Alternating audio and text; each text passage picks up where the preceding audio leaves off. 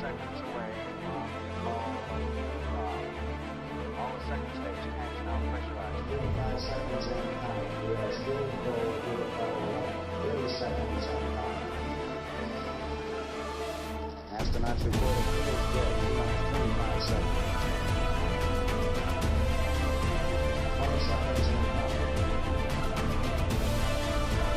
15 seconds. 12, 11, 10, 9. Ignition sequence starts. 6, 5, 4, 3, 2, 1, 0. All engine running.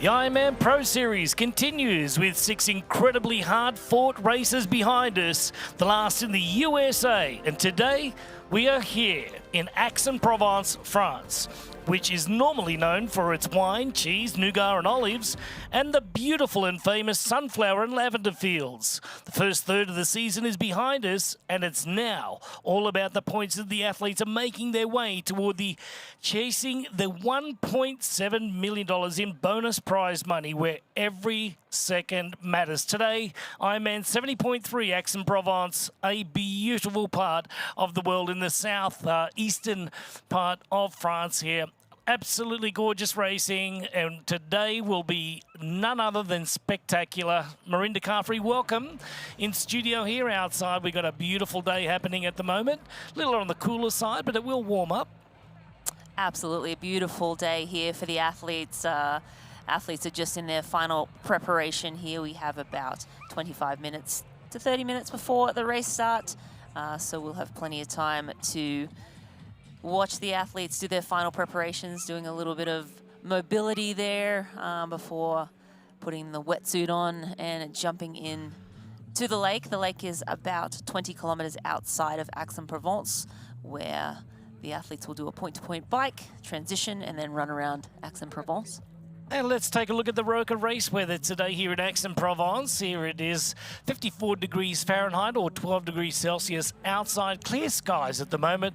Absolutely beautiful morning. We've got 1 kilometre an hour wind out of the north-northeast. Nothing to really talk about there. The UV index very, very low, but the humidity sitting around about 70%. So, you know, outside of the cooler conditions, I think the humidity is going to make it feel a little bit warmer. Yeah, and of course, as the day goes on, that humidity will come up for the athletes, but beautiful conditions down there now, barely any wind, set for a really great day of racing for these athletes. Hello, ladies and gentlemen. I am Greg Welch, joined by 3-time Ironman World Champion Mirinda Carfrey, here in studio in what promises to be an incredible Ironman 70.3 today here in the south of France. We know what Provence is all about. It's absolutely gorgeous. Trained down there for a number of years. Beautiful, and it's got, you know, technical roads. There's going to be some nice, short, sharp, you know, punchy little climbs. Nice little cornering out there, and then the run course pretty flat down through town. But if it does warm up, that's going to be the only challenge. Absolutely, and a lot of the athletes comparing this course to Ironman Nice, and this is a great little test early season for them to do a hard bike course, flat run. But of course, this run course, so many turns, so that's one difference the athletes will have to contend with on race day today. All right, beautiful little segue. Let's go over and take a look at our course maps right now. Let's go over and have a look at our swim right here in Aix-en-Provence. Yes, it's a 1.9 kilometre rectangular swim. It is located at Lac de Perros, 20 kilometres. That's 12.5 miles from Aix-en-Provence. And the 90-kilometre bike course, as soon as they get out of the water here, it is a point-to-point course, 90 kilometres. And the course boasts magnificent scenery throughout Provence and a technical type of race it's going to be here for the 90 kilometres over the beautiful roads in Mont Saint-Victoire. So point-to-point all the way back into town of Aix-en-Provence, where they'll head out onto that 21-kilometre three-loop run. Absolutely, and that 21.1 kilometre three-loop run course takes the athletes through the heart of Aix-en-Provence, through the city's parks and around La Rotonde Fountain before finishing on Mirabeau. Mirabeau. Yeah, right there. That's so it. 3 lovely laps there, and somewhat of a chance for the athletes to see their competition out here today, and that's something that on the women's side of things, Lisa Perderer, maybe Marjolaine Pierre, and Lena Meissner and Marta Sanchez from Spain will be challenging out there for the women. And on the men's side, Christian Blumenfeld, Pierre Lecour, and also the Ironman world champion from Kona, Gustav Eden, not to mention a few more there, Casper Stornes and, William Hirsch. There's a whole host of great athletes out there. But we are set for a start here coming up in the next 20 minutes or so. And as the athletes are now just going through their final preparations here, looking like they're getting into it and having a good time. Absolutely, yeah. Vibes are high down there right now. The moments before the race gun goes off, these athletes making their final preparations, activations, getting the body ready to go. Lots of exciting racing coming up. Yeah, I don't know who to pick. We'll soon see. We'll soon see great fields in both men's and women's races.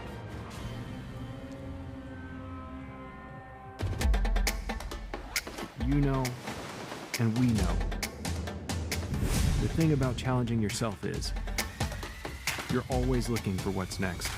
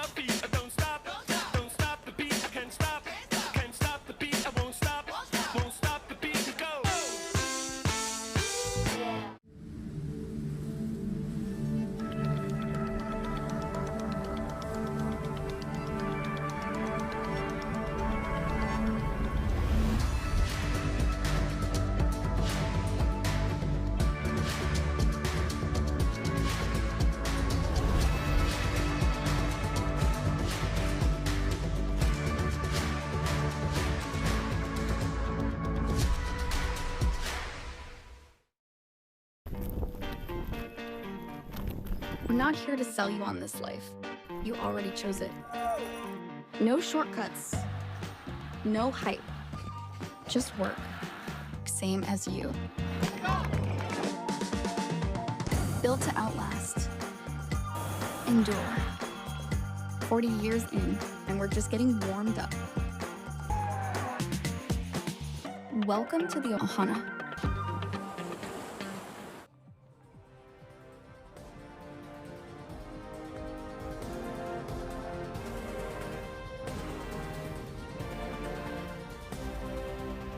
Both men's and women's races here in Aix-en-Provence are very, very stacked today. On the men's side, got our returning champion Marinda and Ruben Zupunkt from Germany. So it's going to be a very difficult, backup for him with, the likes of Christian Blumenfeld and Eden and Stornes in there as well. Jonas Schomburg, another German in the race. It's going to be a great day. And Pierre Lecour, the local Frenchman that stands a very good chance at the victory today.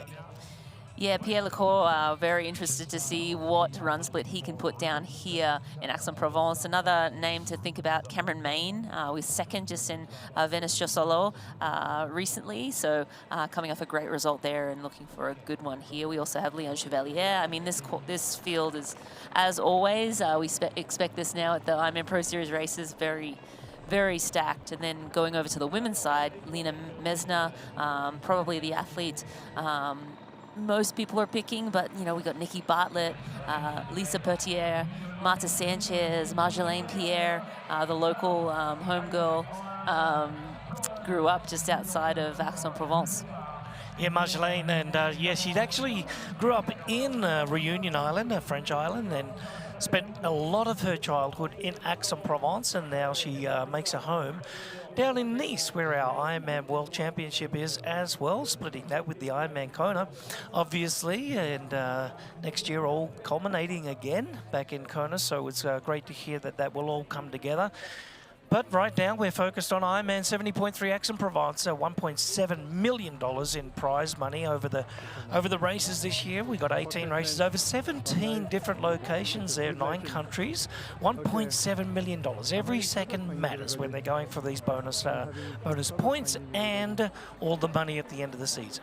And of course, athletes not only vying for end of season points and money. There is a prize purse on today. It's $50,000 for the total prize purse. The male winner will go home with $7,500. The female winner will go also home with $7,500. And there are 3 pro slots for Marbella, and 3 for the men, 3 for the women, so, and 50 for the age groupers as well. So athletes racing for a lot of different things today here in Aix-en-Provence. Yes, lots on offer, that's for sure. We got a couple of thousand athletes lining up today in what promises to be a beautiful day out here. Clear skies right now. Temperatures are going to warm up to around about 24 degrees Celsius, around about 75, 76 on the Fahrenheit scale. The humidity is up at the moment, 69, 70%. Low winds at this point in time. You can just see a little bit of chop. There's Kasper Stornes from Norway coming off the short course, you know, the Olympic distance. Athlete that he was last year, he started, you know, concentrating on the longer distance, doing quite well at the 70.3 level. And, you know, when you got someone like Christian Blumenfeld and Gustav Eden also from your country, that it's a lot to live up to, but Kasper doing very well.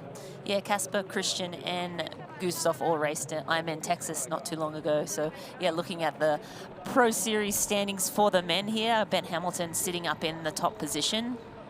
You can see the Cameron Worth sitting in second, Rudy von Berg, and racing there highlighted today, Jonas Schomburg, Jay Birtwistle, and Christian Blumenfeld, yeah, racing into today, and also Leon Chevalier. So those 3 athletes looking to move up the standings after the race here today. Also, Kasper Stornes in the race too on the women's side of things right now. Annie Reichmann from Germany is leading the series, but we've got Marta Sanchez, who's the highest ranked, racing here today. Chloe Lane sitting in second. Maja Stage Nielsen from Denmark. Kat Matthews having that incredible Ironman Texas, and Paula Finlay sitting right there in equal 4th place. And just outside the top 10 that are racing today, Lisa Pertier, Lara Jensen and Charlene Clavel looking to break up into that top 10 as well. So a lot of movement still to happen after today's race. Beautiful swim located 20 kilometres from the finish line. Today we are here in Aix-en-Provence. It's a beautiful morning. We're just about to get set for the race start. Coming up in around about 15 minutes from now, the athletes are going through their last minute warm-ups here. Very, very nervous down there, and the tension is written all over their faces. We can see that a few thousand athletes are just about set to get underway in the opening leg, 1.9 kilometres of swimming.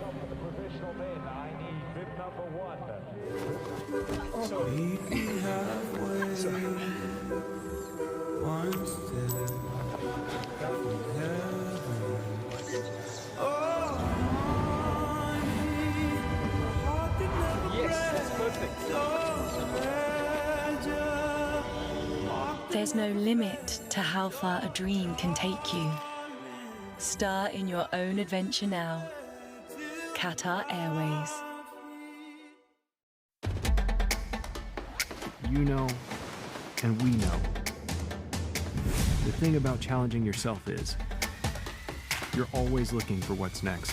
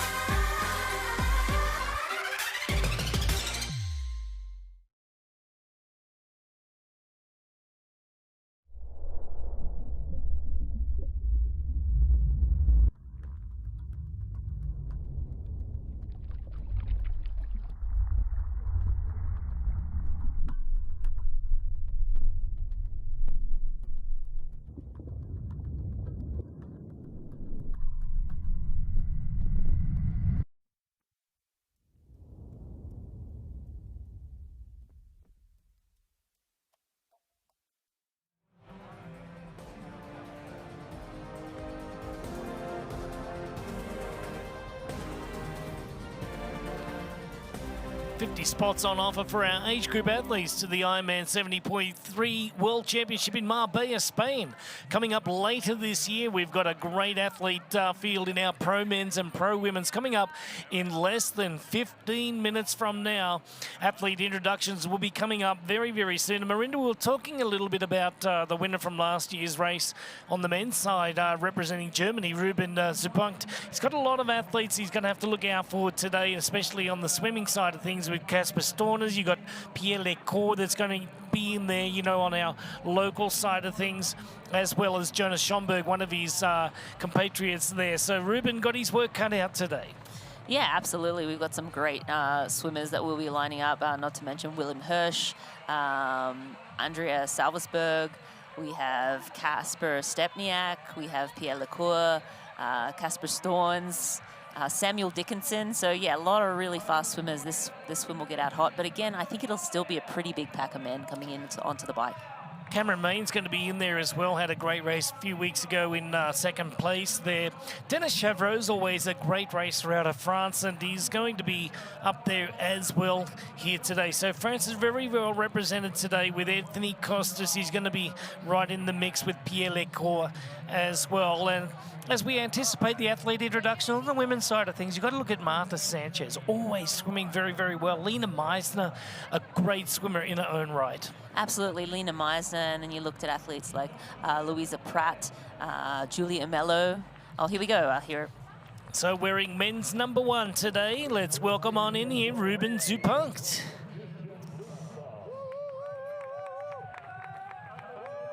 In M2, the man, that's Christian Blumenfeld from Norway. He's coming off his win from Ironman Texas. Also the Olympic champion from 2020, wearing M3 today, Gustav Eden, also from Norway, the Ironman world champion. Gustav looking to find the form from a few years ago.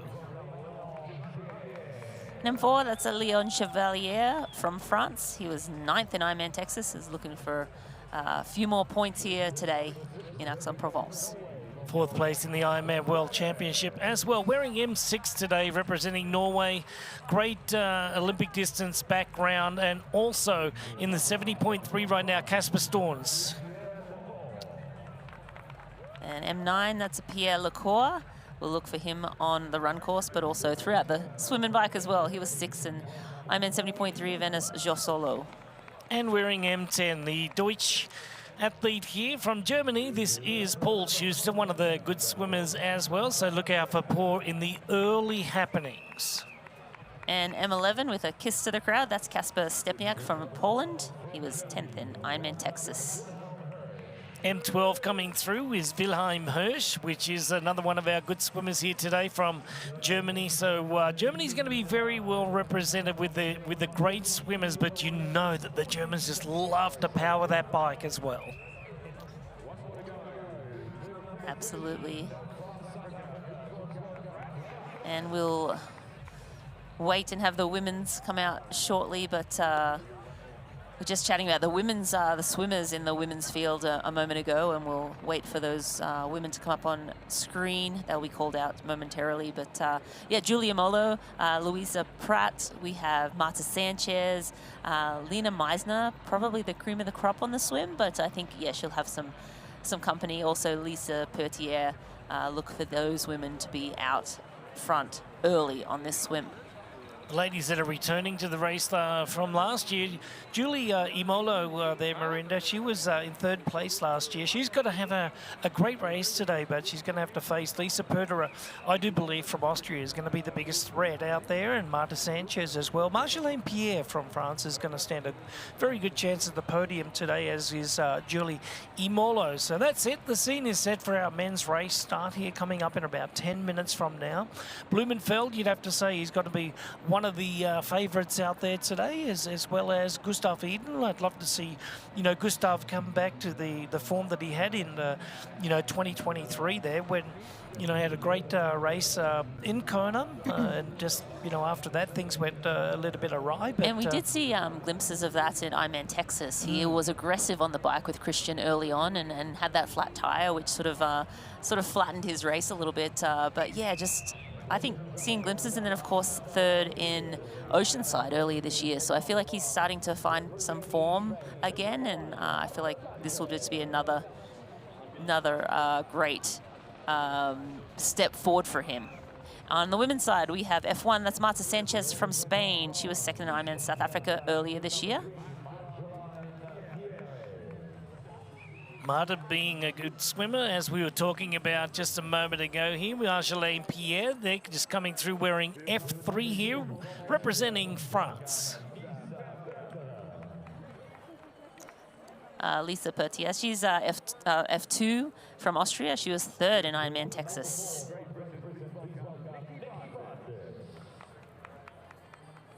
Here's Nikki Bartlett just coming through right now. They're wearing F4 today and wearing F8 next out is Lizzie Rayner from Great Britain there, so she's another one on the rise. And bib number 9, Charlene Clavel, stepping out there now from France. She was 7th at Ironman South Africa early, second race of the year. And that's F10, that's Julie Emelot from France. She was 3rd in Aix-en-Provence here last year. Yeah, she said earlier in the week that she's looking forward to a good swim, but even stronger on the bike ride. So next athlete coming out, we can welcome from Sweden there, F11, Sarah Svensk. And F13, that's Leah Riccoboni from France. She was 6th at Ironman 70.3, Peru. F14, Laura Jansen from Germany, just making her way out here, being introduced to the crowd here today as we are now get ready. The scene is set for our start of the race here in the Aix-en-Provence Ironman 70.3. We're just around about 7.5 minutes away from our race start, 1.9 kilometers. The swim, it's in a rectangular shape here, elongated rectangle. Then they'll make their way out on to the bike ride. 90 kilometers over a 1 lap, point-to-point race course, and they'll be going through some of the most beautiful parts of Provence down there, just outside of Aix-en-Provence before hitting that 3-lap run course out there today, 21 kilometers. And some great climbing on this course, Greg, from 67 to 71K. There's an average gradient of 5%, so a great little climb out there. That's something the athletes, I think, look forward to, courses that have challenge like that, where it sort of gets you out of the saddle and you're able to attack a little bit differently. You're not just sitting in the time trial bars and cranking away all day. You get to, and late in the bike course, that to me spells a time where maybe an opportunity for an athlete to attack on the bike or try and break away.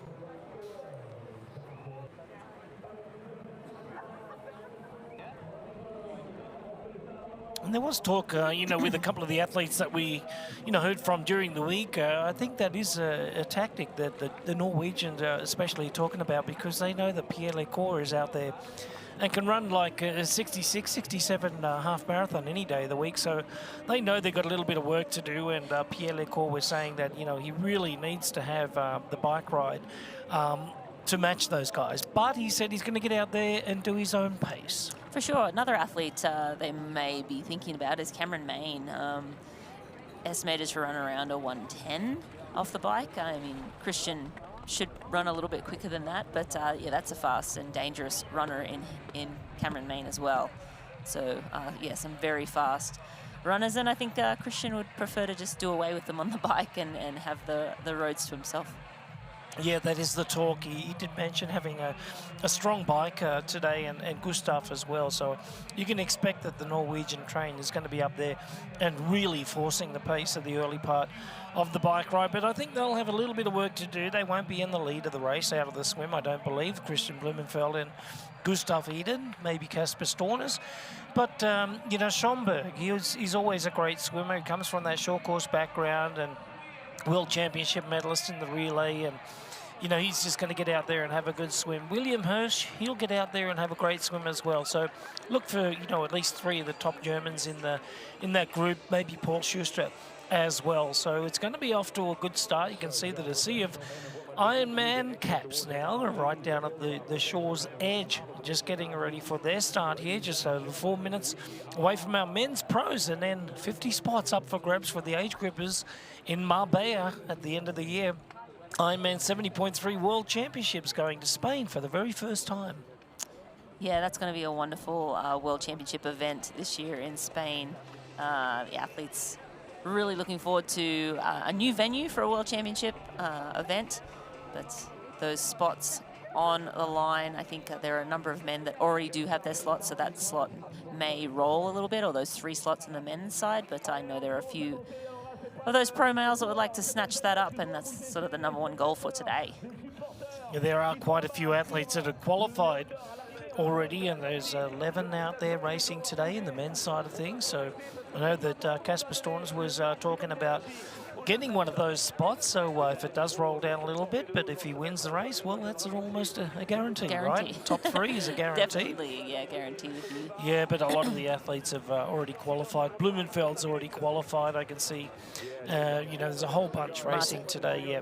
Marta Sanchez on screen here. Yep. And it looks like a lot of the athletes are not being allowed to warm up in the water. Typically the pros will opt to, you know, have a swim warm up. It doesn't look like that was an option today. And, you know, some races you're allowed to get in for a swim warm up, others you're not. This race, the athletes have to do a dry land. So you'll see them, you saw them earlier doing swim cords and warming muscle up activations.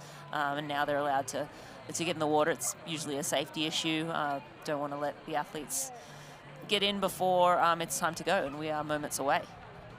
Yeah, some bodies of water. I know that the Indian Well 70.3 don't allow the warm-up either because of the, you know, the conditions there in Lake Kuhia. So, you know, all the wetsuits have to be tested and make sure that they're hitting all the rules and regs out there. It's a state park, so the Ironman 70.3 Aix-en-Provence is just moments away. We've got our men's pros in the water right now. They'll be racing for a share of $50,000 today, $25,000 going over to the men's category, $25,000 over to the women's category.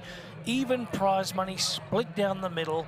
3 spots available for their men for Marbella in the World Championships. 3 spots available for our women's pros out there today, and as well as we've just said, 50 spots available for our age group. It's a beautiful morning, and we're just about set to get underway. The wind is just down at 1 to 2 kilometres an hour out of the east-northeast, so great conditions to get started today.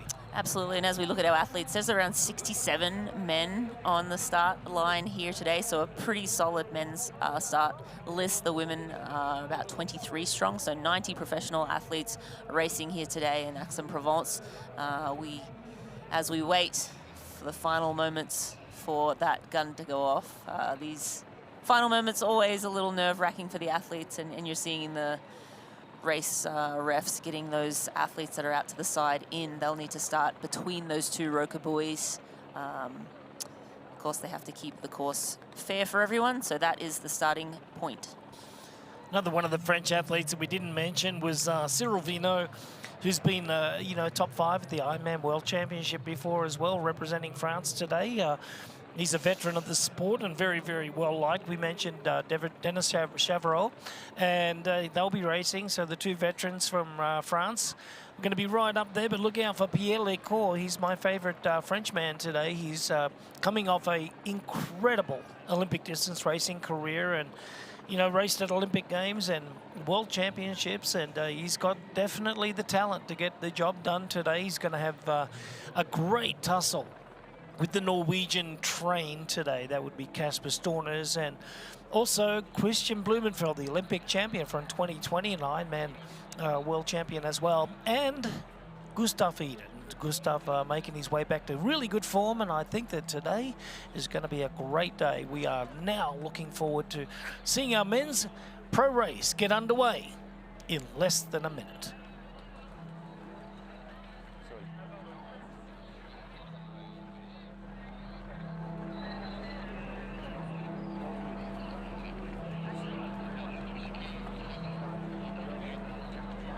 Scene is set for a quick start today. Beautiful conditions right here, as you would imagine. What's it going to be today, Marinda? 22.5, 21.5, somewhere around there. We've been having great swim times this year. already as we get underway here in Aix-en-Provence. We are here at the IRONMAN 70.3 and we are underway. Athletes madly trying to find some space for themselves. It always looks like a bit of a washing machine at the start of that race, and you just want to avoid getting a foot to the face or a fist to the face. But we'll see as they get a few hundred yards in, things will start to spread out a little bit, and athletes will sort of form alliances, find their fast friends, and we will see hopefully be able to pick out some of the athletes. We do have some athletes in coloured caps that we will be able to pick out as we go. Well, the two yellow caps there, I can see that Mattia Ceccarelli from Italy and also Sam Dickinson from Great Britain are right up there. In the early part right here, we can see swimming along there in the pearly pink cap as well, Pierre Lecourt. So no surprises there to see Pierre right up there in fourth place at the moment. He is wearing that pink cap, getting himself way out of the water there, Marinda, and navigating his way just really nicely right now. Yeah, Pierre Lecourt sitting pretty, I like to say. That's third wheel or third body in the swim. These are the swim colour caps we have. We have Christian Blumenfeld in green, Gustav Eden in purple, Casper Storns in orange, Pierre Lecourt, as we were just saying, in pink. Kacper Stepniak is in the green today. Wilhelm Hirsch is in the orange. There we can see that Ceccarelli, he's right in there with the red orangey cap there. Jonas Schomburg and also Sam Dickinson wearing the other yellow cap there. So the great British athlete off to a really good start. Don't forget about William Hirsch. Also, Paul Schuster is a great swimmer from Germany as well, but we're off to a great start here. You can see that the board paddler, the swim... The swim team over there, where the volunteer is having a hard time keeping up with the pace there, even though he's on that board out there. So we've got our swim safety all the way out there. You can see just going past that first buoy at the moment. We've got an elongated rectangular course, so very long out to the far end, 850 metres and then 100 metres across and then 850 back in. And then they'll get out of the 1.9 kilometre swim and head off onto that bike ride. We're located about 20 kilometres from town out here in the Lach right now. But a very nice start. You can already see a couple of professional men athletes off the back at this early part. Yeah, absolutely. It's not uncommon for some of the professional men to get shelled or fall off the back of the pack, but looking out to the lead there in that yellow cap, it's most likely Sam Dickinson. He is one of the fastest swimmers in the field today. Probably him alongside, I think, is that an orange cap? The other one, hard to see with that glare. Yeah, with the sun, and you can also see a little bit of steam coming off the lake at the moment. So you can see the wetsuits are worn, so the temperatures are under 20 degrees at the moment, but it is warmer outside, so a little bit of steam coming off the lake right now. But great swimming here. We've got a good group of 5 to 6 athletes just swimming very strongly. Love the way that they're getting up and out of the water. They are swimming into direct sunlight. Marinda, explain how hard that is. Yeah, when it's early in the morning, the sun rises up, but it's just hard to see as you lift your head up. I mean, I think it just makes a lot of glare. So goggle choice becomes really important that morning. And obviously these athletes, professionals, they will have come down here, checked out the swim at this time, or even, you know, in transition, they have the goggle options. I sometimes would go down to the swim start with 2 different options and pick which one made the most sense.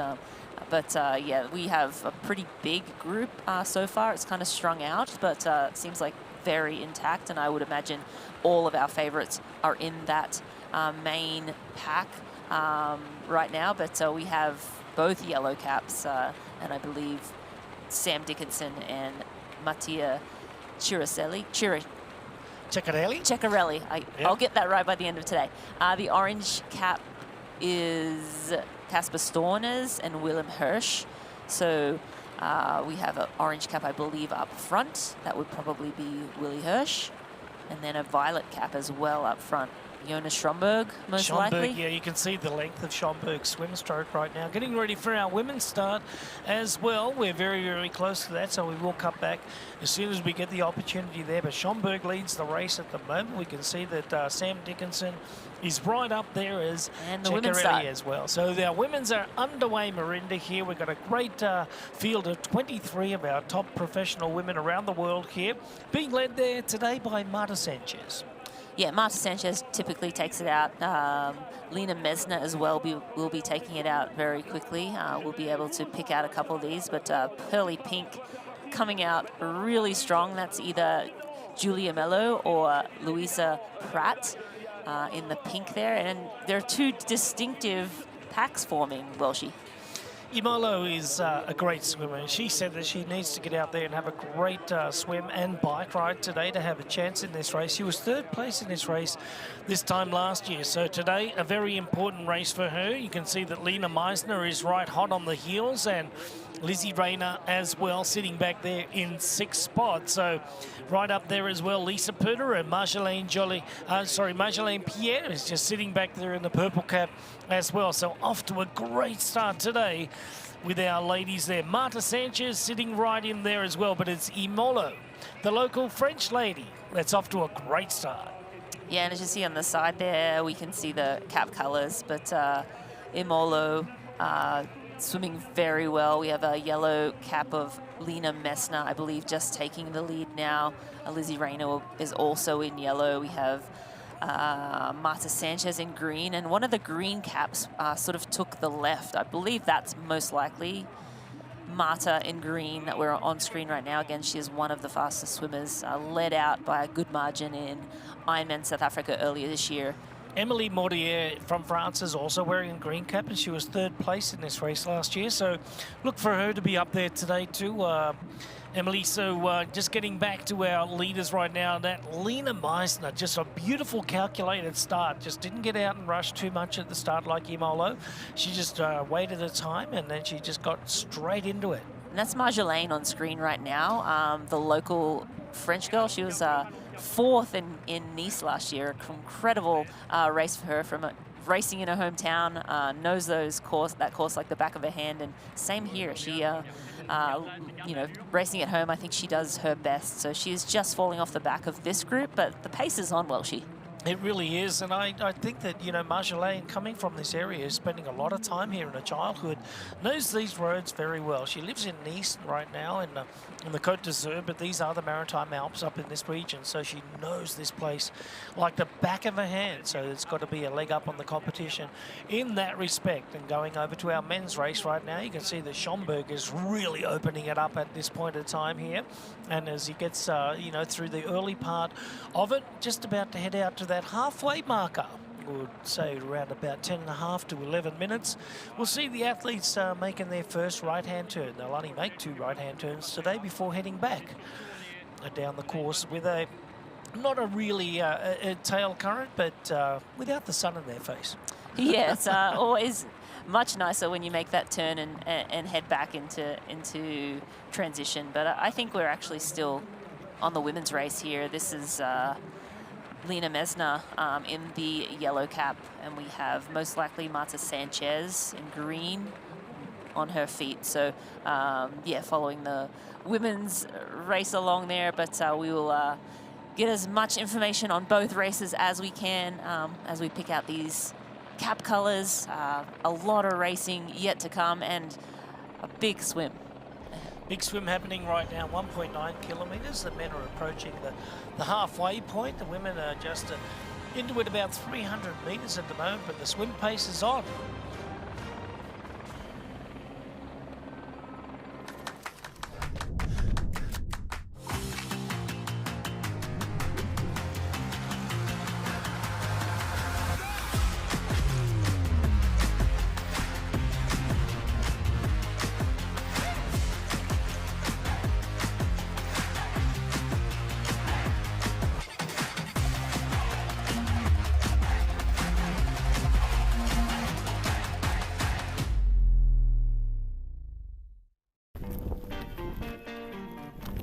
We're not here to sell you on this life. You already chose it. No shortcuts, no hype, just work, same as you. Built to outlast, endure. 40 years in, and we're just getting warmed up. Welcome to the Ohana.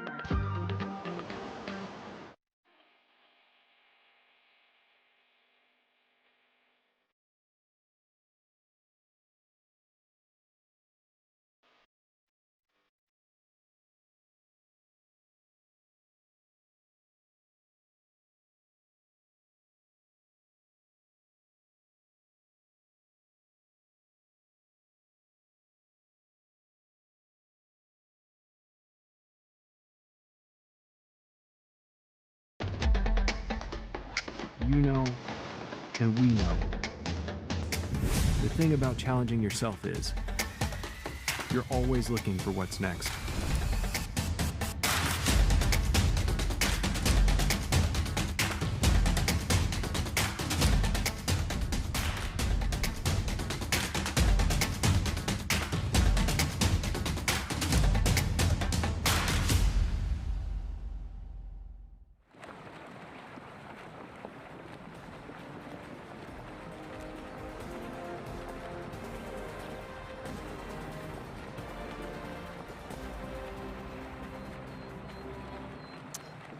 IRONMAN 70.3 Aix-en-Provence is brought to you by Roka. Find faster with Roka. And by TriDot. Better training results in less time with fewer injuries. And the men right now are approaching halfway on this swim course. The women around 6 minutes in. And we are looking at the leaders here. We have Julie Amolo in the lead. We have also Marta Sanchez sitting right on her feet. And in the violet cap, that is Lisa Pertier as well. We believe Julie Amolo is in there too, Welshie.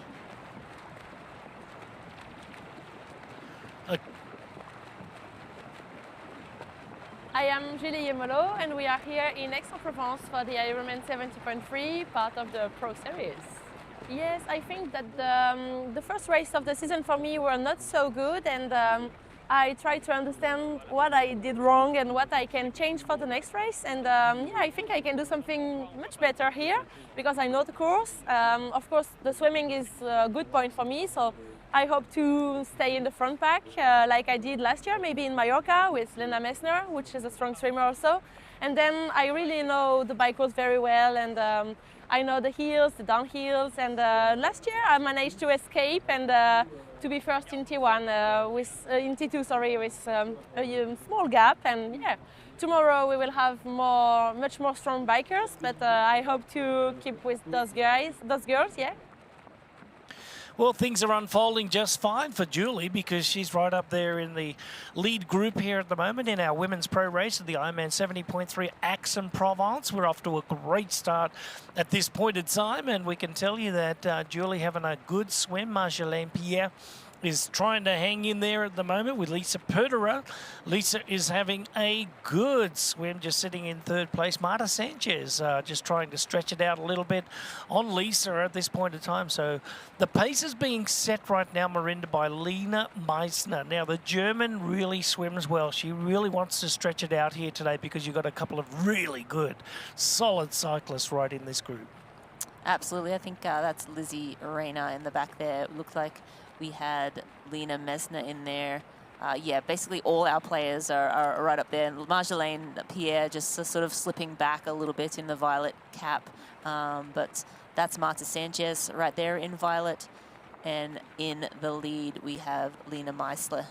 Yeah, there's Marta right there in the green there. Sorry, green, yes. Yeah, Lena Meissner from Germany in the fluoro yellow cap there. And really strange to see Marjolaine Pierre just, sitting out on the side, but it's wherever you feel comfortable, right? If you don't feel comfortable sitting on the bubbles, but you do save a little bit of energy sitting on the bubbles there, but it's a little bit more difficult. Absolutely, yeah. You want to ideally sit right on somebody's hip, but that sort of slows them down. So if you want to keep the pace high, you'll see the leaders really narrow out in single file. In the men's race, I believe that's what we're looking at right now from overhead. A little bit different. You see they're all bunched up. There's a lot more bodies in there, sort of, but still, you know, in the front we have Jonas Stromberg leading, and it's single file for a couple of athletes right behind him.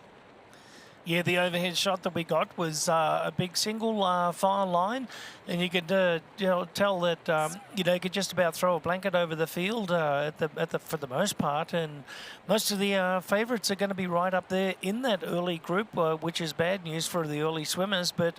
As you can tell, look at it. It's just a big bunch there at the moment and really hanging in there well. It is stretching out at the back end of it, but the front part of it, this is going to be some sort of bike ride. The first part is where always the pace is going to be on, but we did mention that in between that 60 and 70 kilometre part, that's where the hill comes. You've got more than a 5% climb there.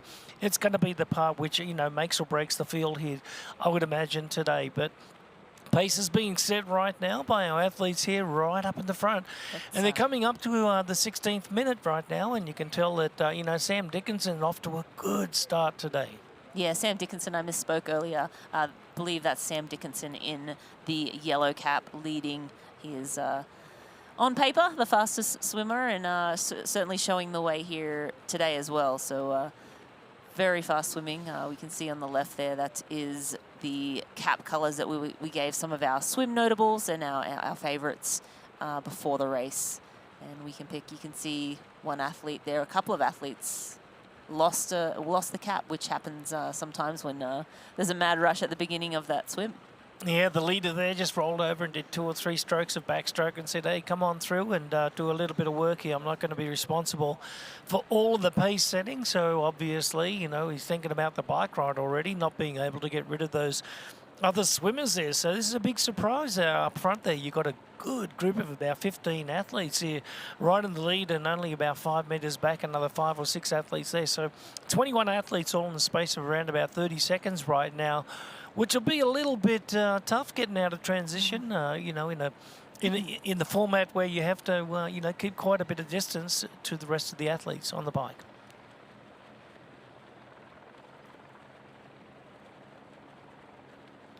With a rush of about, 20 to 25 athletes getting out of the swim together and getting onto the bike today is going to be very important for the athletes to understand what the rules are and how to go about doing passes and, staying safe within that group. And we can tell you that, Jonas Schomburg, the tall German, is having a great swim today. You've got Wilhelm Hirsch and you've got Sam Dickinson right up there. And don't be at all surprised that Gustav Eden's going to be right in there as well.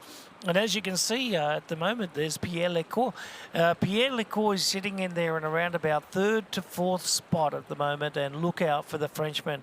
He really wants to not lose that much time today on the bike ride to someone like Christian Blumenfeld or Gustav Eden, who are great runners in their own right, but Pierre Lecourt is one of the best runners, in the sport at the moment here, especially in 70.3, and he's right up there with the likes of, Lionel Sanders. From what Lionel did last weekend was so impressive. And, going at this point of the season, it looks like Pierre is going to be picking up speed and going to be one of the hard ones to beat, I would say, come to the end of the year at the 70.3 World Championships in Marbella. Absolutely, yeah, he'll be one to watch for sure. And well, they're moments away, I would say maybe 4 minutes out, usually around a 22:30 swim. Might be a little hotter now that this is a Pro Series race and a lot more big hitters in the field. When the athletes get out in a pack of 20 men or 15 men, what's the best tactic as they come through transition?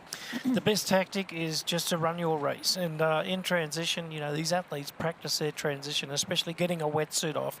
Getting a wetsuit off it's an art in itself. You'll probably see in the morning, like athletes will put something, like a lubricant, anything from Vaseline to cooking spray. And this just releases, the wetsuit from the skin a little bit better. You don't want to put it, on your hands. You want to make sure that you put it on with a plastic bag over your hand, and then you can, dispose of the plastic bag. But if you use the cooking spray, you just make sure you don't get it on your fingers, because if it gets all over your goggles, that's all over. The goggles will fall off, they'll fog up, they'll be greasy. But that's the way to get it done. But you can see that the athletes here, look, there's going to be over 20 athletes that are come into transition area very, very, you know, soon and very close to one another. So get your space. Get out onto the bike, get that helmet on before you release that bike from the racks. That's the rule. Cannot jump onto your bike until you get over the mount line there.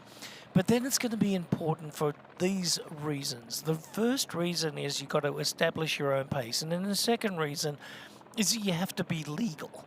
And if you're going to, you know, go hard, everybody's going to go hard in the first 20 kilometers of this race. But some people will probably overdo it, and some of the others will have to do it because they, you know, find themselves in a position where it's precarious, and there's going to be rules and rule infractions. Yeah, and that's where the racing really comes in, when there's 20 plus men coming out of transition together. Obviously, you have to stay legal, and you know, we have Race Ranger in effect here today, I believe. But you've got to make decisions. Do I go with them? Someone's inevitably going to go out really hot, and you have to make a decision. Do I go well above my watts right now? And I think 99% of the athletes will say, okay, well, this race is short enough where this is a critical point where I don't want to lose contact, and I you know, want to stay intact in contact with this group. So yeah, some athletes just won't be able to go with the pace, but I feel like generally you'll see a number of these athletes stick together through the majority of this bike course. And then this course in particular, unique in that there are some really great climbs that can break it up. Around a minute to swim here at the IRONMAN 70.3 Aix-en-Provence. It is in beautiful southwestern France. It is the Maritime Alps region in beautiful Provence, and I tell you what, Marinda, we've been served up a wonderful day so far here this morning. It was 12 degrees earlier Celsius, or around about, you know, 55, 52 degrees Fahrenheit. A little bit on the cooler side, but it's certainly heated up right now with just about 20 seconds to swim. You can see that a large group of men in our men's pro races coming into the transition area. Momentarily, it'll be a mad sprint for the bikes, and it will be absolute mayhem in the Rouvy transition here coming up in a few seconds time. But a great opening swim. The field is just about set with most of our favorites right up there.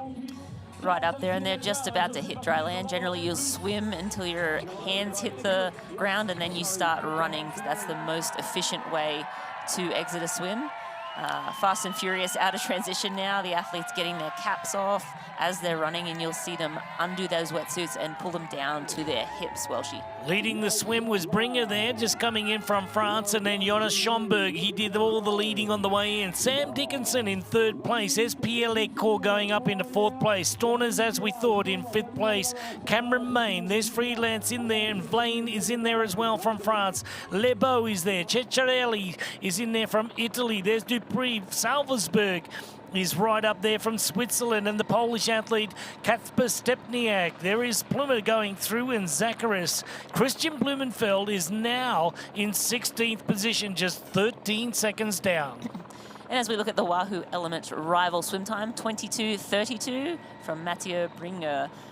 That is around the same time as last year, so similar swim time to what we saw here last year. A long transition. These athletes are on the pink carpet. It looks like pink. It's pink from that view anyway. It might be red.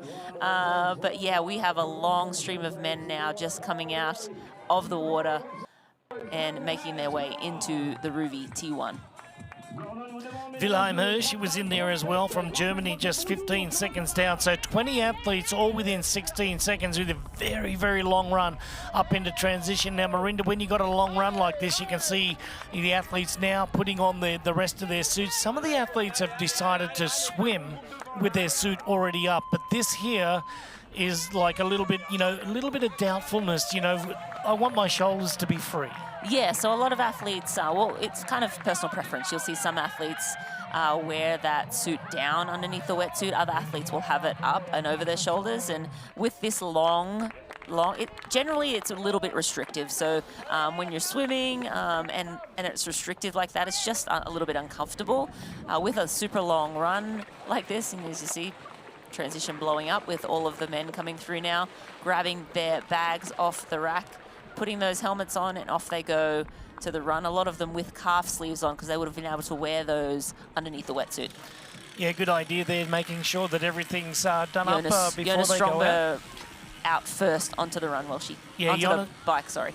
Yep, so Jonas was, leading the swim there from the very early part, and then in the last part when Sam Dickinson, just made his way across and said, come on through, you need to do a little bit of work here, but actually heading out of transition right now. Schomburg, he gets back in the lead from Bringer, and Sam Dickinson's had a great transition, so we'll get to those transition times coming up in just a little minute from now. But Sam Dickinson from Great Britain leads Jonas Schomburg from Germany. Just 1 second separate our top two, heading out onto the 90-kilometre bike, one loop.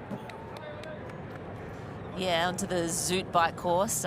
Very hilly. That's an understatement. I think there's some really great climbs on this course, and as I said, a 5 or 6 kilometre climb late in the bike that's around 5% average. So that one definitely will be a turning point. You see an athlete stopping to put the kit up. Hadn't done the zip up before getting on the bike. That's of course a rule.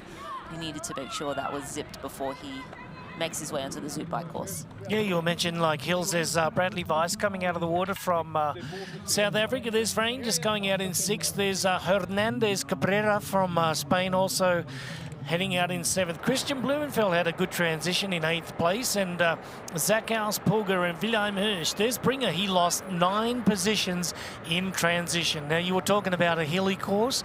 Well, let me remind you, this is Provence, and we're not too far away from one of the most famous climbs in all of France. We're not talking about the Alpes, Alpe d'Huez, and climbs like, we're talking about Mont Ventoux, which is just outside of Carpentras, which is not too far away from this region right here. And training in the area years and years ago, we used to go up and ride Mont Ventoux every so often, and what a hard climb that was. All right, Dickinson leads Schomburg. There's Main right in there, Pierre Lecourt. The French favourite, there's Stepniak making up a lot of ground in transition. But getting back to our women's race right now, Lena Meissner from Germany still leads Marta Sanchez from Spain. Absolutely, Lena Meissner making her way to the end of the swim as well here. Marta Sanchez right on her feet. I believe Marjolaine Pierre has dropped off just a touch, but we'll be able to get an accurate split on her time as we get them out of the water, and that should be in the next couple of minutes here. Women are 22:33 into the swim right now. We have Lisa Pertier sitting in 3rd, and as we pan back, we can see Julia Mello right there in 4th. So our top 4 women on screen right now, and they're all single file, which tells me that that pace is pretty hot. Men's swim time, 22:32 today for our leader. That was Matteo Bringer. But it was Jonas Schomburg who stood up first, but Matteo was very, very quick to get into the lead there. So women starting in 5 minutes behind there, so you know that they're just any minute away from hopping out of the water there. But we can tell you that Lena Meissner, she's not getting the gap that she probably wanted. Marta Sanchez hanging in there very, very nicely. Perderer is in there from Austria as well. Look out for Lisa. She's an incredible cyclist. In the Olympic distance, we spoke to her during the week, and she was mentioning that she wasn't able to quite reach her potential at the Olympic distance because it's drafting. Mm-hmm. Now, tell us about the drafting and as opposed to non-drafting. Absolutely, the ITU short course racing use a different bike. They use a road bike, and there's no aero bars on those bikes, and they're able to draft behind each other. So that's a big savings. So generally, if you are a great swimmer and a great runner, you do still have to be able to bike very well, but not as well as if you are to ride the whole way or break the wind the whole way by yourself, as you do in Ironman racing. We, of course, have a 12-meter rule, so the athletes do need to be separated by around 12 meters, not around, more than 12 meters or more to ride legally, so you're actually having to pedal the whole way. So cycling behind somebody, about a 25 to 30% energy savings? Yeah, absolutely, which is massive, massive savings when you can, sit behind somebody on the wheel. But we are moments away from the athletes getting out and looking like a 24 and change. Last year, Julie Mello swam a 24:53, so it looks like it's going to be right around that same time for her today, as she is right in this pack. Great pacing by the German Lena Meissner there, just having a good swim today. Here we go with our women's pro field, just about to head out of the water of the Ironman 70.3 Aix-en-Provence, and we can tell you that right now in a great swim here today, Lena Meissner leads from Germany, Marta Sanchez and Lisa Pöderer from Austria with a 25 flat and a 25.04. Then we have Lizzie Rayner. Pratt is in there from Italy as well, Azimolo at 25.10. So 6 athletes, 10 seconds. As we look at the Wahoo Element rival swim time, Lena Meissner 25 flat for Lena. So again, very similar swim times to what we had last year. And the athletes now make their way on this long carpet run. You'll see them take their swim cap off, get the wetsuit down on their hips so it can easily slide off when they stop in transition. So when they get into transition, do they sit down or they stand up, or is it personal preference? Or typically in a race like this, it'd be standing up. I think maybe in an Ironman you may see them sit down, but typically, you know, they'll whip that wetsuit off super quick, throw it in the bag, grab the bike helmet out, and maybe some nutrition, throw it in the back pocket, and they'll be off. First 6 ladies making a huge impression on the swim course here today, with just 6 athletes out of the water at the moment there. So we'll know that a few of the athletes have been left behind, you know, such notables as Marjolaine Pierre, just one of them, Nikki Bartlett, one of the favourites. She's going to be back a little bit as well. So a little bit of work to do in the early parts of the bike ride, but Marjolaine is, there she is right there. And, you know, a good swimmer, but she's a very strong biker for 25 years of age. She knows this area very well, so I wouldn't be at all surprised. By about halfway, she started making inroads on the rest of the competition. Yeah, she said she knows every nook and cranny on this bike course. Emily Morier as well getting out with Marjolaine, so that'll be a great partnership. Marjolaine around 36 back from the lead. That's within reach for Marjolaine. That's not a crazy big deficit. Of course, she'd like to be as close as possible, but now we're with the lead 6 women as they take those wetsuits off. They've got to put them back in their transition bags, and they will need to wear race numbers on this race. Return that to the rack, and then off they go onto the bike. Helmet must be strapped on and done up. The buckle has to be done up before the bike's released from the rack there. So here goes the bike, and it is released now.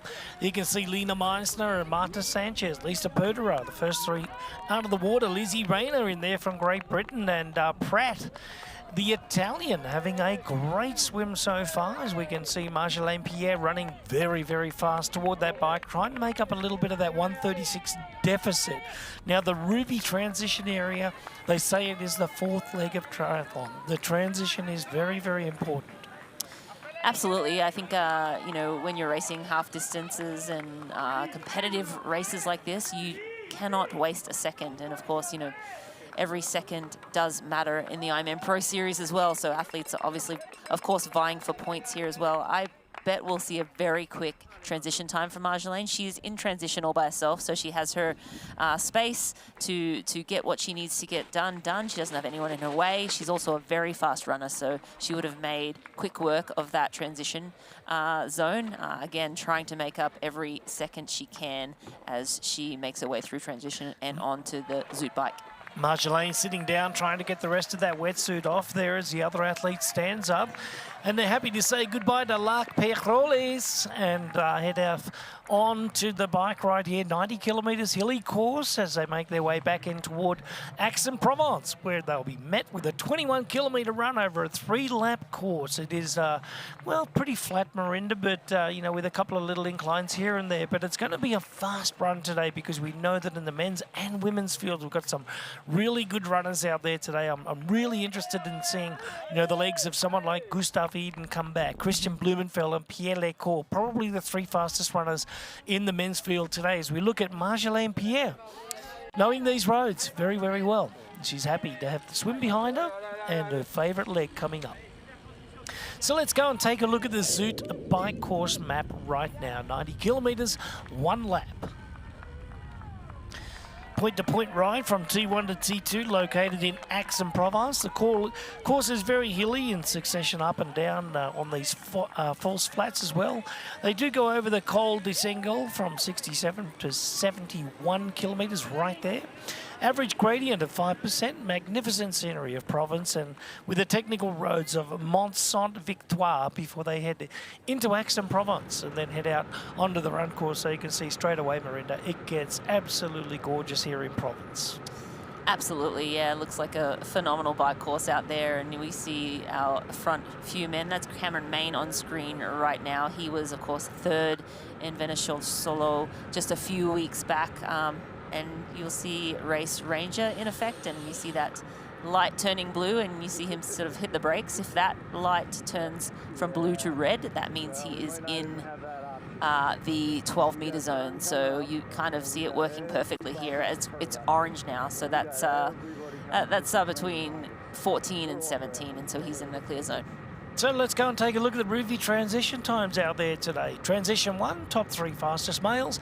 Cameron Main on screen. That was a beautiful little segue onto that. 2:36, 2:38 for Sam Dickinson, and Jonas Schomburg at 2:40. So, yes, a very long run up into, transition there with about over 500 metres, and then to, get everything right, get that wetsuit off, get the helmet on, get the helmet buckled, release the bike from the rack, and then head out another 100 metres or so before they could actually jump on their bike. So when you look at this Race Ranger, as just well, the women's go ahead then. Yeah, the Ruby transition 1 times for the women as well. Julia Molo at 2:49, Lizzie Rayner at 2:52, and Louisa Pratt at 2:57. So yeah, long run. That's a lot of time in transition. A lot of time in transition on bare feet, that's for sure. So getting back to the race right now, our men's pros on the left screen, our women's pros on the right-hand side here. We got Marta Sanchez there trying to make a move on the early leader, that is Lena Meissner. And then also up there, having a good ride so far. We can tell you that our top 3 ladies are just really hammering right now, just trying to get rid of the rest of the athletes here. Julie Imolo spoke during the week that she said she wants to have a very strong bike here today, so wouldn't be at all surprised if you see Lisa Perderer also out there, Marta Sanchez and Julie Imolo really putting in the big ones early. Yeah, absolutely. Putting down as much power as possible, getting some separation from the women that they came out of the water with. And they know Marjolaine Pierre is sitting back there as well, so they will want to make quick work of those early miles and try not to let Marjolaine anywhere near them. We are in the opening miles of the Aix-en-Provence bike course here, and we have a lot of action coming right up. What do you want? What's that really good non-alcoholic beer I keep hearing about? Do you have that really great non-alcoholic beer that I keep seeing? Do you have a non-alcoholic beer that actually tastes good? It's athletic. You're holding it. You mean athletic? You're looking at it. I think you mean athletic.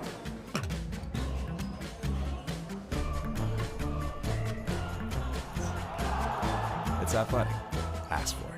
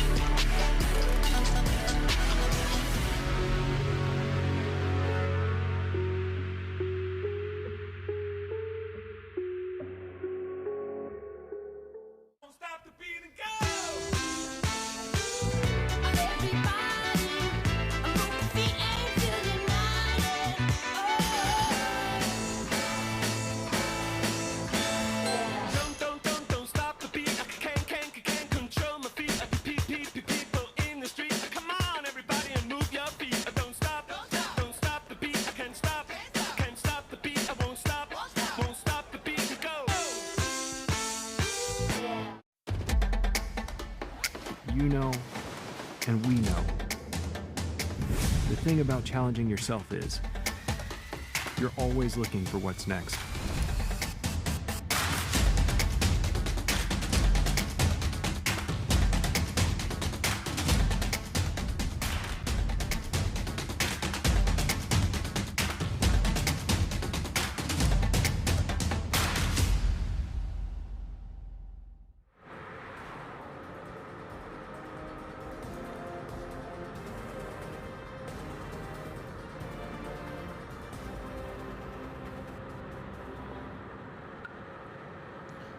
IRONMAN 70.3 Aix-en-Provence is brought to you by Zoot Sports, the original triathlon brand delivering comfort, speed and performance since 1983. And by Athletic Brewing, brew without compromise. Well, there's no compromise at the moment because the athletes are working their way toward the front of the group here in a hurry. They are showing and expressing signs of concern here. You know that you got the Olympic champion and Ironman world champions in this group here, Marinda. The action is on right from the start. Yeah, absolutely. And yeah, times like that are a little precarious because the athletes, they need to pass when they're passing within 25 seconds, but they also need to stay spaced accordingly. So we need to make sure we are making those passes, but making them cleanly. And we're like at the back of this pack of 20 plus men. And it's just a long stream of athletes. We saw Christian Blumenfeld earlier making a pass. That was Sylvain Friedlands from Switzerland just going through there as we now try and make our way toward the front there. We can see that Bradley Weiss as well from South Africa and just moving through the field here. 65 is Leon Polgover as well from Austria. So the smaller framed athlete here really having to work hard in the first part to keep on the early pace because the pace is being set up front here by Dickinson. Schomburg's in their main, Pierre Lecour, Vian's there, Stepniak and Bringer, and the big hitters up there, Christian Blumenfeld and Casper Storns really pushing the pace. Yeah, absolutely. We'll be able to see as the camera rolls through the field here. We'll see what number, that's M33. Yeah, looking at, you know, Matthijs Dries as well from Belgium. Yeah, another one of our great Belgian athletes here, just really getting caught up with the group here. So leaving transition today, they got out in a hurry, but they really have put the hammer down because we had 20 swimmers all within around about 25 to 30 seconds. But look at that. We've got 12 athletes now in the space of 30 seconds and the gaps are opening up. The gaps really are opening up. You can see that gap here. This is number M44.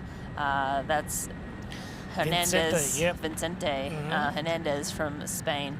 That is a gap that most likely won't come back. Just the pace at the front is going to be so hot. So these lesser known athletes to us, obviously, coming up in the sport, when you're going head to head with the best in the world, it just is so tough to stick in there. But now we're coming up on the main pack of men. We'll be able to pick out who's who and who's sticking in there. That looks like Stepniak. I believe I can read that on the back of his suit. And he is at the very tail end of this main men's pack. Yeah, the one omission there, Rennie, was Gustav Eden. I didn't really see Gustav, coming out of the swim, so he was a little bit further back there today. So he's got a little bit of work to do, but however, we talked to him during the week. He did mention that he was going to bike very, very hard today. So, to try and get up there and put a little bit of distance between, a lot of the top athletes, a lot of the favourite runners, especially Pierre Lecour. I think that they were all trying to talk about there, but we got Gregor Payet from Luxembourg. He's sitting right in there as well. A little bit dangerous here going into the corner, a little bunched up.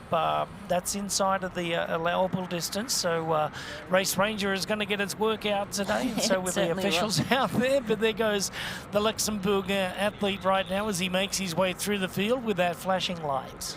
Yeah, I just looked down the field and picked out Gustav Eden. He was around 112 down out of the swim, so a little further than usual for him. Dennis Chevreau around 103 down, another one of our notables pre-race. So a little bit of work to do early on the bike for those men. But again, if there's a lot of ginning around, like it looks like it's happening now,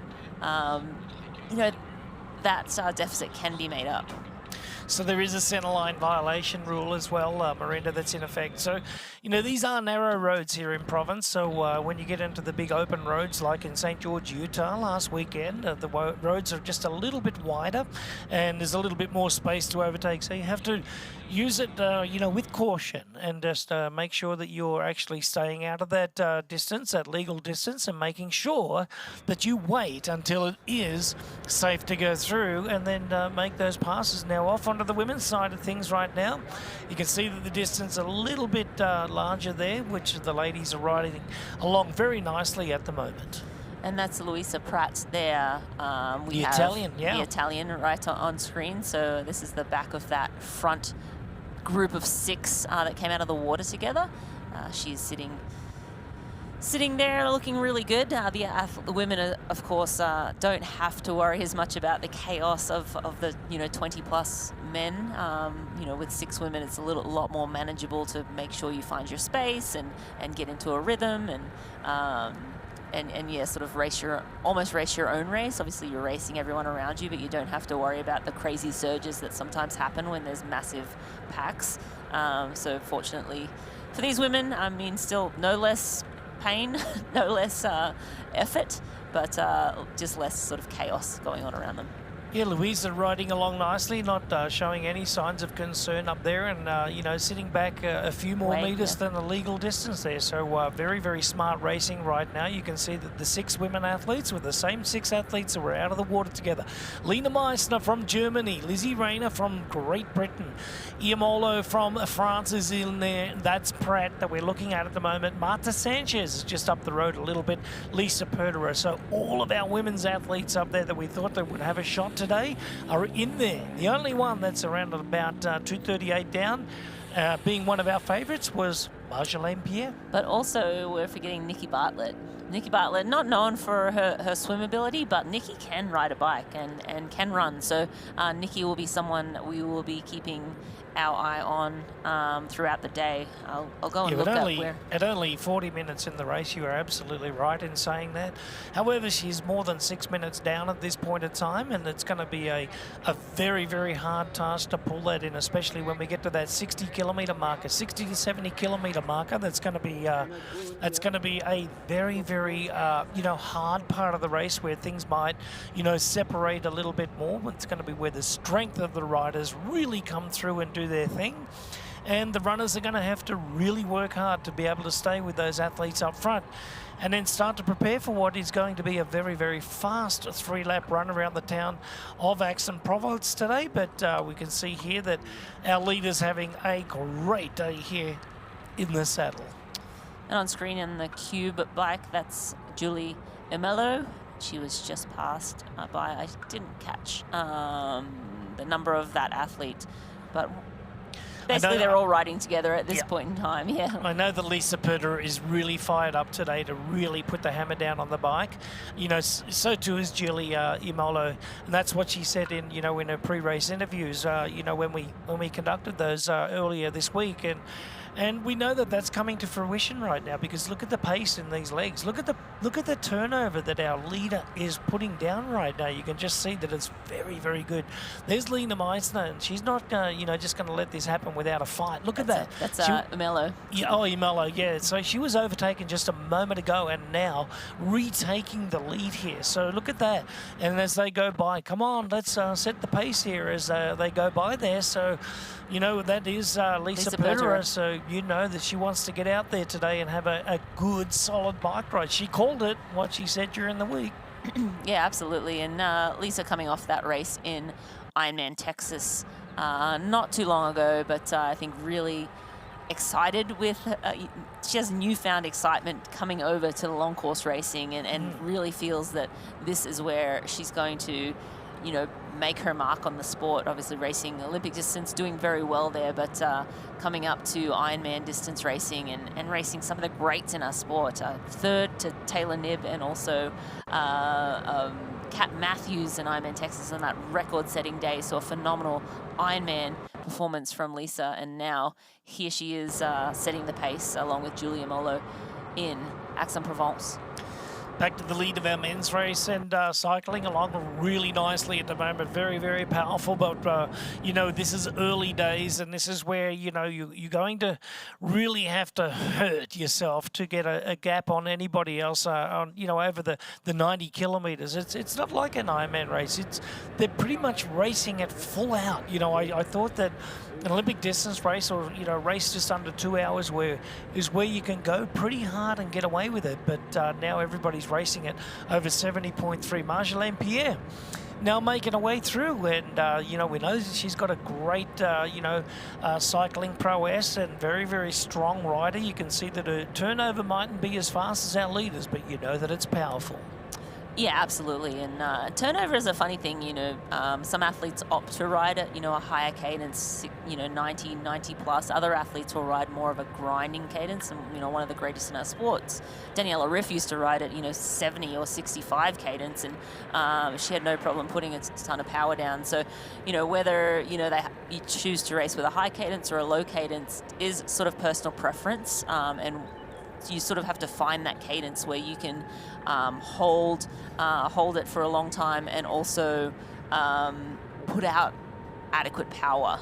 So Marjolaine probably sitting in the, you know, mid 80s in terms of her cadence right now. Well, why don't we go over and take a listen to Marjolaine and a fighting chance. Here's Marjolaine Pierre. For me, when I run, I feel free, and it's for me like super powerful to have my hair free too. So it's like a mindset to just put my hair free and run free.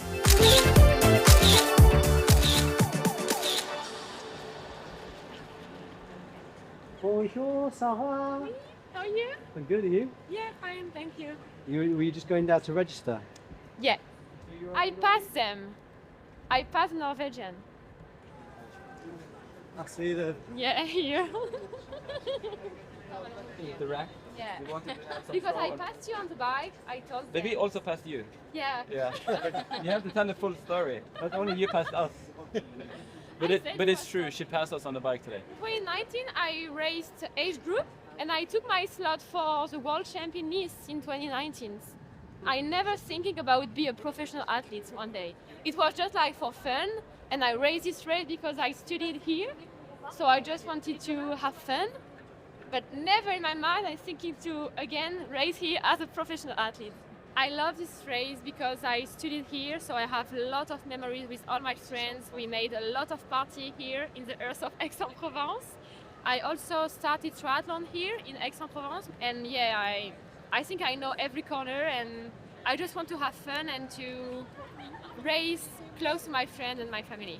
This is me, and this is Clément in Lanzarote. The bib. There's a famous sweet. Yeah, the calisson. It's famous here in Aix-en-Provence. You need to try. Maybe we can go and buy some later together. Yeah. It's exactly right. It's here, yeah, it's here.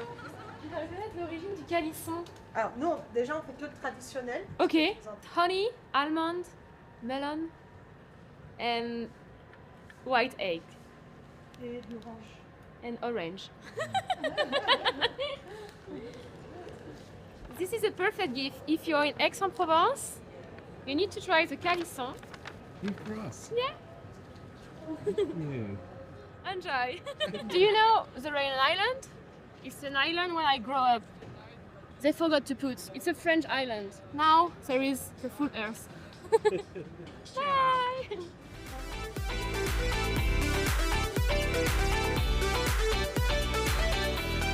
Yeah, thank you to Marjolaine Pierre and a fighting chance presented by Hoka. For more, watch short AFC episodes on Instagram at Ironman Try and full AFC episodes on proseries.ironman.com and our Ironman Triathlon YouTube channel.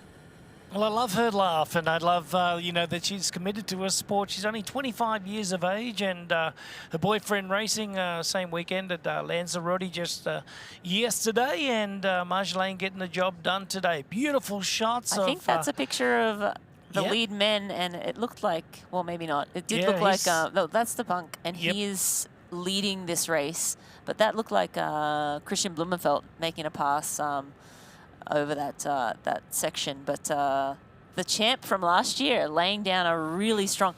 He is riding away from the cream of the crop, some of the best cyclists in our sport. So this is, he's burning a match, but maybe he has many matches to burn. So, you know, we don't know how he's feeling. He knows this course. He's won on this course. And he's like, I don't care who's here, who you are. I'm going to make you work for this win if you want to take it from me. Yeah, he's also the course record holder at 3:47.23 as well, you know, and then last year set the fastest bike time with a 2:04.36. So you know that he's, you know, he's got the bike ride, you know, underneath him. He knows that that's a strength of his, but a run today, this is probably, you know, knowing that he's going to have to get a bit of a lead on the rest of the field, but he's really giving it, you know, some concerted effort at this point in time, trying to build up a good lead, and nobody else was able to go with him in the early part there, as that group was very, very tightly, you know, bunched up together, and I wouldn't be at all surprised if there was any, you know, or some, you know, penalties given out today, so we'll just have to wait and see on that one, but Ruben's wasting no time to getting away, so the strong German, he is on the way. He's only 12 seconds ahead there. We got Lebo in third. There's Christian Blumenfeld in 22 seconds down there. So a lot of our top athletes here getting the job done. This is beautiful Aix-en-Provence in the south part of France here in Provence. We're coming up to about halfway on the bike here pretty soon. They're riding along just nicely.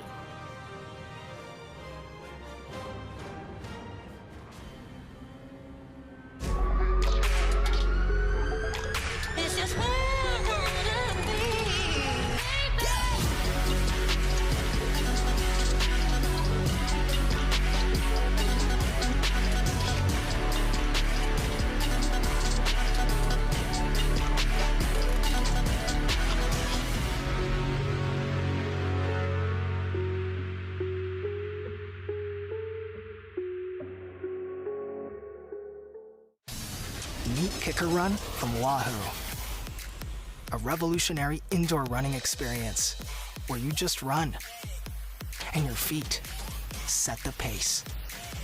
We call it Run Free Mode, a game-changing technology that allows you to change speeds naturally, just like you do outdoors.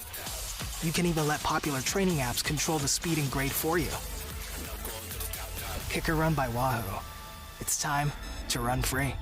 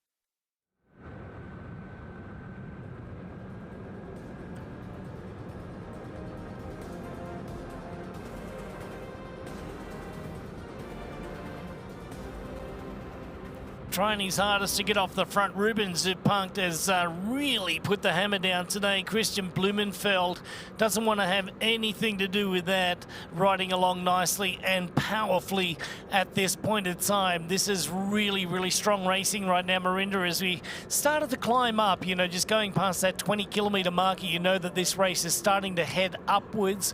When we get to that 60-kilometre marker, it goes upwards sharply, and then the final and closing kilometres of this bike course today will finish in Aix-en-Provence, where they'll head off to a very, very fast run. But right now, the pace is on the bike ride. The wattage is high, and the climbing is just about to start as well.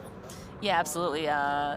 Ruben definitely taking his chances now. He obviously is the champ from last year. He doesn't have the run on paper. He doesn't have the run that Christian Blumenfeld has, so he will need to amass a bit of a buffer.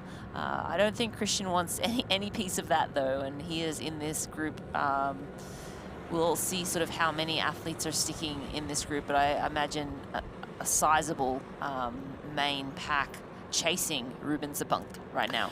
Earlier in the day, it was Jonas Schomburg who's on screen right now, who was our swim leader. So still hanging in there in that chase group and all trying to get after this man right here, Ruben Zabunk from Germany, really riding hard at the moment across the top of this course. Beautiful scenery in the background here in the middle of Provence here, and known as the, you know, one of the most beautiful flower field growing areas, sunflowers, lavender fields, and a lot of the herbs and spices from down here, cheese and wine, and, you know, pick your poison. It's absolutely gorgeous. And today the weather has really come out and showed that this is one of the most beautiful regions in the world. Zabunk really working it right now on the descending and really hammering down these hills.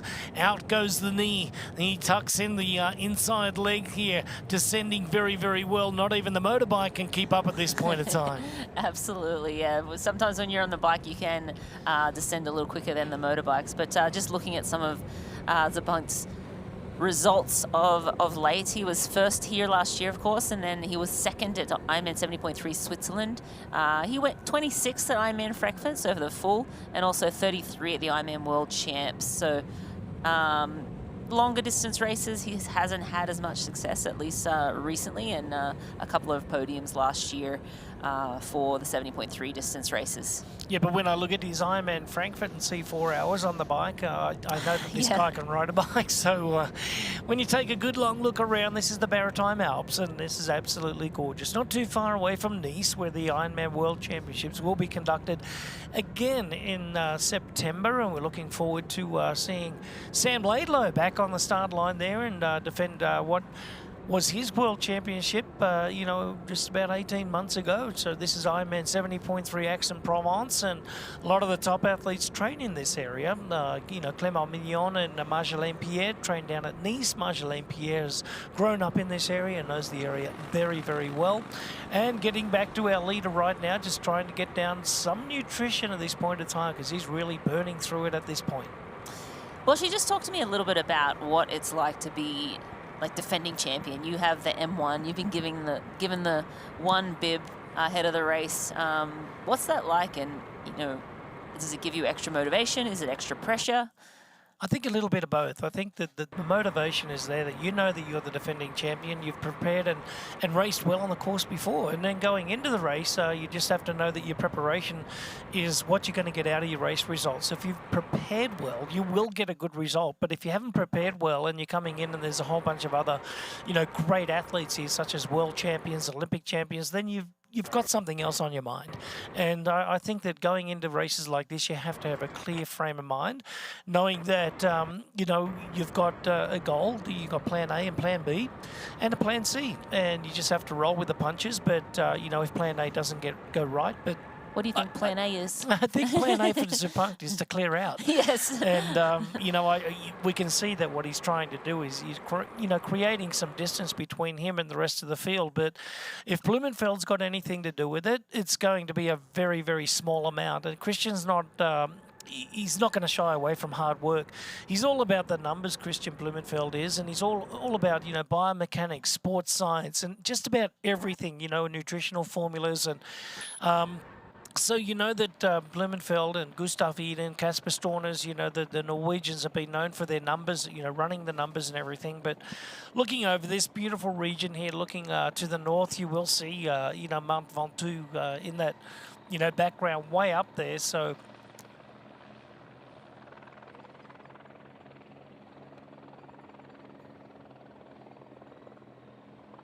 this beautiful region, you know, has the climbs of Mount Ventoux and, you know, some of the other beautiful training areas around Avignon, and, you know, Salon de Provence is not too far away, which used to host, you know, Simon Lessing lived there for years, and we went up there to train with Simon for a couple of those years, and it was a lot of fun, you know, doing that. But there's just so much variety in this area to train and race with. Absolutely. And I was just checking the women's race for a moment there. They've gone through 18 kilometers on the bike, and the big mover is Marjolaine Pierre. I can tell you she's already taken 41 seconds out of the front women. So the top 5 are still together. Louisa Pratt has fallen off. She's around 20 seconds back, so still, you know, within reach, but starting to fall back. But Marjolaine Pierre is making inroads on the front group already.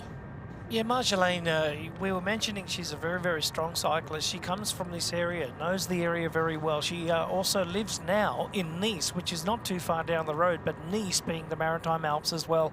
A lot of steep climbing, a lot of pro cyclists live down there because the region has some of the best training. Marjolaine is, you know, training a lot of the time with her boyfriend, Clément Mignon, and, you know, that's got to be great for her. And you know that she's going to make inroads into this women's pro field here pretty soon. So, you know, just talking about our ladies out there with Lizzie Rayner, Lena Meisner, Lisa Perderer, Marta Sanchez, Imolo, and Pratt, they're just doing a great job of, you know, holding on to each other and riding along in a nice grid formation, but at a really nice pace. And even Marjolaine Pierre to be catching up like that, you know that... Yeah, but Marjolaine's riding very well. Like, because I think, you know, these women are really motivated to keep the pace hot. I just wonder if, you know, they're kind of caught looking at each other and not just focusing on the task at hand. I think sometimes when there's some strong athletes riding together, they sort of get caught up in, well, you do the work, no, you go to the front, instead of let's all really just drill this bike so that we can duke it out on the run and, you know, keep the chasers at bay. But right now, Marjolaine has the road to herself. She is in kind of in no man's land, but I think she likes it that way. That's a fair comment, what you said, but the way I look at it is that earlier on, it was the ladies that were overtaking each other and attacking each other, you know, very, very quickly. So I don't think that they're laying off the pace. I think that they're going as hard as they possibly can and trying to figure out this pacing, because they're going uphill at the moment. You can see that they're in the saddle in the smaller gears, and Marjolaine is just catching up a little bit by bit. Her average pace obviously is higher, and she's just biding her time. She can't do anything about, you know, the 2 minutes that she was down earlier on, but now you know that she's making up time and she's making it up quick. And we just have Nikki Bartlett on screen right now. She was around 3:55 back in T1. She's making a little bit of inroads now. She's at 3:40. 42 back from the lead, so Nikki Bartlett slowly making her way. 3-4 minutes is a long way, but there's still a lot of racing to go. And on a course like this, Nikki, I think, can make up a lot of time if she's aggressive on the technical sections. It looks like she has some company on the bike right now, so she'll have to make sure she keeps it clean. But yeah, I mean, these women are sitting around 4 minutes back. Yeah, I think that... sorry, 340 back. Yeah, I think that with, you know, Nikki Bartlett, it's probably going to come a little bit later than sooner. And I know that once they get to that 65-kilometre marker, that is when the race turns up, and it turns up sharply. And that's where you're going to see a lot of change in the field today. And I think that that's where you'll get, you know, Marjolaine, she'll be very, very strong at that point of time as well. So... All right, and now we're just going to chat a little bit about our TriDot partnership. In addition to the pro athletes out there racing, we have over 2,600 age group pro athletes competing. Among them are a number of athletes who use TriDot, the official training platform of Ironman, to get race ready. These TriDot athletes get the unique benefits of expert coaching and AI-powered training plans, including predictive race day splits to guide their strategy.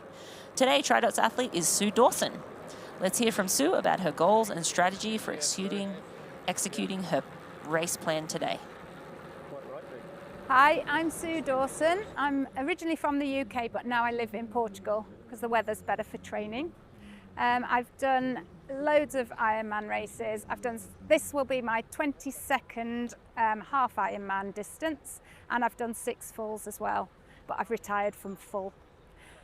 And I'm currently doing the IRONMAN 70.3 Aix-en-Provence. I chose Aix because it's hilly. I do like a lovely hilly scenic bike route. I've been training with TriDot for 1.5 years. It's really structured and I like it and I feel fitter for it.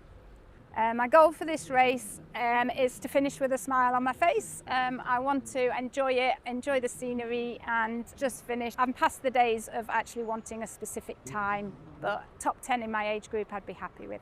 So for the last 6 months I've been coached by a Tri-Dot coach, Matt Davis. He's a lovely guy, and I decided to go for a coach because I like the accountability. I like the fact that someone else is looking to see what I'm doing and can make any adjustments.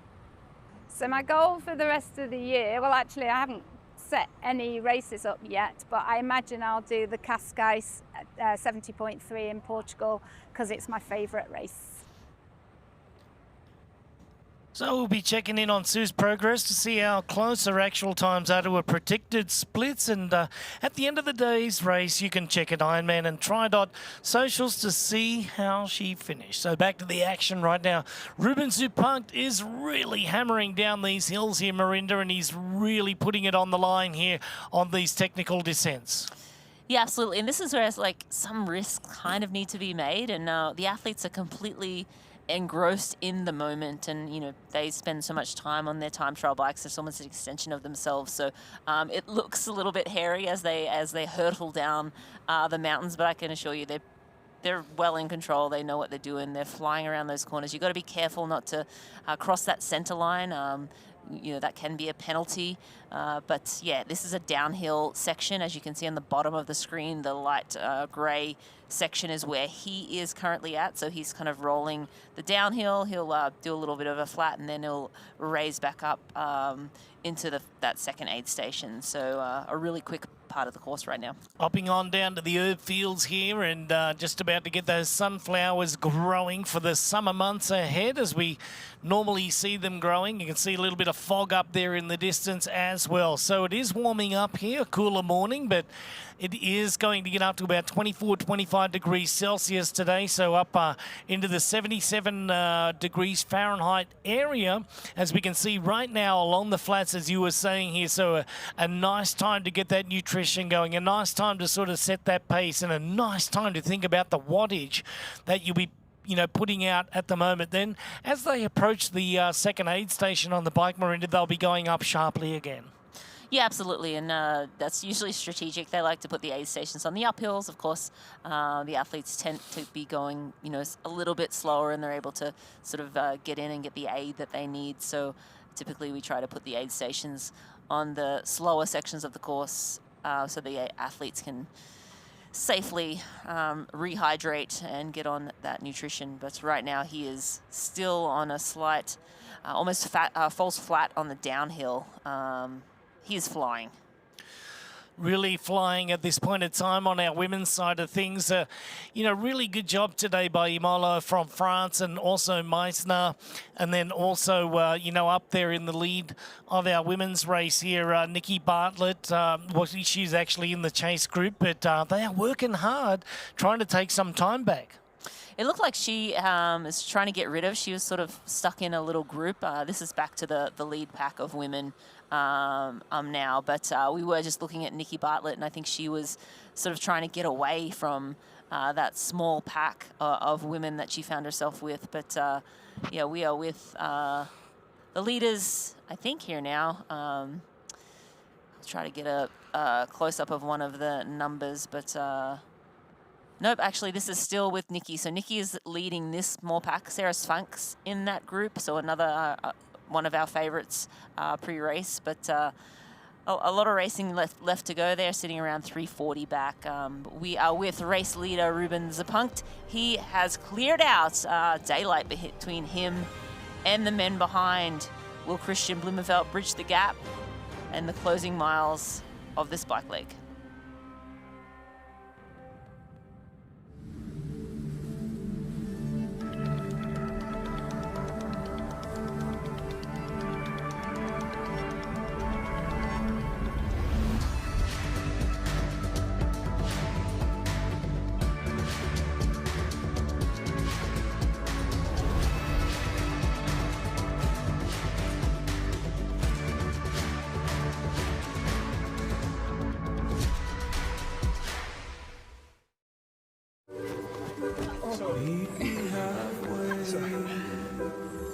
Once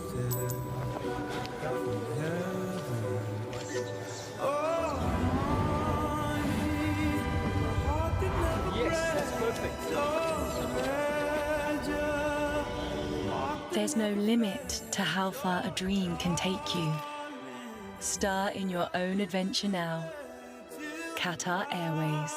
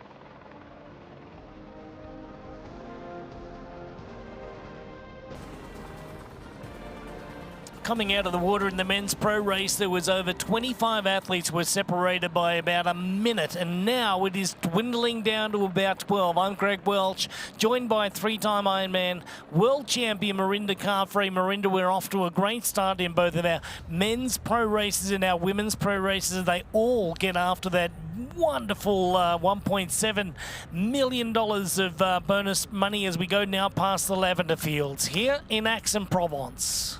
Yeah, we see the men's field really starting to string out now. We were 25 strong. We have Ruben Zapunkt. He is off the front, 35 plus seconds ahead of the first chase pack, and that's 11 strong. Blumenfeld is in that pack. And then the rest of the men have sort of dropped off another 20 to 30 seconds behind the Christian Blumenfeld pack. So sort of two distinct chase packs, but they're all chasing this man on screen right now. Yeah, Guber and there's Blumenfeld, Storners and Sam Dickinson from Great Britain. There's Dupuis from France as well. Jonas Schomburg is hanging in there, and so too is Kasper Stepniak from Poland. There's Payet and Zognotti from there, as well as Zach House from Luxembourg. Valen is last of the group there at around about 47 seconds down. So Zapunkt with a 35-second lead over Christian Blumenfeld and Guber are really trying to pull this back in, but I think it's going to happen over the second part of the course here today. When we get to 65 kilometres, it really does rise up. Yeah, the athletes now in a slight downhill or sort of a false flat, and they will start to edge back up again. So it'll be a gentle sort of false flat climb up into the second aid station before they descend again, and then they hit that distinct, 5 to 6 kilometer, 5% grade, legit climb. That's the main big climb on this course, but you can see the lead 35 plus seconds. That's what that looks like. You can't even see anyone behind him when they're riding at 60 kilometers an hour or 35 miles an hour on those slight downhill sections. Zapunkt is really having a great ride out here in Provence at the moment. Along the flats, we can see that he came off the descents just a moment ago, just really risking it and pulling out that outside leg and, getting it over, really, giving it to his machine today. Christian Blumenfeld will be one of the athletes in that chase group with Guber that will understand how much, they can give up to our leader here, Zapunkt, at the moment. But on paper, they can probably give up about 2 to 3 minutes over the run course and still get the job done. But that's something that they don't want to be thinking about too much, that deficit. So it's all work and all action out there in the fields here today. So you can see that just rolling through now and just keeping that pace up, the men are really keeping the hammer down. Yeah, they need to. Zapunkt, not known for his run ability, but still, you don't want him to slip too far ahead. When you have that number one on your bib, you can sometimes kind of find a little bit extra, find some superpowers, and I think he's finding those right now on the bike. And he'll hope to have some pretty strong legs. He ran around a 1:14 last year. We're thinking Christian Blumenfeld will run sub 1:10. So, probably looking to be in Christian Blumenfeld and some of the men in this pack's favor as we stand right now. But look, we see some, the refs, refs. race officials here and referees, Marinda, you know, just pulling up side. You can see why, you know, one athlete has to, you know, once they commit themselves, they have to take the whole group here and go right to the front. So the pace, obviously, you know, they're trying to keep it on to get after this leader here, Zupunkt. But Zupunkt, I tell you what, he's just out there and he's not going to risk it. He doesn't want to be in that group. He wants to keep the pace up himself. But you can see back there now, some of the athletes are trying to, you know, make a concerted effort to get back up to Zupunkt right now because they probably feel as though things were slipping away a little bit. Yeah, and a course like this as well. So Zupunkt knowing this race, having, you know, beaten the defending champion, it is a little bit of it can be out of sight, out of mind. You can see back there, the men are not too far back. It looks like they are starting to bridge back, but that's what probably is on Ruben's mind. Can I get out of sight, out of mind? Maybe they'll let me go, and I don't think that's going to be the case. I think that main pack of men are very motivated to get to the front of this race. Marjolaine Pierre continues her chase in the women's field here at the moment. We can see that the men's are only 48.5 kilometres from the finish line, and the women are about 10 more kilometres. They are 56.8 kilometres away from the finish line there. Perdera leads Reina, Meissner, Sanchez, and Ezimolo. There's Pratt still sitting in there, and Marjolaine Pierre is really doing a great job of catching up. Yeah, Marjolaine was around 140, 145 out of transition behind the lead pack. Now she's down to, well, the last check we saw her around 110 behind that lead, so making inroads on the lead women. We'll hopefully get some more updates shortly, but she is definitely putting the pedal to the metal and riding very well these early stages of this bike ride. And of course, Marjolaine knows this course like the back of her hand. She grew up here and has ridden this bike course many times. I think this is one of her first ever triathlons that she did as an age grouper. So now to be, you know, a favorite in the pro race and get to race in front of your home crowd, I think sometimes you just can find a little bit extra magic out there and a little bit extra motivation and power to just suffer more than you maybe can at other races. But she is looking really great here today. Yeah, Marjolaine did qualify here in 2019 for the Ironman World Championship, and that's where, you know, it all started for her. So this is home to her. Well, she doesn't live here, but she grew up here, and home to her right now is in Nice, not too far away. But Marjolaine's results last year were absolutely incredible. You know, Ironman World Championships in Nice, she finished in 4th place. In Zell am See, she was 8th place, and, you know, it was a great race. She's been, you know, really building on some good results. 12th place at Ironman 70.3 Les Sables d'Olonne as well. So Marjolaine is on the rise. She's young. She's 25 Absolutely. years of age, and she's got, you know, a really, really talented and great future ahead of her.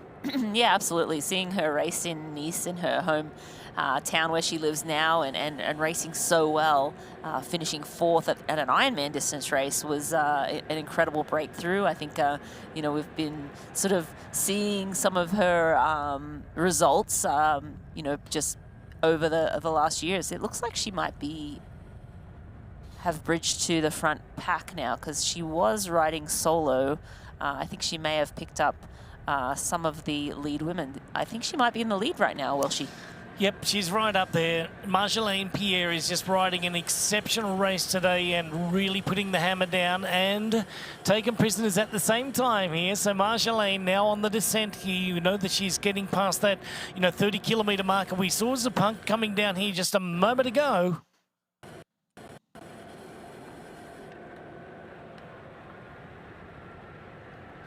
Knowing the roads is a really big advantage on the rest of the field, Marinda, and as she knows these roads so well, you can take those risks.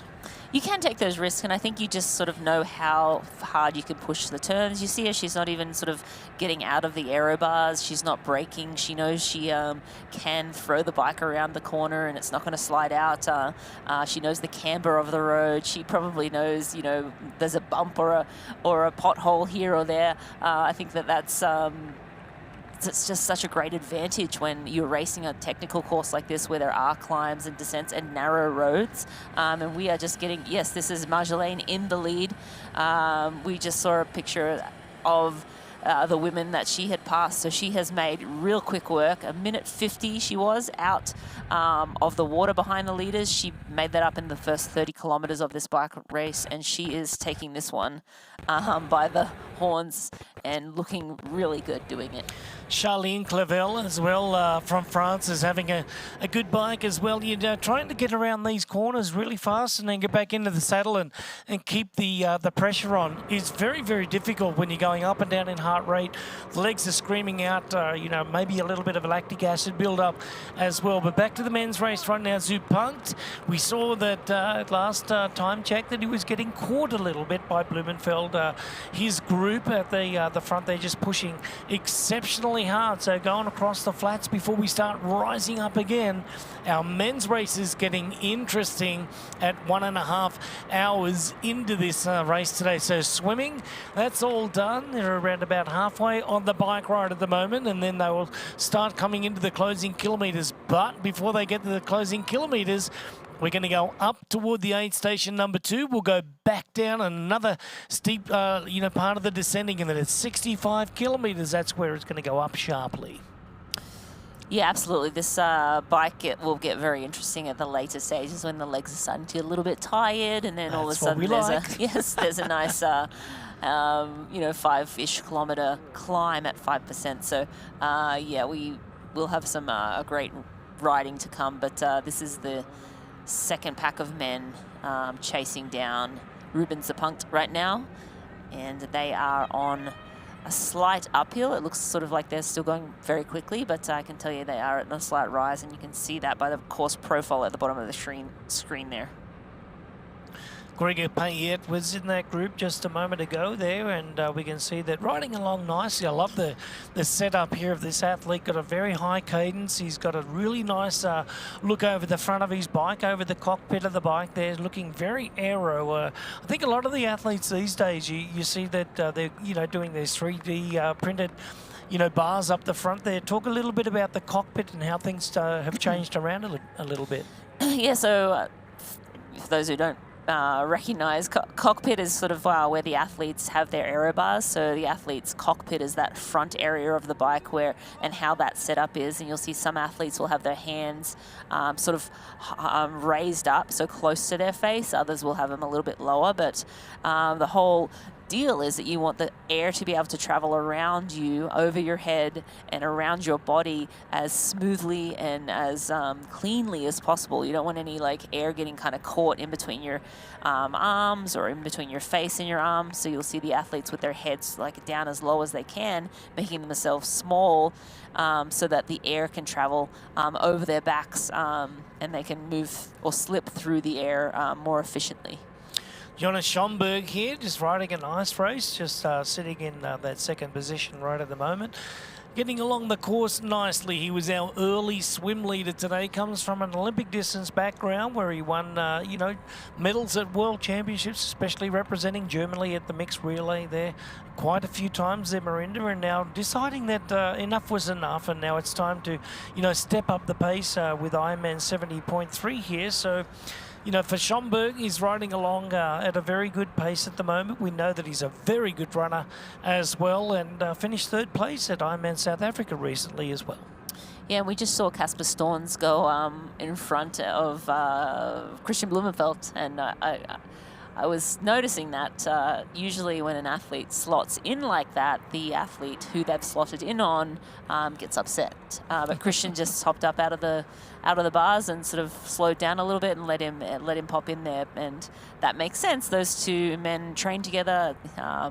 We call him the Norwegian train. Of course, the third member of that Norwegian train is Gustav Eden. He is not having the best day. He sort of missed that front pack of the swim and just is sort of drifting back on the bike. But we have a really cool fighting chance presented by Hoka on Jonas Stromberg.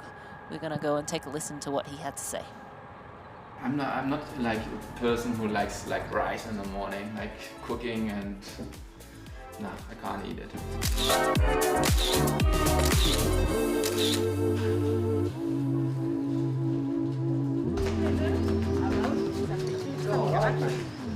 Perfect, huh? What's the plan this afternoon then? So swimming this morning and then went here and now a bit running. And first a little sandwich and then we go. Can we come in? Yeah, yeah. We'll see your crib? Yes. I just saw it like 10 minutes, but... Let's go inside. This is the penthouse.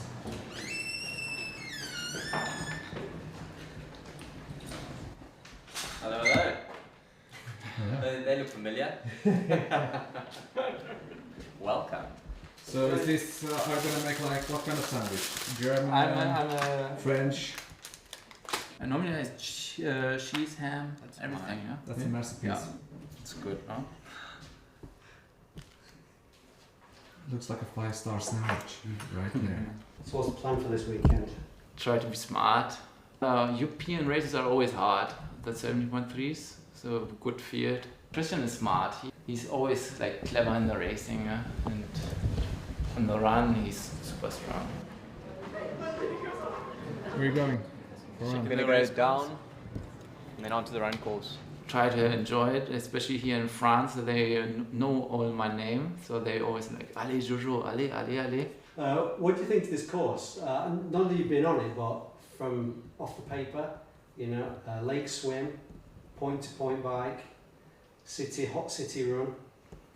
Let's see. I like it when it's actually really hot. The hotter the better for me. And I heard it's really hilly.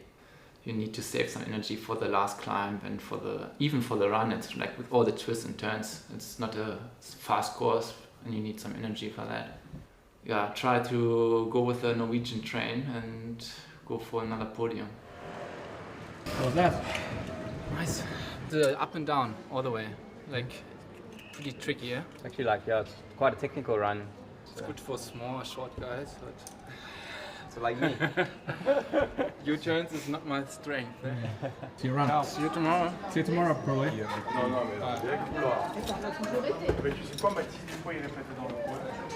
Ciao.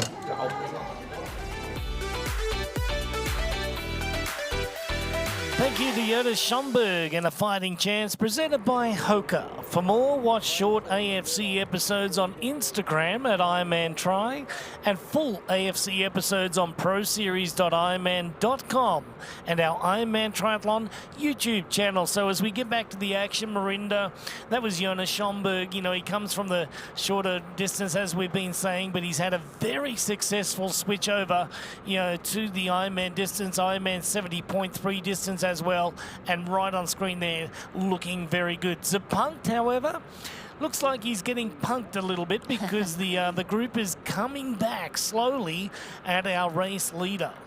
That's Pierre Lecour on screen now. This group, I believe, is around it's the second chase, so it's not the Christian Blumenfeld group. This is the group right behind that. Pierre Lecour, probably with Christian, one of the fastest runners in this field. Cameron Main also is in this group. I may be mistaken, they may have bridged back up to the Christian Blumenfeld group, but this was dispatched from the Christian Blumenfeld group when we last were able to catch up with those two groups and their timings. Yeah, still sitting about a minute back from our chase group. The lead group up there with Christian Blumenfeld. That is the chase group because they are chasing Zapunkt. This is the second chase group, and Pierre Lecour just sitting down there on the cow horns there, as we say, and really not in that aero position. So you know that he could be pushing a little bit harder there. So the pace may not be as fast as he really wants there, but I do think that he might be very close to his limit as well. Yeah, that's true, Welshie. And some of these sections, the athletes will, you know, get up out of those bars and, you know, rest your shoulders a little bit, especially if there's an uphill section. But yeah, I mean, you see Zapunkt at the front. He is not taking any time out of the bars, so traveling at a bit of a quicker clip. But you'll see the men here descending again. They'll make a short descent and then they'll have another small climb and then they'll have a nice descent down along the flats before they hit that 5% climb at around the 65 kilometer mark. They call this course very hilly, and they are certainly right. They're going upwards again. They'll be descending in a minute, and then they'll be onto the flats one more time. The men's race is going.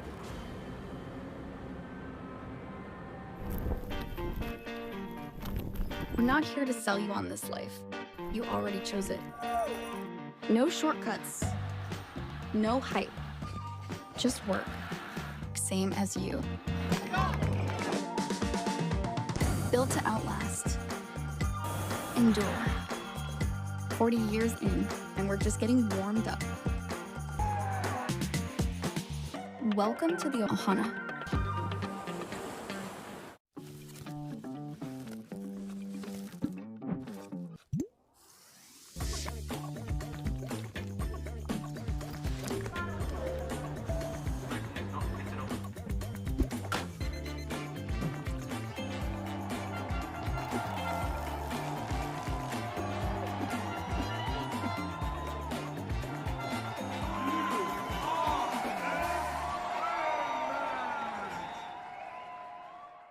Here's Elizabeth in the middle of the perfect workout for her.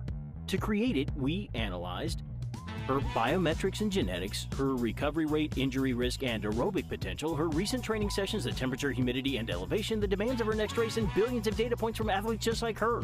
With TriDot, Elizabeth gets faster. And what does she have to do? I just opened TriDot and did my workout. TriDot. We do the technology, you do the training.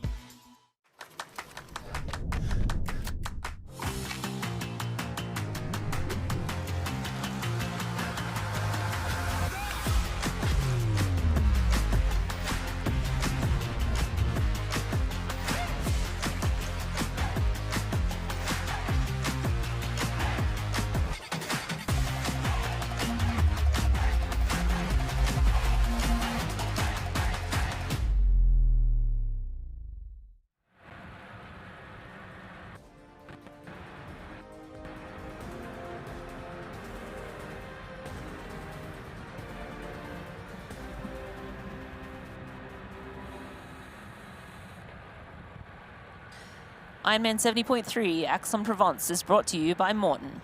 Get used to it. And by Ruby, the indoor cycling experience.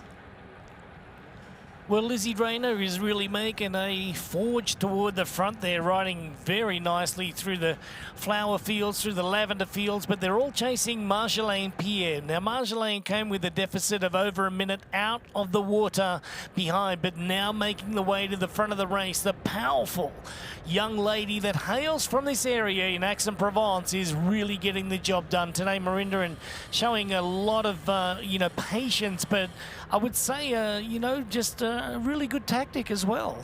Yeah, she basically rode through this small pack of women to the front, and you saw her now taking stock of, who's in there. She must have decided she was sick of leading and let one of the other women come around. Now she's going to go back to the front and put the pressure back on these women. This front pack is 5 strong. We have Marjolaine, Lena Mesner, Lisa Pertier, and Marta Sanchez, and also Lizzie Rayner in that group. So that's 5 strong. Emelo has flipped off the back of that group. So too has Louisa Pratt. So now 5 strong, and Marjolaine Pierre is making them work for it. Yeah, well, that's absolutely why.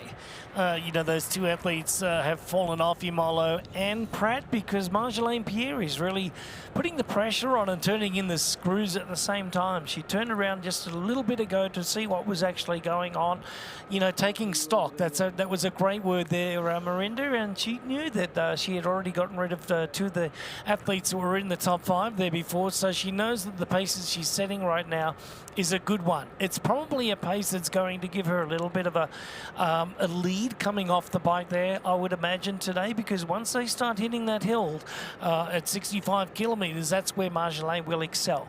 Now when they get off the 71 kilometre area, that's where it's all downhill. It's a big descent and then flats back into Aix-en-Provence, where they'll head out onto the run course, which doesn't really suit Marjolaine like it would, do another runner, but Marjolaine is one of the top 3 runners here today anyway.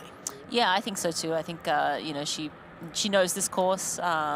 This course has a lot of twists and turns on this run, 3-lap run course through town, a lot of turns, a lot of U-turns, a lot of weaving through town. So, and the athlete needs to be able to find their rhythm amongst the chaos. And I think when there's so much turning and weaving, it's hard to find that rhythm and it's hard to stick to that rhythm. So the athlete who manages that the best will be the athlete, obviously, that comes out on top. But right now we're looking at the lead of the Pro Women's race in Aix-en-Provence. This is the 6th race of the Ironman Pro Series, and the Pro Series is definitely heating up.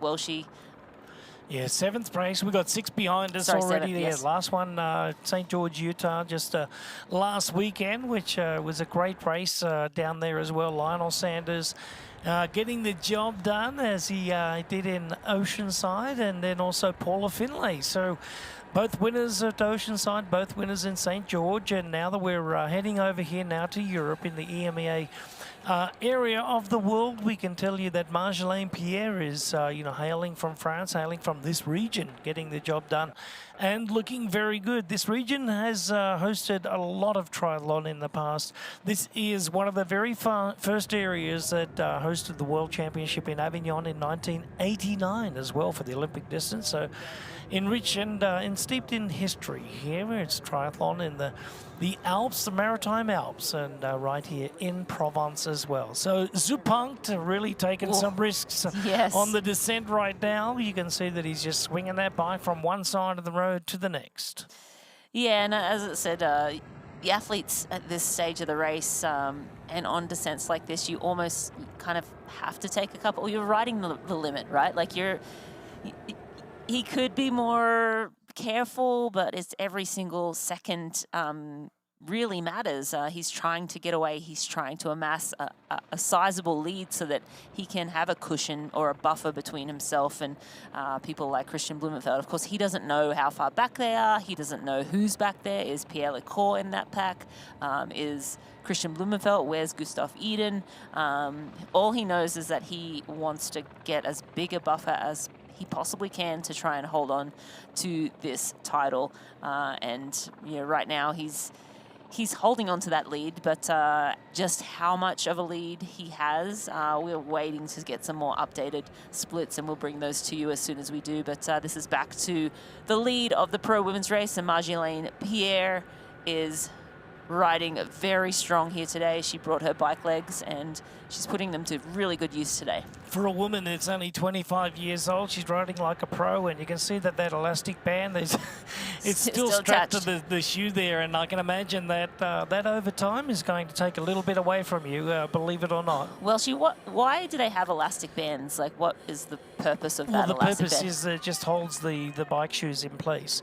When they hop on the bike at the mountain line, and it holds it in a horizontal position, so that when they jump on the bike, it's just there. But you can imagine over time that little amount of pressure there will be a big amount of pressure at the end of the day, because you can imagine how many revolutions that she's going through a minute. Now, her revolution count right now, RPMs, looks like around about in between 90, 95, I would imagine. So you can imagine how many that is going to be over the course of 90 kilometers. Yeah, totally. And of course, the idea is with those elastic bands that they should snap. So you tie that shoe to your crank, or in her case, she kind of put it on the rear axle, and usually they break, but hers has stayed intact. She probably doesn't. Actually, I bet she does know, because I feel like you can feel anything on your bike, and I bet she knows it's intact, but it's not stopping her from putting down a very strong bike. And as we move back to the lead of the Pro Men's race, Ruben Zupankt, the defending champion here in Aix-en-Provence. He won this race riding a 2:04 last year. Will he ride faster today? I would imagine he will, because he's got a whole group of athletes that are really putting the pressure on him. You know, that of, you know, Stepniak and, you know, Hirsch is right in there, and, you know, Christian Blumenfeld and Schomburg's still in there. But I would imagine that maybe a little bit faster than last year, the 2:04. But on this type of course, it's a undulating course with a couple of decent climbs. So a 2:04 is very respectable when you come to you know, a course like this. Zumpunkt is really doing a couple of things here, Marinda. He's trying to, you know, distance himself away from the rest of the field. Number one, because he probably feels as though he doesn't have the run speed, and number two is he's going to use his bike, you know, strength here. So they're the two factors, you know, that's coming into play right now. But back onto the flats he goes. As you can see that he's got another descent coming up, and then after that descent he will have a nice long 10-kilometer, you know, part along the flats before he does, you know, climb up on that steeper section today. The steeper section is going to be that 65 to 71 kilometer area, as we see Lisa Pöderer now just coming through from Austria. Now, Lisa said during the week that she really wants to have a strong bike.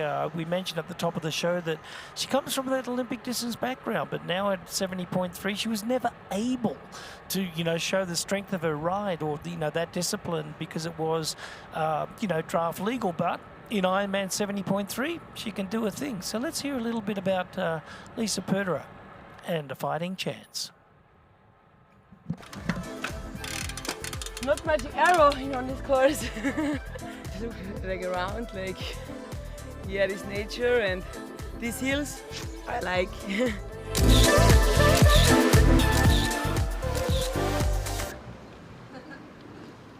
Yeah, I'm really happy how my season started. Yeah, I hope it stay like this or get even better. Yeah, I did like Olympic distance for short course distance for like 14 years. And I think after 4 Olympic qualifications, I just need a little change, and I just got love with the long distance, and yeah, I enjoy it a lot. Yeah, every day is different, you know, like you don't know what you expect, where you will be, and I just like go in the nature and meet different people, and it's so much more social triathlon, yeah. So the 70.3 and the Ironman distance are really suiting you well. Yes, like I love it because finally I can show a little bit my bike strength. It was a little bit a problem in the short distance with the drafting, so I was always behind and I stayed behind. And now I just, yeah, I can use these strengths a little. So you've podiumed 4 times in your last 5 races. Who do you think are going to be your biggest competitors this weekend? Yeah, I have a look at the start list, and I think it's going to be a big battle on the run. Emily Moria or Lena Meissner or Marta Sanchez. I think it's going to be exciting and close race. Pro Series features in your season?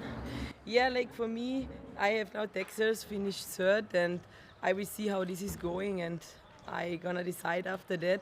A long season and a lot of races, so I still have time to decide. Your expectations for this weekend? I just want to get the best out of me again and surprise myself again. And yeah, if I have a good day, finish podium, finish on the top. So let's see what the day brings.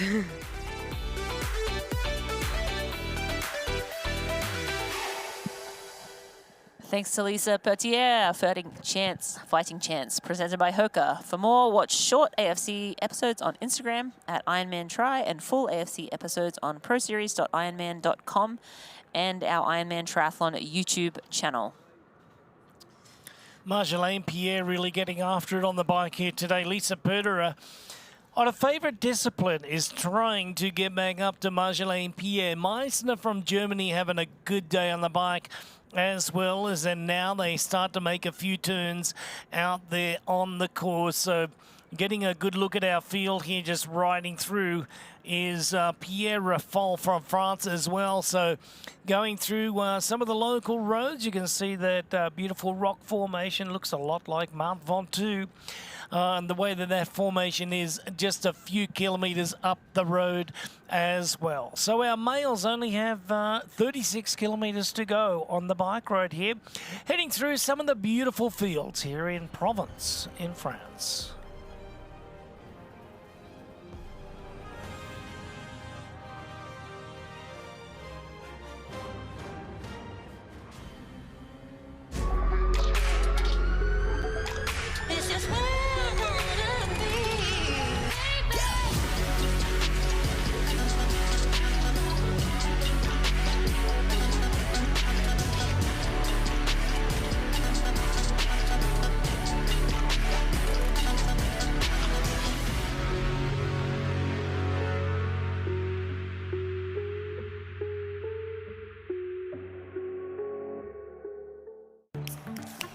What do you want?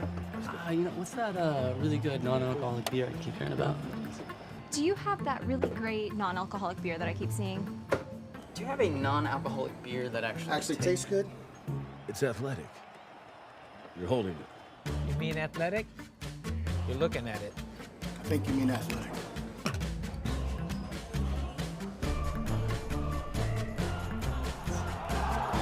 It's athletic. Ask for it.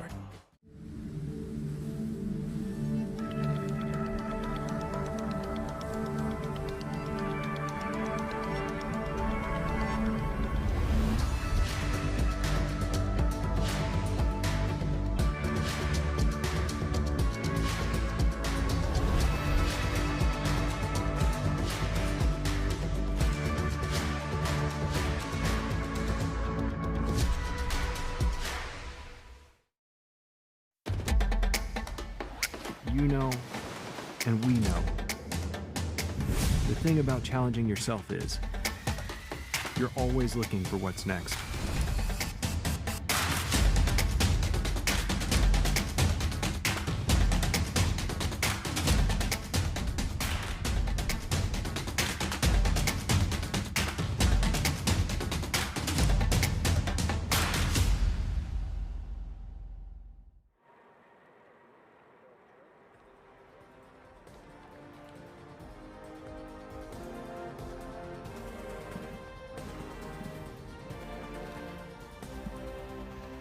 Through the flower fields, through the wineries they go, and through aid station number 2. Zupanc still leads our men's pros here at the IRONMAN 70.3 Aix-en-Provence, taking another sneaky look over his shoulder, and he's still got the gap that he had about 30 kilometres ago. So Zupanc really holding on to the pace at the moment, Marinda.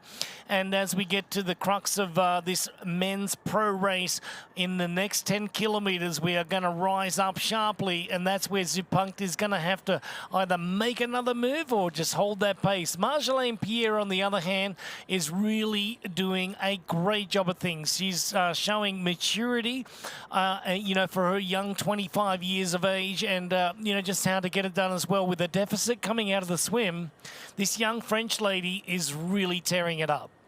Yeah, she is tearing it up, and she knows how to handle a bike. She rides these roads, very comfortable on these mountain roads, obviously lives in Nice, France, so used to descending quickly, going in and out of the canyons, taking the turns fast. So yeah, she's doing that here today, and has control of the race right now. She does have company with her, and some good runners, but right now she is looking fantastic. That's M34. Yeah, so just going through that 60 kilometre marker Nathan at the Gruber moment. from France, going through the 60 kilometre marker. That's who we have on screen right now. I'm wondering if this is an athlete that's maybe bridging. So he was riding along with Christian Blumenfeld, for the last 60 kilometres or so. So Gerber is now from France. He's trying to get after Zupanc here, and having a dig in his own right with only less than 30 kilometres to go at this point in time. So coming off the aid station number 2, they'll just rise up a little bit, and then one more descent to go down to that 65 kilometre marker. So in the next 4 kilometres, this is where it's going to rise up. Yeah, and as you said, Welshie, is this a moment for the athletes to really just crank it and try and put more time in? Or is it just maintain pace, maintain power, and don't do anything stupid? Just depends what they got left in the tank. You can just see that Zupanc is out there to get after it, and he is on the climb. Yeah, he's on the climb now, but he's desperately trying to get rid of the athletes, trying to put in a lot of time between him and the chase group here, because he's not the runner as the other athletes are, with Pierre Lecour sitting back there, with Christian Blumenfeld sitting back there. You know that these athletes are going to wait until the run to try and seal the deal with the last discipline today. But Zupanc has absolutely, he can't just sit there and just wonder what may have been. So he's got to get after it. He's got to use this climb to the best of his ability and just hold it together. Nutrition is going to be a very important factor in the last 20 kilometres after he gets through this climb, because once he gets onto the bike, onto the run course here, you're not going to be out of sight and out of mind. You're going to be right there with with each of the other athletes and get a good look at the other athletes too. Yeah, and I misspoke a little bit earlier. It did look like he'd started the climb, but that's at 67 kilometres. He's probably at about 63 kilometres now, 62, given that the athlete behind him just went through the 60. This is where those cars need to clear out, let him have the road to himself, and you can see that they're realizing that they need to get out of there. He's just moving so quickly. You see him, get out of the way, please. And they will do that. But he has got a few more kilometres before he'll hit the climb. It's 4 kilometres, and the average percentage is 5%. So he is going to keep the pedal to the metal now, and then you'll see him climb up in the next sort of probably, how many minutes? 5 minutes? Inside of the next couple of minutes for sure, and it's going to rise up, and we'll get to the highest part of the course as well, and then a screaming descent back into Aix-en-Provence over the last 15 kilometres or so.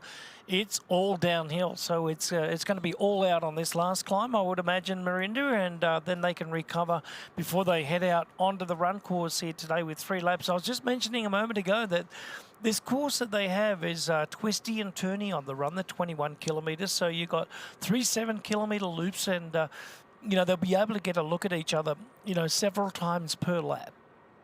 Yeah, that's good and bad. It depends on if you're gaining on athletes or if you're losing time. If you're at the lead, like this man will be, the athletes behind him will be able to get a really good look at him many times and sort of be able to gauge, okay, what pace do I need to hold to limit this deficit or completely erode this deficit. So yeah, while the bike maybe, you can get out of sight, out of mind, because it is sort of twisty and turny and very wooded.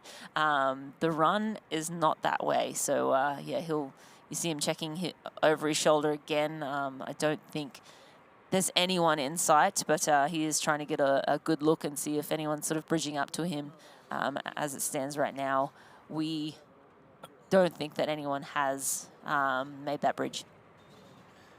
Riding along nicely, knowing that he's got a little bit of a gap on the rest of the competition here today, but also riding nervously, knowing that you're going to have to give everything in the tank today with such a stellar field right behind. He has won the race. The defending champion knows how to get the job done from last year.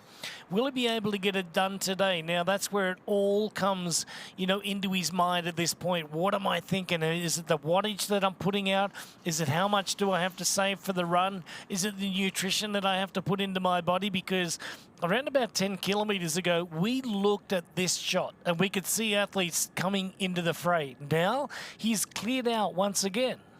Yeah, absolutely. And I don't know if it's a matter of that pack sort of pulling up or if he sort of put the pedal to the metal again and is putting out more power. You did see him take some, and that's a better view, and we cannot see anyone anywhere so far. We'll try and hopefully keep this for a few moments if we can see that chase pack coming through, but right now he really looks like he is cleared out. I see a little something on the last turn, and that might be Nathan. It came down to about 35 seconds, about 10 kilometres ago, and now it looks like it's actually gone out the other way. So it looks like it's about 45 to a minute. And if that's the fact, we can tell you that that's Christian Blumenfeld's group back there, and Gobert from France as well. So this guy is getting the job done. He's doing a really nice job of it. He's just kept the pedal to the metal and just keeping a nice pace. It's his own pace at the moment. So let's just hope that he can just, get up this next climb and then descend into town there, Aix-en-Provence. Remember, this was a point-to-point, bike course, and they rode, from 20 kilometres out of town is where they swam today, and then they're riding all the way back into town via the long way, the long loop, and they call it here in Aix-en-Provence. But Zupunkt is really, really doing well at this point of time. He's got a very nice pace happening at the moment, but this beautiful scenery here today in Aix-en-Provence, and not only with those lavender fields and the wineries and everything, but this is just such a great place for a lot of athletes to train during the year as well. The one thing that it does get a little bit hot in summer, but the mistrals come in every other week or so. There's a very strong wind that comes off the Mediterranean, and when it does blow, it blows here. You're speaking from experience, Welshie. Yeah, I've trained many a times in these roads.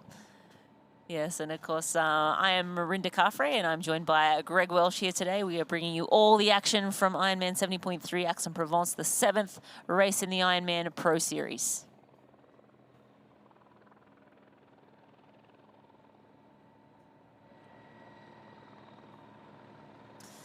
And we are getting some beautiful aerial view here.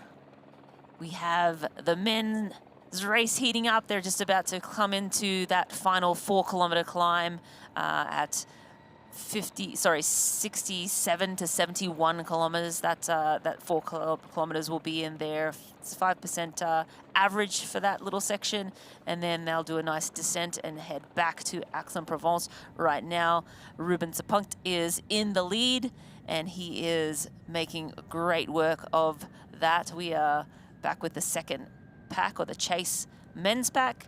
Christian Blumenfeld is in this group. We have a couple of other favorites. Schomburg is in this group. We have Gruber in this group. Sam Dickinson, I believe. Casper Storns as well. It looks like a massive group, actually. So I just counted around about 15 athletes that have all come together here. So Blumenfeld to Sam Dickinson, and then you got Jonas Schomburg, Casper Storns, and then Stepniak from Poland. Dupuis is in there from France. Payet is in there from Luxembourg. Also Zognotti from Italy. And then you've got Zachhaus in there as well. Valen is there. Ceccarelli from Italy, and then you got Salversberg from Switzerland, Wilhelm Hirsch from Germany as well. So on the climb we go. This is the most important part of the day for Zepunkt. Will he be able to keep the distance between the group and himself, or will the group start racing up this climb? This is where Zepunkt has to really dig deep. The wattage is going to go up sharply. So are the roads here. You can see that all the riding on the road here for these athletes to show them a little bit of support. But now it is Zepunkt that's really got the work to do. Down into the small chain ring it goes, up the cadence, and now we are on the climb. Yeah, we are most certainly on the climb. You see Zepunkt there hopping out of the saddle, and I think this is sort of a welcome change for the athletes, getting out of the aero bars, stretching out the hamstrings, the back, and just getting out of the saddle. And they do put down a little bit more power when they go up over the hills. But yeah, he's definitely trying to keep the pedal to the metal. We will get accurate splits to you just as soon as we can. Unfortunately, Ruben Zepunkt forgot his GPS this morning, and so he's the one guy we really would have loved to have had that on, but he forgot to put it on. So we don't have an accurate split right now, but we can tell you that that chase pack is large, and it has some very heavy hitters in it. Yeah, just like when they got out of the water there this morning, it did separate in the first, 50 kilometres on the bike with some big gaps heading out there, but the gaps have been closed off. I mean, the Christian Blumenfeld group was out over a minute and a half on the other group, and they've all come back together. So Zepunkt just is the only one that's been able to get away from the group and hold a decent pace down there today. But swinging that bike over the hills here on this challenging and hilly course here in Aix-en-Provence is Zepunkt. And there goes Christian Blumenfeld.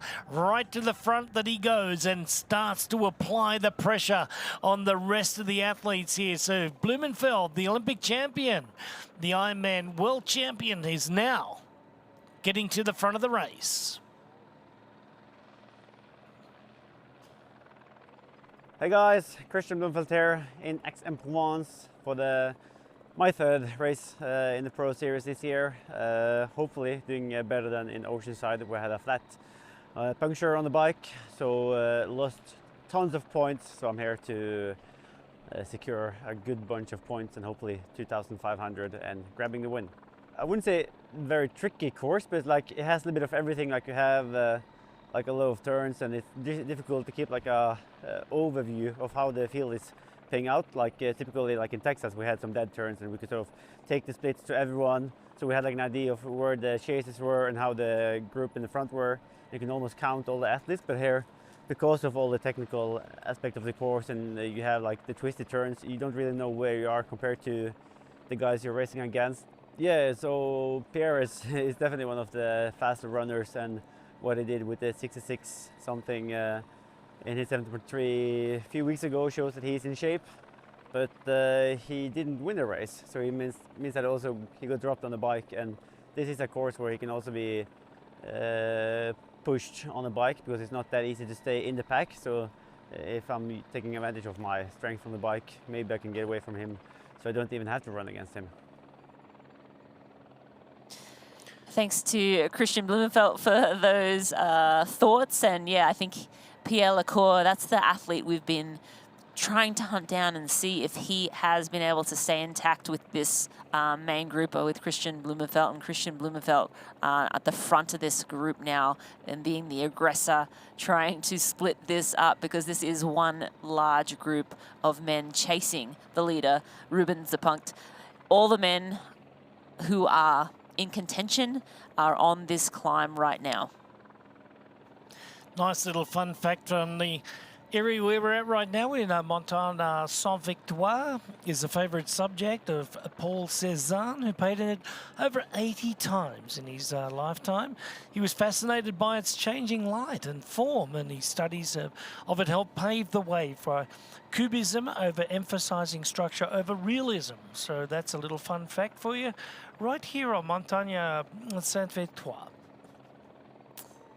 So back to the lead of the race we go. Zepunkt is having a good day out there from Germany. He was right up there in the swim lead as well, as we had about 25 athletes head out there. But it wasn't long after that that he really did clear out. Now he's getting a good look at the valley below. He's going up, rising up sharply here in Aix-en-Provence. After this climb at 71 kilometres, he'll be making a screaming descent over the flat part of the last part of the 90-kilometre bike ride here today in Provence. So Aix-en-Provence will be the zone where we'll be looking at the Ruvi transition, T2 coming up for Zepunkt. But will he have enough in the tank to get it done? Blumenfeld is on the chase. Yeah, and you saw him sort of, I wonder if he was admiring the view. It looked like he was kind of looking out and admiring the view a little bit. Take a moment to smell the flowers. You're in the lead of this Pro Series race. Pretty cool for him to be able to do that right now, but I can assure you his mind is more on keeping that lead and extending it for as much as he possibly can, getting a cushion between him and the runners. For sure, Christian Blumenfeld, the man that's on sort of everyone's lips. Pierre Lecour, the man that Christian Blumenfeld didn't really want to have to run against. So we will be able to get, as he gets to the top of this hill at 71 kilometers, we'll get a split on him, and then we'll be able to figure out who is in that main pack that is chasing him. And this is, I believe, the second on course, Nathan.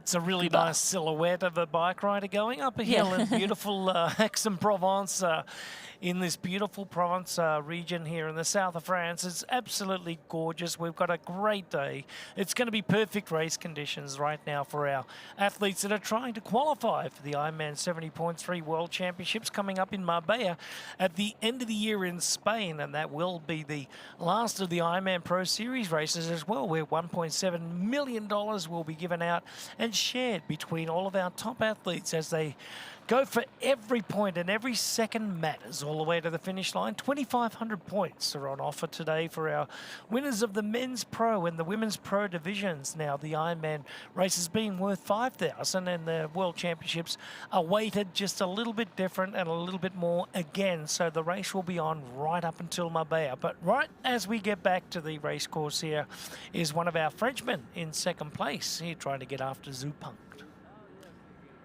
Yeah, and they are on the other side of that climb. They'll be coming screeching down the other side, and 20 kilometers to get back down into town and onto that run course in Aix-en-Provence. A 3-lap run course, 7 kilometers per lap. It's a twisty, turny run, lots of turns, lots of U-turns, and weaving in and out through town. So the last bit of this bike course just coming up here. You know, Jonas Schomburg on his Fighting Chance interview there, he said that he doesn't like doing the U-turns. He's a taller athlete, and he looked at Bradley Weiss and he said, well, you're half the height of me. Yeah, so it's easier for you to... Yeah, you got a lower centre of gravity. I thought that was a pretty funny comment that he made. But anyway, I think that, you know, good things come in small packages. Yeah, Miranda, I think so if you too. would agree with me. Yeah. Absolutely. And the punct here is our leader. It looks like he actually is still on the climb. It's a 4-kilometre climb, so a substantial climb. You can get your heart rate up. You can do some damage on that amount of distance. And he's trying to take a look around, see if anyone is going to join him. No one in sight right now. Ruben, you're looking good. Freshly paved road, beautiful surface here. Ruben looking around, trying to get a little bit of an idea of where he's at in the race, because he really hasn't had the opportunity to get a split like the rest of the athletes out there today. So Ruben just goes back into that beautiful position down there, hiding behind the hands there, getting into the most aerodynamic position that he can. At the top of the climb, he's got a wonderful descent happening here, and that's where he can make a little bit of time on the rest of the competition. Now, like what we normally know, Marinda, we comment on it all the time as we watch Marjolaine Pierre trying to accelerate away from her competition on the women's side, is that when you're in a group formation, it tends to slack off the pace a little bit, and it's not as fast to descend. But Marjolaine Pierre, look at this setup on her bike, riding a beautiful cadence at the moment. Only one athlete has been able to keep up with the pace of the young French woman. Yeah, it looks like these two have cleared out from the rest of the pack, and that was 6 strong. Of course, Marjolaine Pierre made up around 150 out of the swim, so we had 6 women out of the water leading, and then we had Marjolaine make that bridge, and now it looks like she has formed a partnership with a male athlete. Not a male, no partnership. Yeah, so I think that Marjolaine Pierre is now pulled out in front of the rest of the women's competition here today, as we see it looks like Clavel going through there at the moment. So Lena Messner. This is Lena Messner here. Lena Messner. So let's go and take a listen to Lena right now. Hi, I'm Lena Meissner. I'm from Germany, and we're here for the 70.3 race in Aix-en-Provence on Sunday. I'm a strong swimmer, so I think this is a good opportunity for me to make it a hard swim and then going full gas on the bike. And I think, yeah, this is my strategy for Sunday as well. It's a really different bike course, so I think it's more manageable alone than in your solo, and I hope I will have a good one on Sunday. I hope it will suit me better than 2 weeks ago, because I'm new to 70.3 distance, so I'm not used to ride like 90k straight in aero position. So I'm really looking forward to have some sections of the course where I can relax a little bit more. And I think because I'm having a short course background, I'm very good at technical parts, and there are a lot of technical parts on the course. So I hope I will have a good ride on Sunday. Well, she's having a good ride for sure, Lena Meissner. She had a great swim as well. And today, well, you're out in the wonderful provincial sun right now. You're going past some of the most famous wineries, and this region puts out a lot of agriculture as well. So you can see getting overtaken by one of our age group athletes at the moment, age group men's athlete going past our women's pro athletes. So they've taken around about 50, 55 kilometres to get up and make these passes. So a little bit of passing happening in the minor placings at the moment, but nobody's been able to keep pace with Marjolaine Pierre. Yeah, we saw Marjolaine take stock of, where she was at. She bridged the gap to these women, a minute 50 out of the water behind them, or out of T1, I should say, and then bridged up within 30 kilometres, took the lead, and then sort of sat back for a little bit, and looks like she is now cleared out. But that was Lena Meissner on screen, and she just had Lisa Pertier go past her. So these two women in the chase pack, chasing down Marjolaine Pierre, who is the local girl, and she is really riding well today. Riding a great race. She was at a deficit of over a minute and a half when she left transition area there on the women's pro side of things, but now really found her legs at the early part of the bike ride and made her way up at about the halfway point. Now she's cleared out. The rest of the athletes here now have a job to do. It's either to try and catch up, or Marjolaine Pierre is just going to slip away. She had a 9th place just recently at her first race of the year in Valencia, and coming into this race knowing the roads, you know, better than anybody else here in Provence is Marjolaine. She grew up in Reunion and spent most of her childhood in this area, and now makes her home in Nice, France, in the Maritime Alps, not too far away. So Marjolaine, knowing these roads very well, being able to, you know, get those cornering, you know, skills going here today, and really making up a lot of time on the rest of the ladies. So coming up to the 2 hour and 10-minute part of this race, about the halfway point of our women's race today, Marjolaine Pierre is now cleared out. And Marjolaine, she just loves these kind of courses. We saw her excel in Nice, and now here in Aix-en-Provence, another local race. Marjolaine is just cruising. She's gonna come to the climb and I think make some more damage. And we have so much more action coming up. The women about to hit the climb, the men coming into the Ruby T2. Here's Elizabeth in the middle of the perfect workout for her. To create it, we analyzed her biometrics and genetics, her recovery rate, injury risk, and aerobic potential, her recent training sessions, the temperature, humidity, and elevation, the demands of her next race, and billions of data points from athletes just like her. With TriDot, Elizabeth gets faster. And what does she have to do? I just opened TriDot and did my workout. TriDot. We do the technology, you do the training. We're not here to sell you on this life. You already chose it. No shortcuts. No hype. Just work. Same as you. Built to outlast. Endure. 40 years in, and we're just getting warmed up. Welcome to the Ohana.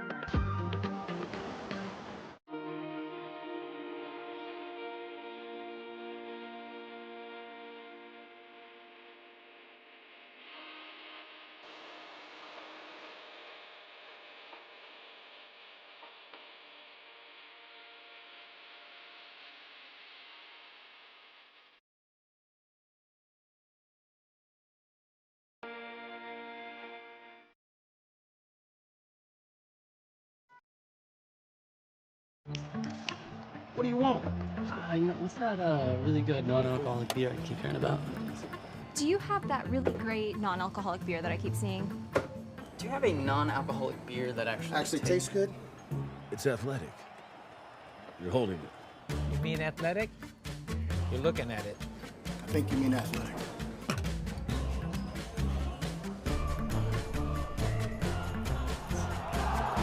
It's athletic. Ask for it.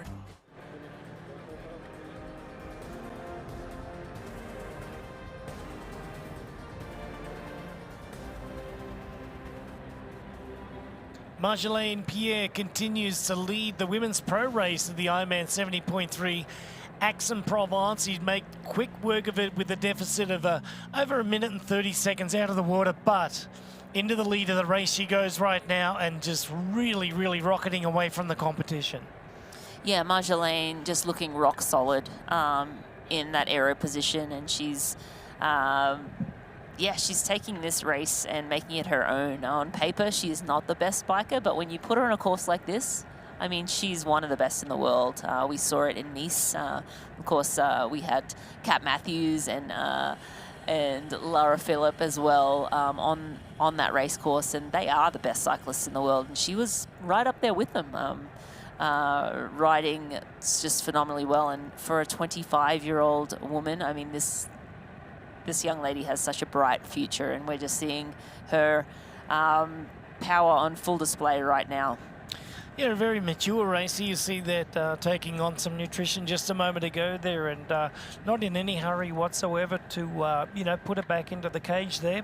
And just, you know, spinning, just freewheeling actually, just out there for a couple of seconds, just recovering and maybe taking a couple of deep breaths. And I think that's important from time to time to just reset. And, you know, as they make their way through this field, as we go through the wonderful sunflower fields now of Aix-en-Provence, as they're making their way back into town, some of the vines as well out there from the wineries, and getting very, very close to the climb here for our women's pro athletes. Our men's pro have gone across the top. We can see now down in the valley there, the lavender fields in the foreground there, as we can see the Maritime Alps in the background. Absolutely gorgeous racing here. We've been treated with a wonderful day. Started out a little chilly, 12 degrees Celsius or 52 degrees Fahrenheit. It now is up over 20 degrees in the Celsius and around about 75 degrees Fahrenheit at the moment. Humidity is just kicking down at around about 65%, and the wind is pretty minimal. We're just at about 5 kilometres out of the east-northeast. Yeah, really perfect conditions. I think we do see an athlete in the background here. This is the lead men. This is Ruben Zepunkt leading the race, and I'm going to hazard a guess that that's Nathan Guber. Yeah, from France as well. Yeah. So he is the only one sort of in no man's land between Zepunkt and the main pack that contains Christian Blumenfeld, among many others, Jonas Stromberg, Sam Dickinson, Casper Storns, Stepniak's in there, Dupuis there, Payet, also Zognotti and Zachhaus. We've got a large contingent of athletes there just lining up right behind Zepunkt and getting ready for that 21-kilometre run now.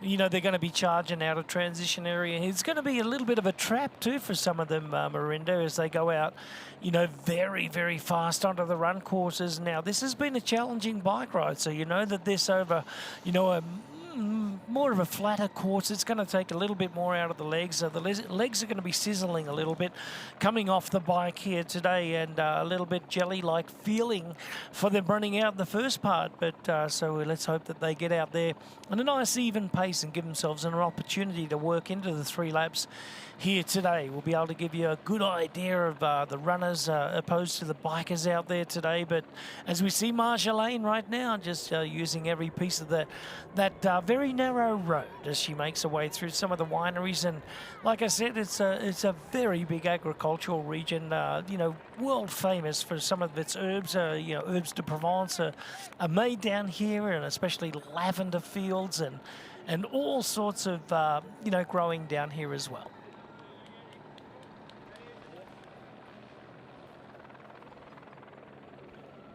One of the most famous things about Aix-en-Provence is its markets during the week as well. I've been a big fan of the markets down there, going down and getting my legume and, you know, some of the olive oils that from the region, and French wine, and also the fromage, the cheeses that come from this region are really incredible as well. But I just love the architecture in this area of the world here in Provence. It's just absolutely spectacular, and no wonder Zepunkt was taking a good long look around before, because it is gorgeous. It is gorgeous. I don't mind a little fromage and vino. And it looks like a nice place to enjoy such things. I'm sure these athletes will be indulging after the race. One of the best parts of racing so hard and finishing it at lunchtime is that you can go out for lunch afterwards. There you go. You can visit one of the wineries, or you can just hit the markets, and or just get one of the local cafes down there as well. The ladies now are getting very, very close to be able to get out of the saddle and stretch those legs. There goes Marjolaine on the first part of the climb here. As we can see, their little elbow just raising up to about 5.5% here. That's going to be about a 4 to 5 kilometre climb here. So Marjolaine, I would expect, is going to make a little bit more time up on the rest of the field. So Marjolaine Pierre, at 25 years of age, the young French lady is really on a tear today. She's got that beautiful cadence happening right now. Looks like she's just won on the bike here. She looks fantastic on the bike here, and she really is making this thing a weapon. And, you know, as we mentioned, I just think courses like this just suit her to a T. She loves being up in the mountains. She's very good at handling her bike. She can technically, you know, carry a lot of speed through all of the descents, which is really important when you're racing, because those are seconds that you can take away from your competitors if you're confident on those descents. So Marjolaine, but she's a smaller in stature athlete, so that helps with the climbing too. When you're going uphill, if you're a little lighter, that certainly just makes the velocity stay a little bit higher. Smaller but very powerful. You know that she's actually a really good runner, and when you look at her run, she's got great biomechanics, and when she does run, it doesn't look like she's running fast, but she actually is. But on a bike especially, she just looks like a fantastic time trialer. You can see when she's in the saddle, look at those legs just going around. She's pedaling circles. She's pedaling 360 degrees. There's not any wasted energy in any part of that. You can see that she's pulling up as well. She's pushing down with those quadriceps. Every muscle in her leg is engaged, from the calf muscle to the hamstring to the quadricep. And Marinda, that's just, beautiful cycling right there.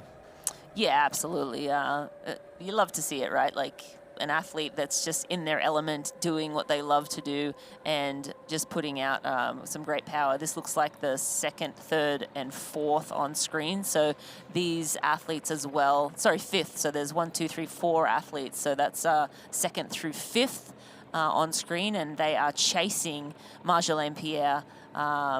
These women would be Lena Messner, Lisa Pertner, Marta Sanchez, and Lizzie Rayner, I believe, are in this group of 4.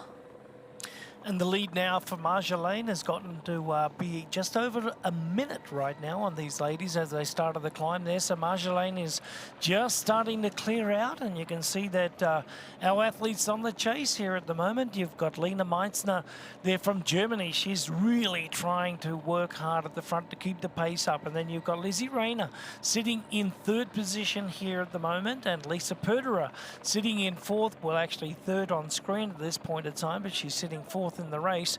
And then also Marta Sanchez from Spain. So these ladies are working nicely. They're working at a very legal space between each other's bikes here at this point in time, but Marjolaine just too strong.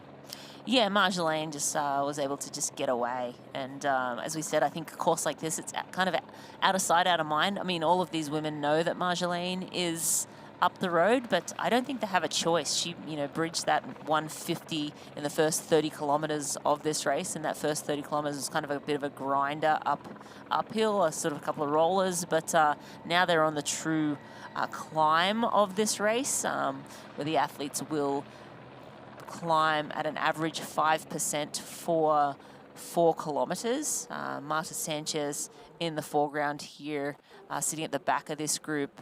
And then we have... Yeah, Lisa Perderer just sitting there, the next wheel, and then you got Lizzie Rayner, and then right up the front there you got Lena Meissner from Germany. She's really trying to, set the pace there, but look at this. The leader has really cleared out. She has cleared, out, and even to a point where, the ladies just weren't even able to hold on because of the power that this young French lady is really putting out right now is everything that she needs to. And she needs to get out there and establish a very decent lead. Lisa Perderer this year is having a very solid start to 2025, and she's one of the ladies that I look to have one of the fastest, foot speed here today for the run. So Marjolaine, as we were saying before, she doesn't really have a weakness. She's a good swimmer, she's a terrific biker, and she's a great runner. So, good on her. She's just going to have to keep that the pressure on right now, because over the last 20 to 25 kilometers where she's at, or actually, no, around about the last 20 kilometers where they are right now, is where that she's going to have to, control herself and try at the same time make a little bit more of a gap in between the runners here. But you can see just heading around that hairpin there, just absolutely beautiful. Out of the saddle, very smooth, goes back into the saddle, looking great. Yeah, and well, it's a kind of an interesting predicament. You've created separation between yourself and the main other contenders of this race. Do you push extra hard, or do you ride within yourself? I guess it depends on how confident you are with the run. I think for Marjolaine, she's got to ride within herself because she's clearly the #1 cyclist out there today in this race. And so therefore, you know, she can only do what she can do. And the other ladies are, you know, they're left at, you know, their own devices here.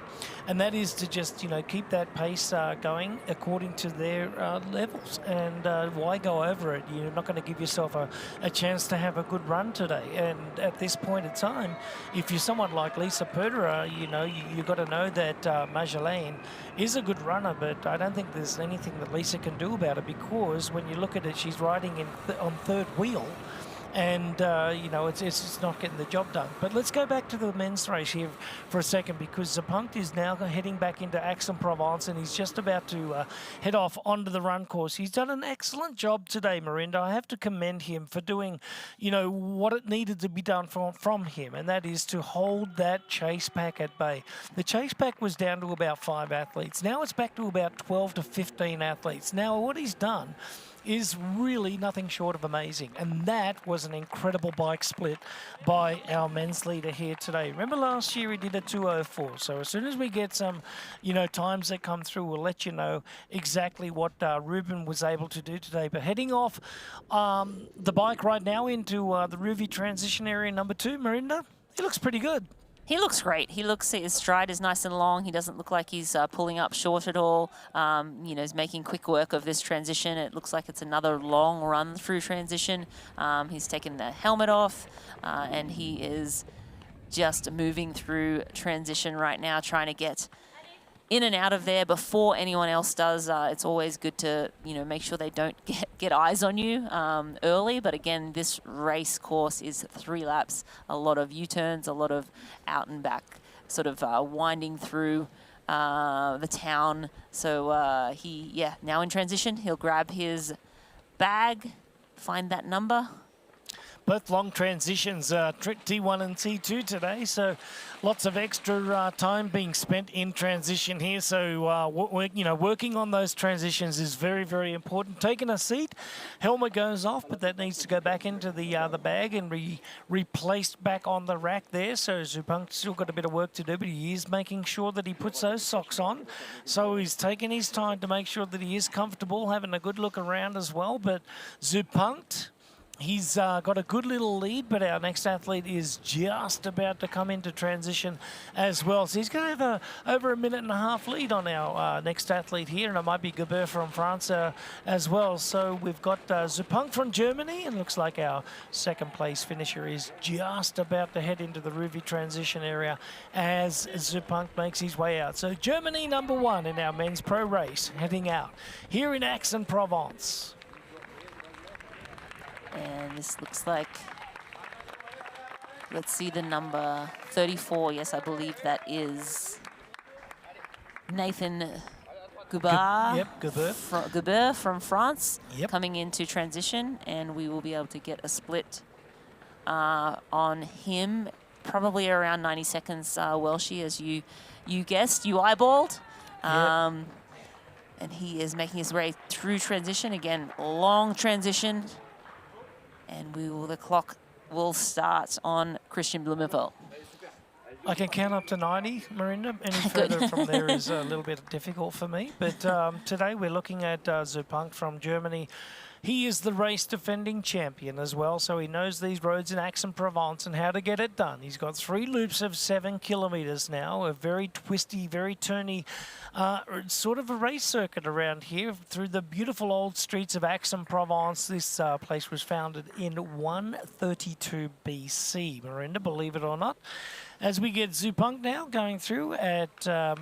through the transition there, but his bike time today was a 2:03.51, so just faster than his time of 2:04 last year. So we can see the group just coming off, you know, just chasing down this Payet, just coming through at the moment. There's Christian Blumenfeld. He's running nicely into transition, but our race leader, Zupanc, is really heading out super fast here today. Yeah, and we have all of the men coming in now. We have Casper Storns in there, Casper Stepniak. We have Sam Dickinson and Christian Blumenfeld, Tom Valen. Of course, Nathan Gubert came in second. We have Gregory Payet,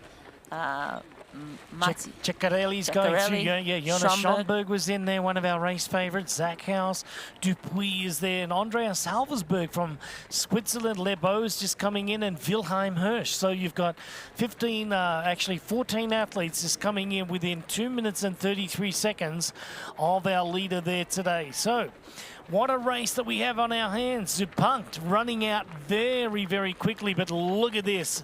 Christian Blumenfeld just going to work, immediately overtaking athletes left, right, and center. There is Zupankt right now just running out through the streets of Aix-en-Provence. The run course is 21.1 kilometers long, and now we can see that this race really heating up in the south of France. Yeah, and Christian Blumenfeld's a 2:30.23 deficit on the lead, so he has some work to do to make up to Zupankt. But again, Zupankt around a 1:14 is what he ran last year here. Christian Blumenfeld hasn't done this race before, but on paper he should be under a 1:10. So favor is in Christian's hands, but again, paper doesn't mean anything. And as we look at the Wahoo Element Bolt bike time for Ruben Zupankt, it is 2:03.51, just a smidge faster than what he did here last year when he won this race. Christian Blumenfeld making quick work of his transition, trying to get after this young man right now. Ruben Zupankt hails from Germany. He is the race defending champion as well, and going just faster than he rode last year is a good sign of things to come. Now he's running out very, very fast here at the moment. The run course 21 kilometers long. This is the Hoka Fly Human Fly, 13.1 miles, 3 laps. It's a rolling course as they go past the fountain for the very first of 3 laps here today. But Zupankt is really not wasting any time, Marinda, running out very hard. But it's Blumenfeld that's on the chase. Gabur sits in second. Vivian was in third place heading out. Dickinson, Stepniak, then Blumenfeld, Schomburg, Valen, and Ceccarelli from Italy. And then Payet rounded out the top 10. It was Casper Storns, one of our early race favourites as well, in 11th place. So Zupankt gets it done in the first 2 sections over the swimming and the biking today. Can he hang on for the run today? 3 laps and 21 kilometres the distance between him and the finish line. And a charging bull by Christian Blumenfeld. He is on the hunt. Yeah, absolutely on the hunt. And as we look at the Ruvi transition to top 3 fastest males times, Vivian from France, 1:53, Stepniak in 1:54, and Dickinson in 1:56.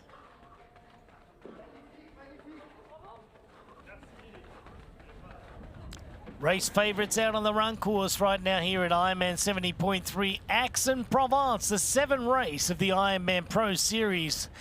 18 races, 17 locations, and a wonderful host of countries. 9 countries involved in this year's Ironman Pro Series. It'll all finish up in Marbella coming in November, but it's Christian Blumenfeld now that he's made his way to the front of this course here in the chasing position, 2nd, 3rd, and 4th. Simon Vian from France is also running very well up here at the moment. Nathan Gubert from France. So Christian Blumenfeld has company, but he's got company that's going to chase with him.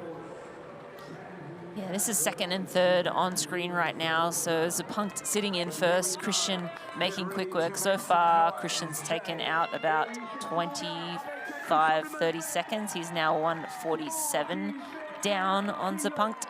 So Christian really moving, but you see this windy run course. Now this race like this, when it's windy, it's sort of hard to find that rhythm. So you kind of have to get around the corners, try to keep your pace into the corners, and take all the tangents too, because anytime a race is kind of windy like this, you can waste a lot of your, or just run extra if you're not taking the tangents. So keeping your wits about you and taking the shortest line at every turn, super important. But yeah, this man is being hunted. Well, Zupankt right now is, into his race pace at the moment. He ran out very, very hard here, but he's now settled into a nice-looking pace, more like, the pace that he needs to be carrying through 21 kilometres. He did run out very, very quickly. So that might come back to haunt him a little bit later as the lactic acid may set in. But at this point in time, what a great race that he's having. Vian from France is having a good race too, but Christian Blumenfeld, his group is now trying to chase it down. Gabeur is having a good day for France. Sam Dickinson right up there in the top 5 at the moment. They're all under 2 minutes from our race leader, Samarindo. We've got lots to report on over the next, hour, and I think that it's all going to change here around about halfway. Yeah, I think so too. I think Christian and Vivan Simon from France, these two on screen on the right-hand side, look to be running together and definitely making inroads on our leader, but a lot of movement down further. Sam Dickinson, Stromberg, Casper Storns down in 9th place. We definitely have a race on our hands, and Pierre Lacourse just popping on. He's in 15th. He's 3:27 down, so he is probably our fastest runner with Christian Blumenfeld on paper. Again, paper sometimes doesn't mean that much when it comes to race day, but it's still good to have that information. He has the pedigree. I'll look to see him run through the field. Yeah, look out for Pierre Lecourt, because at 3:27 right now, that's going to come down in a hurry, and he will be one of the athletes to look out for today. With his background in triathlon, coming from the Olympic distance background and doing very well at that. He's a WTCS winner and also represented his country at multiple championship level races. All right, so Zupankt is making his way around Aix-en-Provence on this 3-lap course. It's 7 kilometers in distance. Very, very flat, but Marinda, I would imagine that just, settling into that pace and making sure that you get the nutrition plan, on par straight away here as he follows the leader on the bike there. You can see just making his way around this beautiful city. Yeah, it has to feel pretty good to be leading this race and being defending champ and wearing that number 1 we were chatting about earlier. That means something, and that's a motivation in itself. We used to always joke, you have to beat your number. So when you're number 1, there's only one spot available for you, if otherwise failure. Just kidding. But he is definitely putting together a really great race. The pedigree of the athletes behind him chasing some of the best in our sport and legends of our sport. So he is definitely having a really great day. But these two men here, Christian Blumenfeld and the Frenchman, running together, and they are on the hunt. Leon Chevalier just getting off the bike as well, but he is now at 6 and a bit minutes down on the rest of the field. So you can imagine that Leon is going to run through the field a little bit as well. But Blumenfeld at this point in time just running along nicely and just getting the job done, as we can see that he's being paced very, very nicely through the race right now. And as Ruben's gone through, he's running an average pace there very, very quickly there, 3-minute pace, starting out. So we saw what he was doing early on, and that's why we commented on the really fast speed that he went out at. 3 minutes, probably a little bit too fast, but they settled into those, 3:15s average. Should be a better time to get the job done. But when you go out hard like that, very hard to keep that pace up. Yeah, I think, the adrenaline coming off the bike, some crowds in transition. You see him looking... Adrenaline, yeah. I mean, I think that, that comes into it, and then you just sort of have to, calm your nerves and settle. He does keep looking behind him, and I just want to whisper into his ear to just look forward. There's, no point in looking behind. Just keep pushing forward as best that you can. If there's someone coming, there's nothing you can do about it. All you can do is focus on what you're doing right now, and that time is coming down. They're about 1:21 back. That's Christian. Jonas Stromberg is 1:29 back, and Sam Dickinson is running with Jonas as well in 5th place. So our top 5 through the first 2.7 kilometers of this run. So almost half a lap. Not quite, I guess. But the opening few kilometers, Christian is moving along with Simon Vian. Yes, Vian is moving along with Christian Blumenfeld, coming up to that halfway marker in the first lap, 7 kilometers. Got 3 of those to come. But it's all Zupang from Germany. Swimming great, biking even better, and hanging on to the run.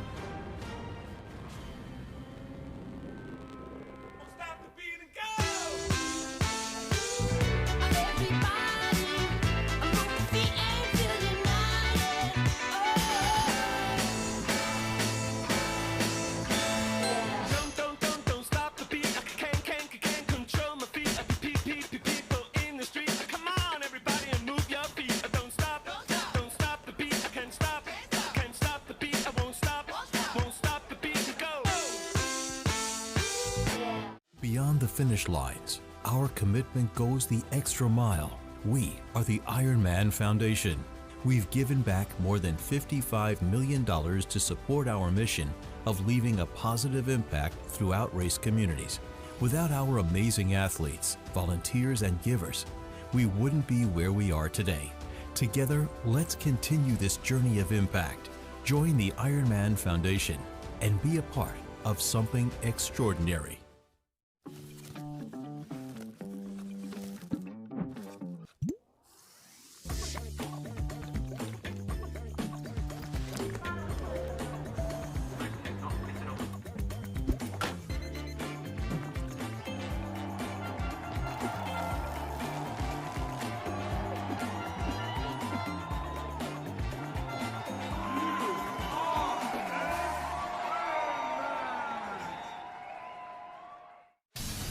Meet Kicker Run from Wahoo, a revolutionary indoor running experience where you just run and your feet set the pace.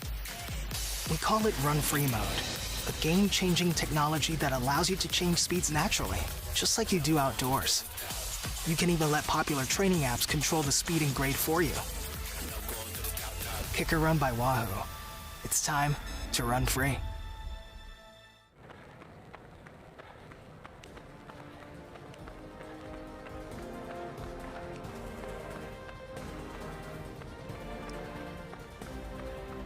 Off the bike in the top 5 today, Jonas Schomburg, our early swim leader here at the IRONMAN 70.3 Aix-en-Provence, is now trying to get the job done in the early part of the run. Now, the run is 3 laps of 7 kilometres, 21.1 kilometres or 13.1 miles in total today. And the tall German is really getting after it. Now, he's chasing down another German. That is the leader in Zupang. He is now a little bit over 1.5 minutes behind Zupang as he tries to get after his compatriot. Christian Blumenfeld and Simon Vienne from France are really putting down a concerted effort to run as a duo and do some of the pacemaking. But Dickinson and also Storners, Stepniak and Gebur are now falling off the pace. Yeah, Jonas Schomburg looking really good here on the run at the early stages. He has Christian Blumenfeld and Vivan in his sights.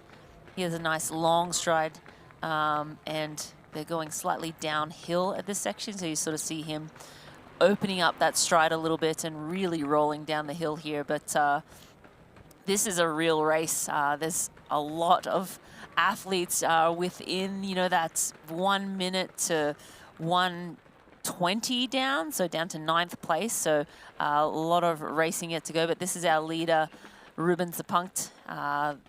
The men behind him are taking away his lead very quickly, so we will, I'm pretty certain, see a lead change probably toward the end of this first lap.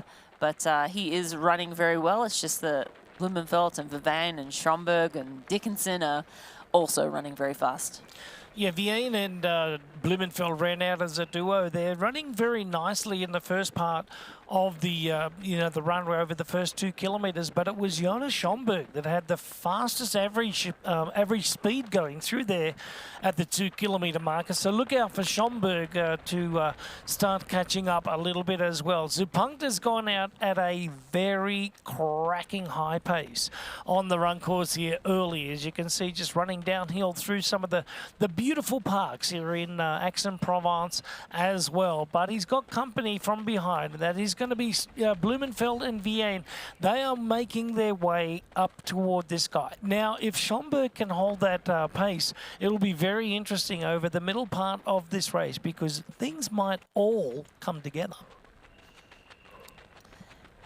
Yeah, well, I think he will run up on Blumenfeld. It's just be a matter of what happens then and how hard have they biked, right? Like what's left in the bike legs is some athletes going out too hard or, you know, it's kind of a bit of a cat and mouse game at this point, pushing your competition. And yes, as we see, Schomburg has run up onto the shoulder of Vivan, and Christian Blumenfeld sitting in third right now. So this is second, third, and fourth on screen, and they are all chasing Zepunkt.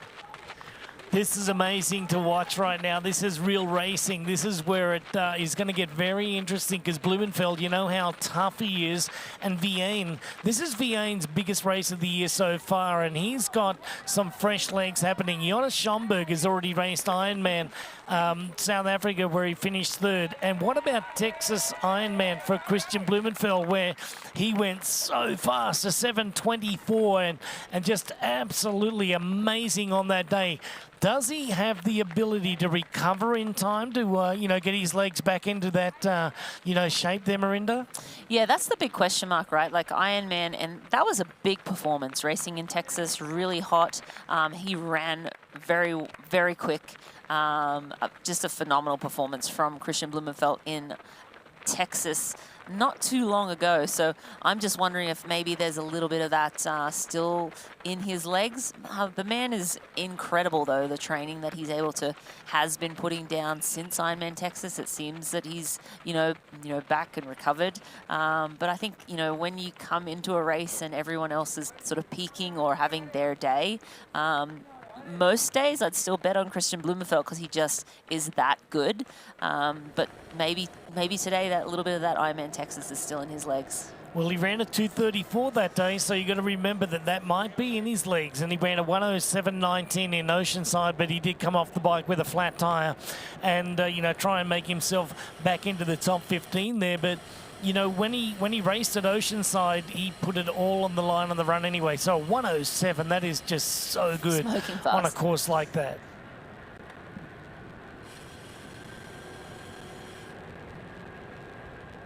Marjolaine Pierre from Nice, France. She grew up in this area here, knows the roads very, very well. She is now getting the job done in the women's pro race here in Aix-en-Provence. And I tell you what, Marinda, this young lady has been very impressive today with only just a 1.5 minute deficit out of the swim. Made a very good jump start to the bike ride today. Got up into the lead and now accelerated away from the rest of the women professional athletes. And now on the descent into town, she's taken the race by the horns and just accelerating away. Yeah, Marjolaine putting together just a phenomenal swim bike. I mean, yes, she didn't swim as fast as the other women, but she was in striking distance and caught up within the first 30 kilometers. And then she was able to put distance between herself and the other main contenders. And now riding into town, she'll get off the bike in first place. And let's see what she has in her legs. Did she overbike? I don't think so. I think this is just the perfect course for her in terms of a little bit of climbing and just the descending. And she is such a great little bike handler that she's able to use those strengths to just take seconds away from her competition. And now, you know, one of the best runners in the field too. I think Lisa Pertier is probably the one athlete, I think, on paper who is faster. But you know, we'll have to see what that deficit is to the next women. Marjolaine won Ironman Portugal in 2023 with a run time of 3 hours. And then last year, after that very, very difficult bike ride in Nice, she ran a 3:02. The very credible run time, you know, down there in the Côte d'Azur. A flat run course, but I tell you what, coming off, you know, that bike course in Nice, your legs are just absolutely smashed. And the last part of that race, you know, might be downhill, and you know, about the last 8 kilometers is dead flat. So there's absolutely no respite whatsoever. You've got to keep those legs going and then, you know, put together a very, very fast marathon to have a good day there. And when she finished 4th there, she was 24 years of age. And I tell you what, it just, you know, bodes well for this young lady in the future. So Marjolaine Pierre is now making her way in toward the Rouvy transition area number 2, and by the look, she's going to carry a little bit of a lead with her. Yeah, absolutely. I think just how much of a lead, right? That's all the question. What will that ticker say when she runs out of transition? How much of a buffer does she have? Does she need to be aggressive? I think she'll be pretty aggressive out on the start of the run, just to try and make sure she puts the, you know, the competition in her rearview mirror, and we'll see what she has in the legs. Short little climb up to the highest point in Aix-en-Provence before descending into the finish line there, and she'll swap the bike and the helmet today for maybe a sunshade and some sunnies and a nice pair of running shoes, and head out onto the run course, because at the moment she's really demolished the field on the bike ride here today. But she's got 4 chasers that are trying to, you know, limit the amount of time that they're going to be in deficit when they get off the bike today.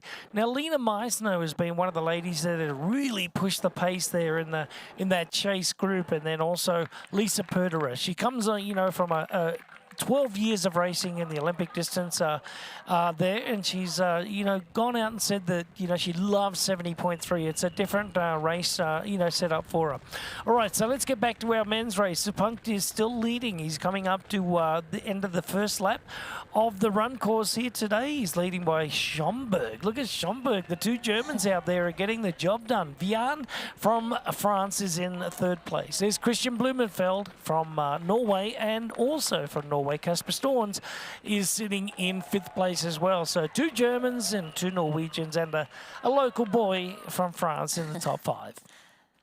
Yeah, Storns moving up the field on that run there. He cut off the bike a little bit further down the field, certainly starting to make some inroads at the end of the run. But we see Marjolaine Pierre now making her way toward the Rouvy T2. She'll take her feet out of those pedals so that she can hop off that bike before the dismount line, and she'll hand her bike off to some volunteers, and she'll be into that long transition. She'll grab her bag and get out onto the run as quickly as possible. And also seeing the men's runners on the right-hand side of the course gives her a little bit extra motivation to get out there and start her half marathon, the 21 kilometres. Marjolaine Pierre now comes down the tree-lined streets of Aix-en-Provence and exits off the bike, and the dismount line right there. Pierre now of France is the leader on our women's pro race here at the Rouvy transition number 2. She was 1 minute and 30 seconds down after transition area number 1, but now finds herself in 1st place over this long transition, still running with the helmet on. And will she put the socks on?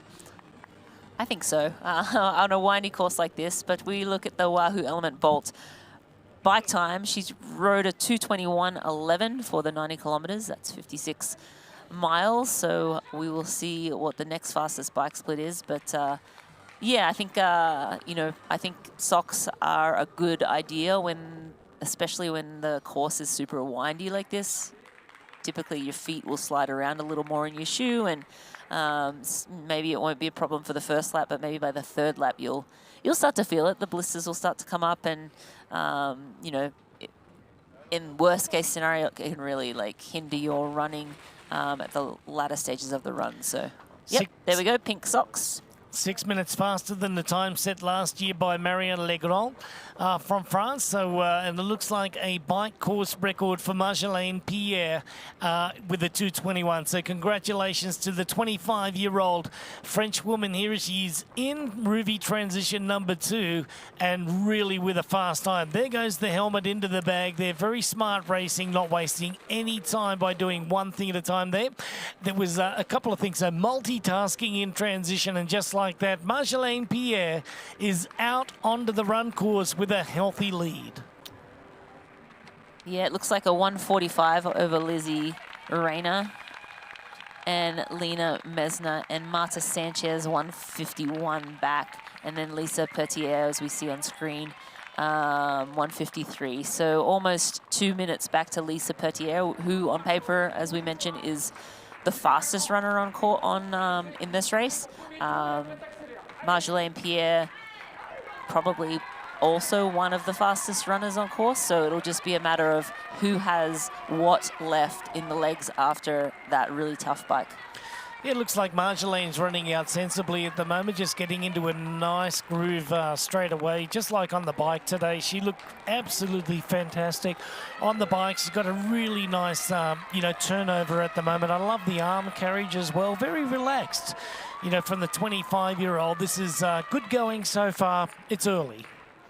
Yeah, it absolutely is early, and she does love to let the hair flow. She likes to let the hair free and run free. So you see her there, let the hair out so I can release my run power. She's working on it. She is working on it. Yeah. That's what she says. So, okay, we've got 3 laps on the run, the distance 21 kilometers. Let's go over and have a look at the run course map right here in Aix-en-Provence. Yes, the 13.1 miles, 21 kilometers. 3 laps will run through the heart of Aix-en-Provence, through city parks and around the Fontaine de la Ronde before finishing on Course Mirabeau. And that's right there where we are right now, just heading on into that finish line right there at the Course Mirabeau. So there's Vian from France. He's now in second position. Schomburg, who made that really aggressive move early on, is now just in there as well. There's Christian Blumenfeld. And this is really good to see this coming through the aid station here. The athletes just getting all fired up going through there, but Schomburg in second place, and there's Vian just going through at the moment. Yeah, so we saw Zepunkt actually was in the third, so I haven't seen Schomburg. Initially, we did have him running with Vivan and Blumenfeld, but I don't see him, so he may have been he may have dropped off the back of these 2 men, but this is first and second on screen right now. We saw them go second past. And third, yeah. First and second. They're past Zepunkt. They've gone past Zepunkt, yeah. So the image we saw earlier was Zepunkt behind them. So we have first and second right now. And as we look at the AG1 run supplemental stats, Simon Vivan, M23, was running an average of 3:17 minutes per kilometers for that segment, and we'll get another split at 3:04:30. Well, things can change like that when you're off screen, that's for sure. And Zepunkt, I tell you what, that came back fast. And Vian, he's running a great race at the moment. Now, last year... Race of his life. Yep, he's having the race of his life for sure. Like last year, he had a couple of good results, but this is his first Ironman 70.3 of 2025. So knowing that he's got a really fast set of legs happening at the moment, he's going to have to hold off the fastest guy in 2020, the Olympic champion. That was Christian Blumenfeld. This is Kacper Stepniak now from Poland as he makes his way through the competition as well. Kasper Storn is up there as Schomburg is, Dickinson, Payet and Stepniak. Guber is still in there, and Pierre Lecourt. Look out for Pierre. He's already made up 1 minute and 27 seconds. Holy moly. Pierre Lecourt is rolling. He's 122 down from the lead. Right now, Vivan leading, Blumenfeld second, Zepunkt going backwards. Kasper Storn's about to pass him, or probably already has passed him. Jonas Schomburg dropped off the pace. He was running with Blumenfeld and Vivan moments ago. Sam Dickinson, 41 seconds back. Kasper Stepniak, who we are on screen with right now, 113 back. So, we missed a little bit of the action there in the lead change, but we have a race on our hands, and Christian Blumenfeld looks like he's having to work very hard to stay with Vivan. Yeah, we talked about running out hard, you know, out of transition area. Jonas Schomburg ran out really, really hard. Look at Casper Storns. He's just made a, you know, easy progression, just running out there smoothly and sitting in third position at this point in time. So, you know, using some good tactics there, as we can see Casper Storns, and, you know, getting to the front of the race there, it was Vian. He's wasted absolutely zero time to get up there. Now looking at, this is Gregor Payet from Luxembourg, just going through at the moment, looking like he's got a very nice little stride happening. Love his forward lean. He's got that chin tuck down there and just pointing the shoulders at the target. I love the forward lean there, Marinda, because gravity never lies. No, yeah, you have a forward lean to help. It's almost like a controlled forward falling. So if you lean forward, the gravity sort of helps take you forward. Correct. And it sort of helps with keeping that pace going. So you're not just using your legs, you're using your posture to continue to run fast. At the lead of the race, Vian and Christian Blumenfeld. You can see a slight little grimace on the face of Blumenfeld, but if it wasn't that, it wouldn't be Christian, because he wouldn't be trying hard enough. So because Christian is one of the guys that loves to hurt. Look at that leader out there. He's just giving it absolutely everything at the moment. So Vian, he is having the race of his life, and look at that. He just absolutely looks like, you know, signs of Alistair Brownlee. I just think that he looks a lot like Alistair Brownlee when he runs, and, you know, up on the toes like that as well. So Christian Blumenfeld not giving an inch, but Casper Storns is really giving us a good race today as well. So our medal positions, Vian from France is in first place, Blumenfeld and Storns in third place right now. So the two Norwegians chasing down the Frenchman. Yeah, and as we look at the lead two men, Christian is just so tough. And you know he's hurting. You know he has some Texas in his legs, you know. But in this young athlete, Vivan, is having the race of his life. There's not too much time between them and Casper Storns. Casper Storns having a fantastic race today. Again, Casper, this is his third Pro Series race. In Oceanside, he didn't get too far into the run before he pulled out. He finished Texas, and I expect him to finish here today as well. But he's only like sitting 6 to 7 seconds back from these two men. So he is well and truly in this race as well.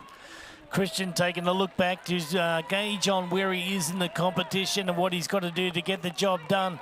Vian is running a mighty race at the front there, trying to hold off an Olympic champion, an Ironman world champion. What would you be thinking, Marinda, when you're in that situation, as we get a good look at Marjolaine Pierre now running free with the hair? She finally got the hair released. We'll get back to the men's race in just a second, but she said, you know, during the week, look, I love being free. I love racing with my hair down, and today, good for you. You're in the lead. You can do whatever you want to do. But not only that, just to be able to lead off the bike and lead a race full stop in your hometown.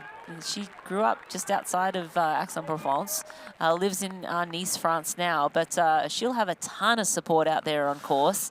And yeah, I mean, just to go out there, be leading a race and have, you know, so much support in your hometown. I bet her family's all there, her friends are all there. But yeah, good for her. Run free, my girl. Getting the ice there just tucked up in some of the sleeves there, and you know, it is warming up a little bit, but the athletes here just trying to keep their cool around the streets of Aix-en-Provence. This is a beautiful region of the world, very popular in triathlon. Two great races going on at the one time. Men's pro leader from France, women's pro leader from France. Well, you could say it's some sort of French day here.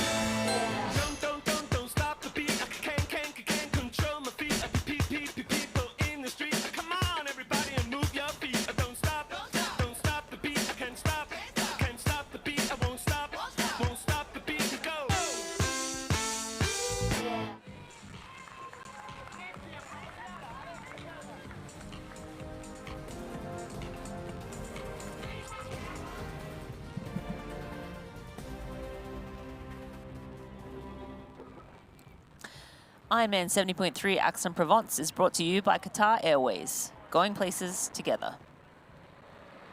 And by AG1. Better finishes start with AG1. And Greg, we are with Pierre Lecour, who is fastest on course right now. He is just about to make a pass into, I think, Gregor Payet into 7th place. So he's starting to roll through the field. He is running faster than the lead duo of Vian and Blumenfeld and Storns. But he has still a fair way to go. He's still around 117 back from the lead, but he will make his way through this field. Let's go over and listen to Pierre Lecour about what he says about this race. I am Pierre Lecour. We are in Aix and we are racing 70.3 Aix-en-Provence. My tactics will be to be in front on the bike and then take moving on my own race pace, and I think trying to be technical on the run with going through the corners really fast. I think this is really important, and stay relaxed. Well, definitely the fastest runner on course. Now, France are going to be very happy about what they're seeing here at Aix-en-Provence today, because in our men's pro race, it is Simon Vian. He is leading. He's having the race of his life. Now, in the women's pro race, it is Marjolaine Pierre. She's leading our race here, as well as having a very, very fast bike split. Taken down the course record there. Only 1:30 down off the swim, and now into the lead of this race. But what we're witnessing on screen right now is the fastest runner in this race. He's picking off one by one, just inside of the top 10 off the bike, and already into 7th place is Pierre Lecour. We haven't even hit the 11-kilometre marker right now. So Pierre Lecour is on a mission right now, and it looks like with this turnover, this race is far from finished. Vian might be the leader from France at the moment, but look out for Lecour. But when you look at Marjolaine Pierre, she's got a beautiful pace happening at the moment and just getting the job done over Lisa Pöderer and Lena Meissner from Germany at this point in time. So the young French lady, 25 years old from Nice, France, is getting the job done and running along here in Aix-en-Provence just fine, Marinda. Yeah, she's looking great. The women behind are taking seconds out of her, not chunks of time, you know, a few seconds here and there. So Lena Messner sitting in 2nd, she's about 1:44 down.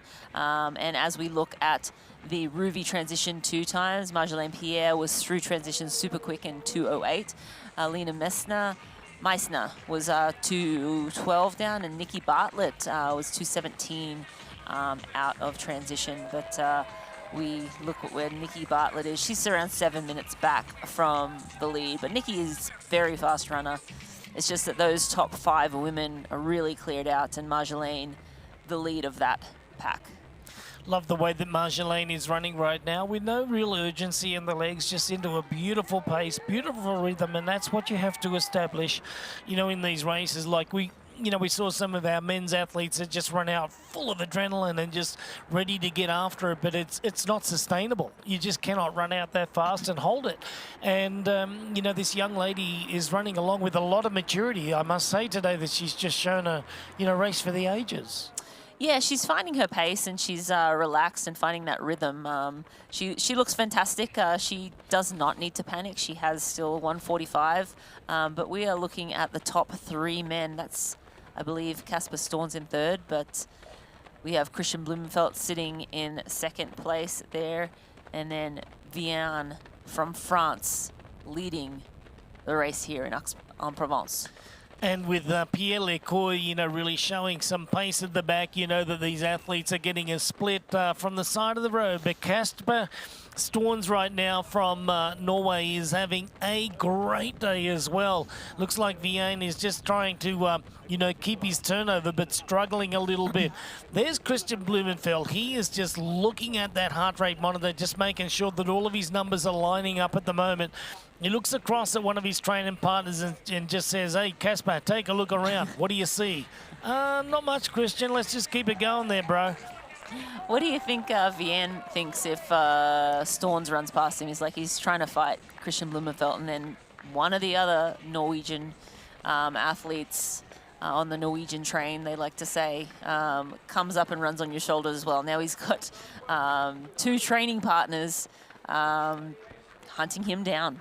I really don't think that Vian has looked behind, but now what he can sense is what he's hearing. Yeah. And I think that what he's hearing is 4 feet hitting the ground, not of him and Christian Blumenfeld, but 6 feet hitting the ground with Vian, Blumenfeld and Storm. So I think that right now he might be just thinking, well, gosh, I'm leading this race with Christian Blumenfeld, but where did Casper Storms come from? Yeah. So now he's up into the top 3 as well. So we got 3 athletes racing along for the medals, but this is far from over because I do think that Pierre Lecourt, over the last lap of the run, is going to do something spectacular. And here he is right on screen at the moment. Look at this turnover that Pierre has. Look at the drive in those arms. Those arms are driving forward. Look at his knee drive. He's coming up onto the back of Schomburg right now, and he will overtake them like they are standing still. Look at Pierre Lecourt go. Beautiful running. Look at the chest out. He's just really thrusting himself forward there. The arms are even going forward. Look at the motion, the turnover. Schomburg side to side. Pierre Lecourt straight ahead and straight past. Yeah, he made real quick work of that passing Zapuntke as well, our race leader, off the bike and through the whole bike portion of this race. But unfortunately for Zapunkt, it is a triathlon and 21-kilometer run, but Lecourt looking textbook and aggressive. You see the effort in his face. He's moved up into 4th place now, so he just has Blumenfeld, Vian, and Storns ahead of him. They're still probably around a minute up the road. Will he be able to catch them? I mean, I don't know, Welshie. This is coming down. Yeah. This will be interesting. You know, like I said, I think that the last lap of this run race is going to get very interesting. Like, you've got someone like Vian right now from France. He's leading the race, right? He's been leading ever since they overtook Zapunkt, the early run leader. It was Christian Blumenfeld that didn't even, come to the front. He's let Vian do all of the pace setting. Was that because he wanted to let his training partner, Casper Storms, catch up? I don't think so. Casper's running a good race, but now what they have to worry about is what Pierre is doing behind them. Not Marjolaine Pierre, but Pierre Lecourt. So as we do see Marjolaine Pierre come up here on the run course, she's doing her own race. Look at the, this stride is just, speaking volumes. She's just got that, pace going at the moment. She's running along at a decent pace here at this point in time. And at 5 kilometers into it, she's still got the lead, and the other ladies are trying to come down on it. Now, what we're looking at here is Meissner from Germany and also Lizzie Rayner. They're working hard, but they're not taking the chunks of time out that they expect to. And that was a good call on your side, Marinda. You were saying that they're only taking a second out here and there. And if Marjolaine can, just keep that pace going, then that's all she needs to do. Well, this is why Marjolaine Pierre went through 5K in 18:31. So she's just over 6 minute, right around 6 minute mile pace. That's equals like a 118, 119 if she can hold this pace, which I think will be good enough to win the race, but she has to hold the pace. I don't think she's gone out too fast just yet. At 2.7K, it was 1:44. So when they do get to the 5 kilometer marker, you'll be able to tell exactly what that is. Just slowing only a fraction going through the aid station there. Marjolaine Pierre is racing very, very well today, just thinking about everything and putting everything together and going through that aid station, making sure that she gets in all the nutrition that she can possibly down at that point of time. So, 147 at the 2.7, and what's it going to be at the 5 kilometer marker for the chasers?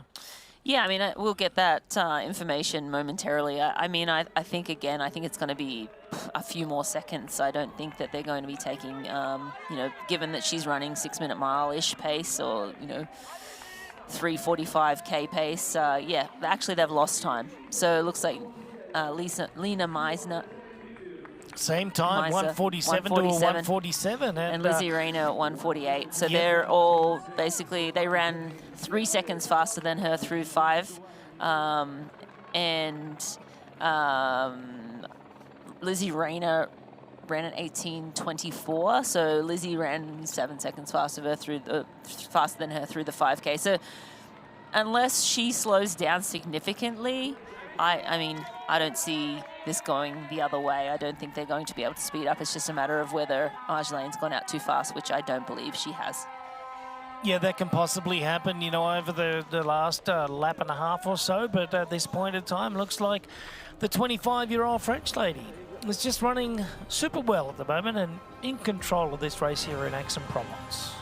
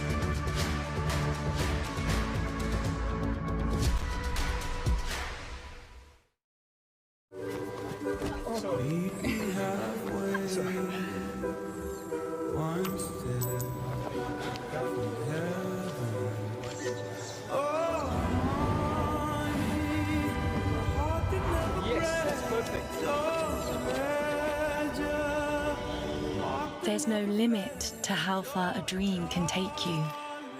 Star in your own adventure now. Qatar Airways.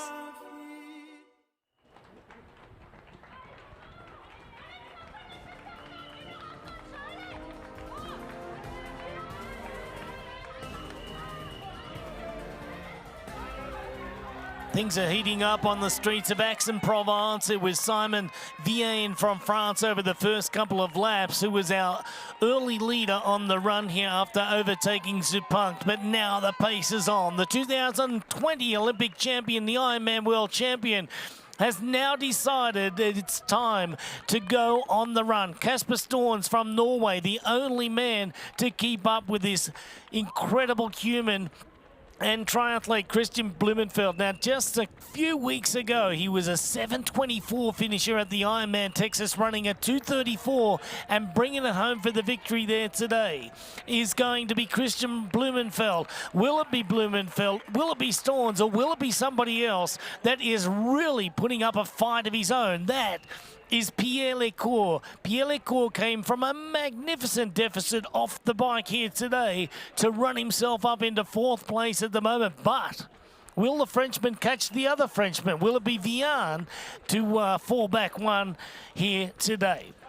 Well, anyway, now it's time to check back in with our Tri-Dot athlete Sue Dawson to see how her predictive swim time compared to her actual swim time today. Sue Dawson, wearing 6:21 today, predicted a 39:19. She was very, very close, a 40:07. So she was only around about 42 seconds or so off that prediction. So well done to you, Sue Dawson, and congratulations. And Sue is now out on the bike course, and we will check in with her at the end of the race day Ironman, and Tri-Dot will post her finish time along with her split times on social media. But back to the action here in Aix-en-Provence. It looks like Christian Blumenfeld's had enough of running with everyone else. He is clearing out. Casper Storns cannot go with him. Christian Blumenfeld is a man on a mission. So when you're running out, you know, you got Christian Blumenfeld on your tail, like, you know, Simon Vienne was, you know, just moments ago. Simon just probably thought, well, I'm having the greatest race of my life here, and I got the Olympic champion right behind me, but I'm controlling him. But Marinda, did you ever see a sense of urgency from Christian? He was just looking down, biding his time, looking at his watch, looking at his heart rate, making sure that he's, you know, got enough left in the tank, and now he made that acceleration. Casper Storns, his training partner, tried to go with him, but no, he was denied. Christian Blumenfeld sensed a little bit of something else happening behind him. Yes, Christian, you're right. It's Pierre Lecour. He is the Frenchman that you should be worried about, because he is really flying down the streets of Aix-en-Provence. And the lady who's getting the job done, running a very nicely paced race today, is Marjolaine Pierre from Nice, France. She grew up in this area right here in Aix-en-Provence and knows the streets very, very well. And today, she has a great pace happening at this point in time and getting after the victory herself. Yeah, Marjolaine Pierre holding her own. The women behind her are so far unable to really take any meaningful time out of her. They took a few seconds here and there early, and then she's sort of holding steady right now. Lena Meisner sitting in second right now. Lizzie Rayner sitting in third. Marta Sanchez falling back in fourth, and Lisa Pertier falling back a little further, down at 240 back now. Lisa Pertier was an athlete we thought might be able to match Pierre or even make inroads on Pierre, but maybe that Ironman Texas performance from her recently still in her legs. And then we see Nikki Bartlett moving up into the top 6 as well. Yeah, we can see the performance stats on the 5 kilometre run point. Marjolaine Pierre running along at a great average pace at 3:40 there. So really, really cool to see that Marjolaine is doing a nice job of it. There is Lizzie Rayner just trying to get the job done here as well. Lena Meisner has been strong all day too, but I got to tell you what, this young Marjolaine Pierre today has been really, really impressive with the way that she's just gone about her business and, you know, gotten to the front and trying to hold on to it now. But she's going to be met with a little bit of competition, because Lena Meisner's not going to give up, nor is Lizzie Rayner, nor are the rest of the ladies out there today. And maybe Lisa Perderer has a little bit of Ironman Texas still left in the legs as well. Yeah, absolutely. And we did actually, you know, early in the run, we were talking about Christian Blumenfeld, maybe has Ironman Texas in his legs. He didn't look great in the first lap. You know, I saw a grimace. I wondered if he was on the ropes a little bit, but maybe he was just biding his time. I think he took a little bit of time to come into his pace and to feel good. You know, when you've done Ironman racing, it takes a little while. So maybe that's the same for Lisa Pertier as well. Having come off an Ironman, now shifting gears and trying to find that extra gear in 70.3 racing, it might just take her a little bit to get those legs going again.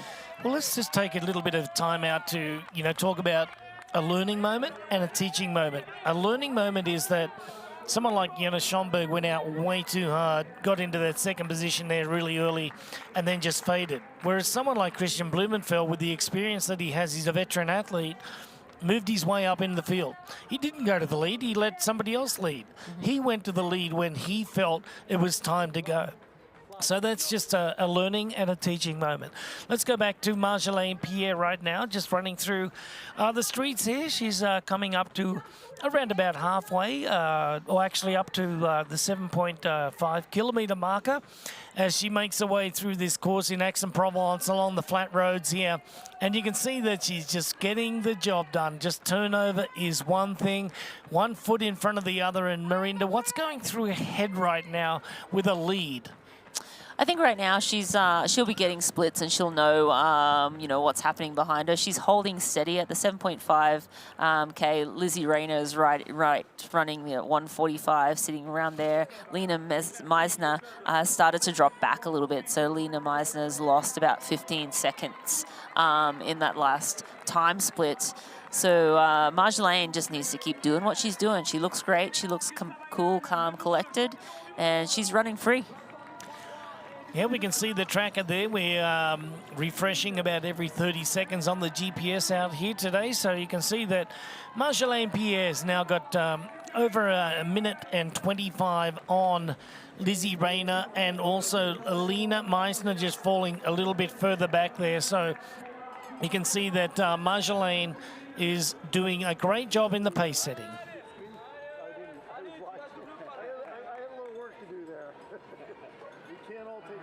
Lizzie Rayner not giving up without a fight here, Marinda, but Marjolaine Pierre, just the strength of the young French woman today might have enough in the tank to get the job done. Yeah, I feel like Lizzie Rayner looks fantastic. She's holding her own. They're running basically even pace, and they're running at a good clip. They're moving along really well, but she's going to need to find an extra gear if she wants to win this race. And Marjolaine Pierre does not need to do anything. She needs to just hold her own, keep that pace, keep that focus, and just keep rolling along. She's ticking along really nicely. She has a great pace going on, and she looks fantastic. And now we go back to the men's lead, and that's Christian Blumenfeld.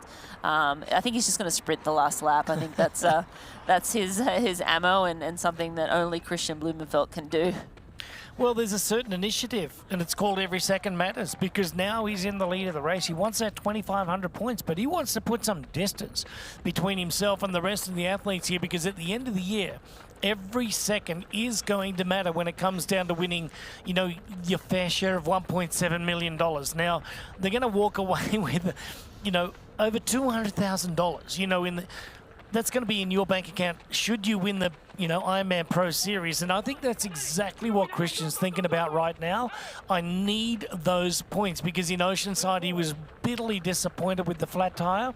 Over to Ironman Texas, 5,000 points. Here today, if he gets the job done, 2,500 points. He got a few points down there at Oceanside, but not as many as he wanted. So he can do another 70.3 race and another Ironman race, you know, or actually two more Ironman races. He's going to be lining up in Ironman Frankfurt coming up here pretty soon, as well as Ironman Nice, the World Championships in September, and then finishing off with Marbella. That is his whole year right there. Gustav Eden has gone out and said that he wants Ironman Nice, but Christian said, I want the Ironman Pro Series and everything else in its way. Absolutely. I think Christian Blumenfeld's trying to get a perfect score, and we're going back to Pierre Lecoeur here. It looks like he's got some company on the run now. Dickinson has run back up onto his shoulder. I believe that's Dickinson. But Pierre Lecoeur not able to hold pace with Christian Blumenfeld. He was making inroads, big inroads. At one point, he was 39 seconds down from the trio of Storns, Blumenfeld, and Vian. But now he's blown out to, you know, a minute back. He's only 40 seconds back from Vian, which is a podium spot. Casper Storns only 5 seconds back from Christian Blumenfeld. But yeah, these men are moving out there on the course now, and this is the last lap of 3 laps. So closing stages of this run now. And I do believe that, you know, Lecoeur has a legitimate chance to still finish on the podium. Just depends what Vian does at the moment, because the other Frenchman still sitting in 3rd spot, but it was Christian Blumenfeld that really ran away from the rest of the competition just a moment ago. Now a little bit of an uphill as Christian looks down at his heart rate monitor one more time to just exactly gauge what he has to do to get the job done today. He does want to distance himself from the rest of the competition. We talked about that because, you know, over the initiative here is to build up as much time on the rest of your competition to keep them at bay. Keep their points at a minimum, keep yours at a maximum. And that's why this incredible series has been set up like that. It's thrilling. It's always going to come down to the end. And Christian today, he recognizes that. He's got an 18-second lead now on Casper Storns. He wants that to be a minute, maybe a minute and a half. It won't happen, but that's what he wants.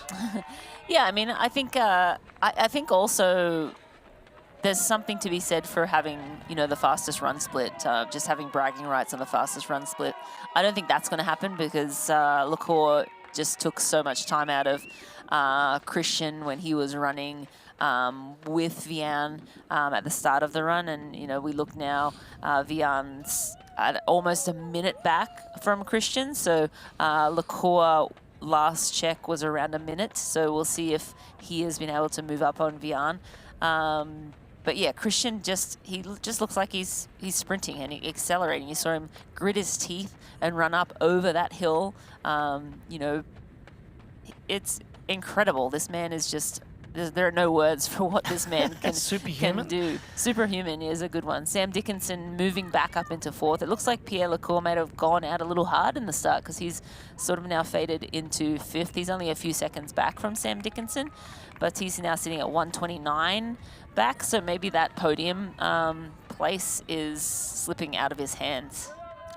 Maybe it's slipping out of his hands, but Sam Dickinson just showing a really strong and resilient race here today at 126 down now. Vian has gone out to 57 seconds, so he's definitely fading as we can see right now. You can see that he's losing a little bit of time to the ground there, just shaking it off a little bit, looking down at the heart rate monitor as well. But it looks like the two Norwegians might have the first two spaces secured today. And it's going to be France and maybe Great Britain and France that, you know, round out the top five. But Vian is going to try and get this job done today. This will be his best race in his career, if you ask me, to get the job done against the likes of Christian Blumenfeld. And nothing, you know, more can be said about the Olympic champion. Just when you think that he's done and dusted, just when you think that he's down and out, he just seems to find that extra gear. He's a superhuman. He's an incredible champion, and he just knows how to get it done. He knows how to hang tough, and he knows how to just, like, you know, put the intimidation factor on the rest of the field as well. Look at this. He's absolutely sprinting toward the finish line, always checking where he's at with his body, always in tune. The signs of a champion. Yeah, absolutely. I think he's always looking for more. I think that is a sign of a champion. They're never satisfied. They could always find faster time here on the bike. What can I do better on the run? How can I train harder? What can I do in this world of, you know, sports science? And, you know, we see him, I think he's running more like probably 3-minute Ks, but the last grab that he was at 3:20, which is 5:22 mile pace, and that was at 19.4. So, yeah, I mean, he's flying. That's an understatement. He is absolutely cranking it. Not only that, but the cameraman having a hard time, you know, staying up with him as well, collecting all these content shots, and you can find all those on Ironman Try on social media, Facebook, Instagram, and all over the place there. But Christian Blumenfeld is really, really showing us why he is one of the champions over the last 10 years. In 2018, I saw him for one of the very first times when he won his first CTS races down there in Rotterdam in the Netherlands. And then from that moment on, he just went from better to better to better, and he's now the Olympic champion. He's Ironman world champion. Turns the hat around. No, he's getting very, very close to home. He's only 1.3 kilometers from the finish line right now. And the fans here in Aix-en-Provence are going to be treated with one of the best 70.3 races, you know, of the year so far. I mean, it was great to watch, Gisolo. It was great to watch Oceanside. It was great to watch St. George last weekend. But the way that this guy races and gives you everything, absolutely empties the tank on every race. Now, he ran 2:34 just a couple of weeks ago at Ironman Texas, and now he's doing this. This is a champion that's, I'd like to say, once in a generation, but I tell you what, it's hard to put into words, any more than what we've been saying. Absolutely. And I don't know, as you said, I think just when you think he's on the ropes and just when you think he, doesn't have anything more to give, he finds another gear. And that's what we're witnessing right now. He, didn't look great in the first lap. He was sort of gritting his teeth a little bit, and it looked like he was working hard and like he may actually get dropped. And then all of a sudden he just changed his mind. He's like, nope. I don't know if the body just came around or if it was a mindset shift where it's like, nope, I'm taking this win today, and I'm just going to increase the pace to breakneck speed and you cannot go with me. And yeah, I mean, incredible from every viewpoint. He's within 1 kilometer to go now, so around less than that, 700 meters. So probably a minute and 45 seconds until he crosses that finish line now. It's typically the way that you win a general classification in one of the, cycling races, such as the Tour de France. You wait until the second or third last stage of the whole tour, and then you're 1 minute down on the rest of the field, and you make that acceleration and go to the front and come in with a decent lead at the end of the day. That's how you get it done over the GC in the cycling races. But what he's been doing here this afternoon, I don't know if he's been teasing the rest of the field or playing with the rest of the field, but what he's done over the last 3 kilometers has been just absolutely incredible. And, as Ironman says, it's every second matters. This is exactly what he wants to do. He wants the 2,500 points, but he doesn't want anybody to get anywhere close to him because every second is a point. Yeah, I mean, it's about getting max points for yourself, but then taking away points from your competitors. And yeah, I mean, at the end of the year, when you accumulate, those points and figure out, where you're at, if you can have your competitors, or your biggest competitors, here's a weak point and you can take some points from them. What, why not? Why not? You've got your foot on the throat. You may as well finish the job. May as well finish the job. Last year's winning time was a 3:47.23. Well, he's absolutely going to smash that today by quite a few minutes, as Christian Blumenfeld is doing to the rest of the field today. Is just showing them that he is the class of the field, showing them that he is the world and Olympic champion, showing the rest of the field that he's got another gear when it makes the difference. And now just high-fiving the crowd here in Aix-en-Provence, a great crowd, an educated triathlon crowd down here in the south of France. This is Provence, and it's one of the most beautiful places to race and train, but for Christian Blumenfeld, he's not going to forget this day in any hurry. What a great swim he had today. The bike ride was incredible, but the run was exceptional. Christian Blumenfeld, he's going to get the job done today with an incredible performance here in Aix-en-Provence to break the tape. In first place, the Norwegian gets it done. And your champion in first place, Premier of Aix-en-Provence, Christian Blumenfeld. 3:40.56, breaking the tape there today, Marinda. What a great run that he had today with a 1:06. 1:07.12. There it is, officially 1:07.12. Yeah, I mean, a 1:07.12 on a windy, twisty, turny course. Of course, no wonder. The Wahoo Inlet rival clock shows it right there, 1:07.12 for the 21.1 kilometers, 13.1 miles. That's kind of exactly what he ran in Oceanside, but this course was, I think, more challenging with the twists and the turns. He was so happy. He started celebrating, a few hundred meters out, and just completely elated with that performance. And you love to see it. A guy like Christian who wins as much as he does, he still takes the time to high-five the fans, celebrate this moment. I'm sure we'll see many more of these, but in the moment, it's important to celebrate it because you just never know when you're going to step back up on that top step again. Countryman and training partner Casper Storns takes the silver medal and gets over the line in second place, but the local hero of the day today is Simon Vian, and he does get across the finish line in the bronze medal position in the third place today, picking up crucial points in possibly the greatest race in his career, right behind Christian Blumenfeld and Casper Storns. And coming in fourth place today, Sam Dickinson from Great Britain, giving us a great run this afternoon. 3:42.42, holding off a fast-charging Pierre Lecour.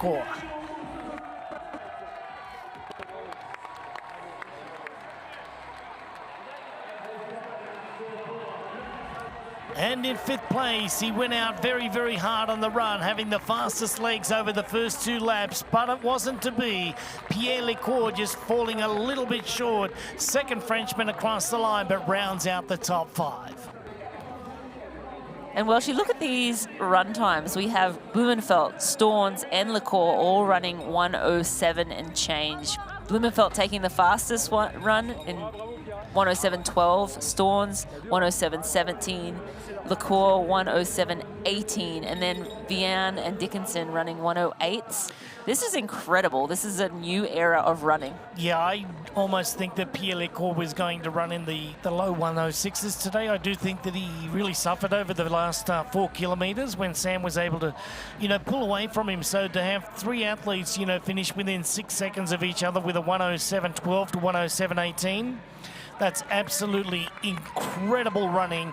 Now we see Marjolaine Pierre just being overtaken by Bradley Weiss just running along the roads there. Marjolaine is now running at a wonderful pace of a 3:38 per kilometre, running along really, really nicely. She's got a 2-minute lead over Lizzie Rayner and now extending it. So the pace that Marjolaine has set today on the run has been good enough. She looks even better than when she first started out. Yeah, she's holding. There's Jonas Stromberg rolling through the finish line there. He went out really, really fast. He was looking fantastic at the start of the run, but I think came out a little bit too hot and couldn't hang with the Norwegians in the end there. But yeah, going back to Marjolaine Pierre, I think she's just paced this race really well. She knows her strength. She's raced, only at 25. She's raced enough to know now, okay, this is my 70.3 pace off the bike. A hilly course like this, well, it seemed that she put down a really solid effort.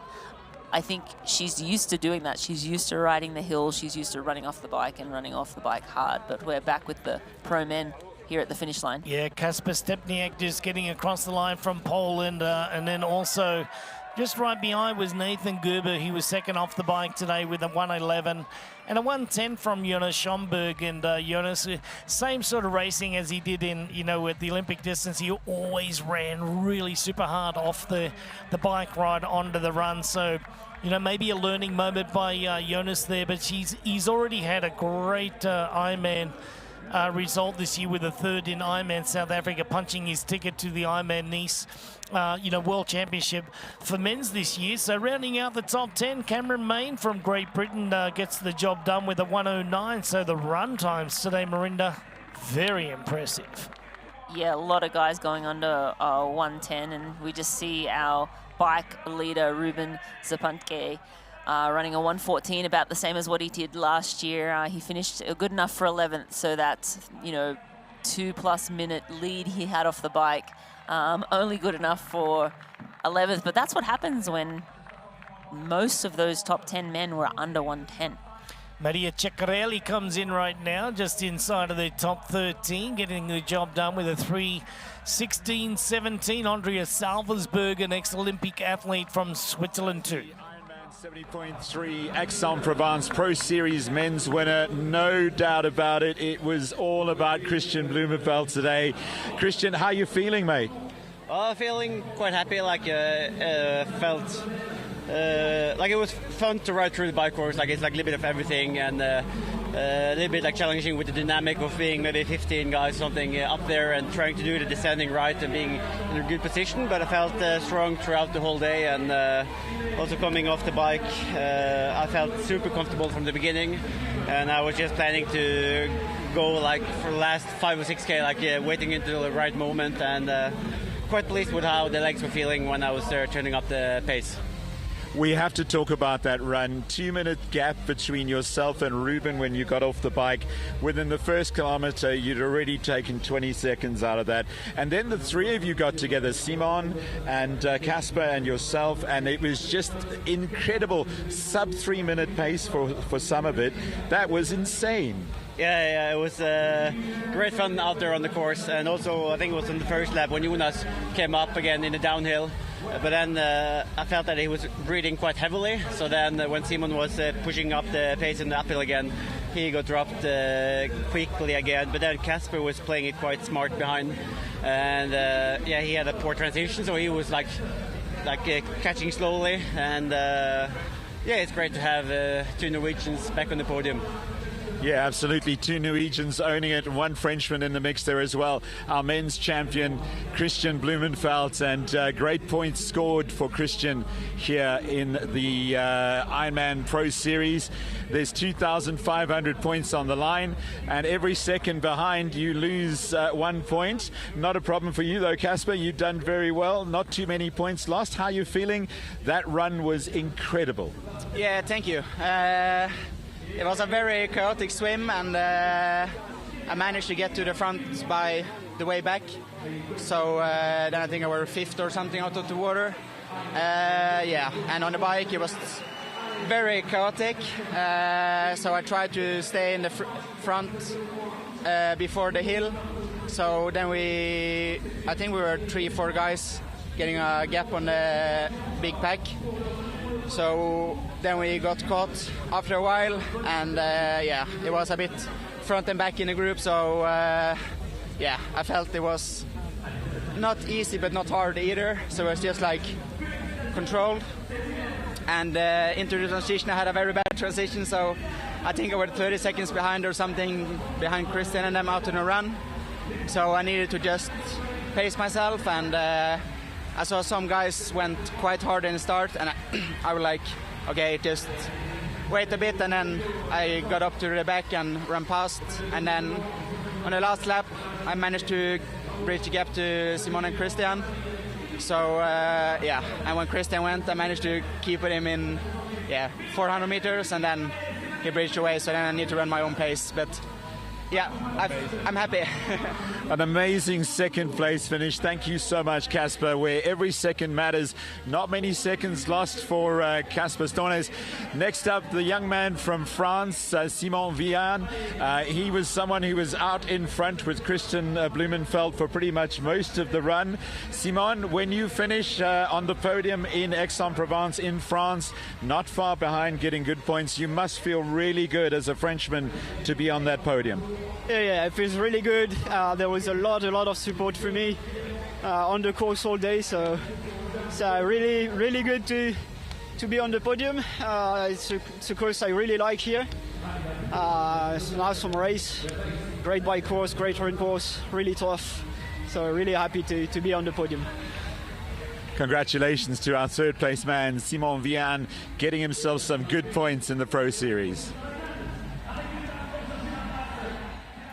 Thank you very much for the interviews down there, and well done to our top three today. You're getting it done again to Christian Blumenfeld from Norway, and in second place also from Norway, Casper Stornes, and Simon Vian, the Frenchman, getting it in third place today. We thought that Lecour was going to make his way toward the front, but that just didn't happen. But on the women's side of things, it's all France as well here. We've got Marjolaine Pierre, Lizzie Rayner from Great Britain in second place, but sitting at 2 minutes down. In third place, it's Lena Meissner. She was our leader in the early part of the swim here today, and now she has just slipped back a little bit into third place. But Marjolaine Pierre running through the streets of Aix-en-Provence, the streets that she knows very, very well. She's getting the job done with just over a lap to go.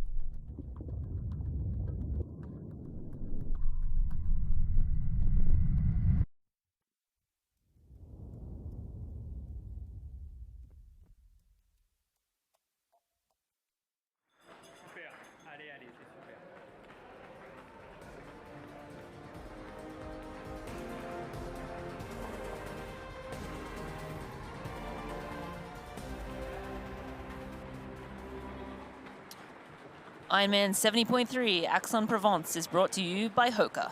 Fly, human, fly. And by Precision Fuel and Hydration. Personalize your race hydration with Precision Fuel and Hydration. And we are with women's race leader Marjolaine Pierre. She is running away with this race. This young woman got out of the water around 1:30 down in the swim. Front pack of 6 women made their way onto the bike course. Marjolaine erased that deficit by 30 kilometers on the bike and then broke away and had the roads to herself the rest of the bike ride. Amassed around a 1:40 lead off the bike, and now is 2:20 up on Lizzie Rayner, who's sitting in 2nd place.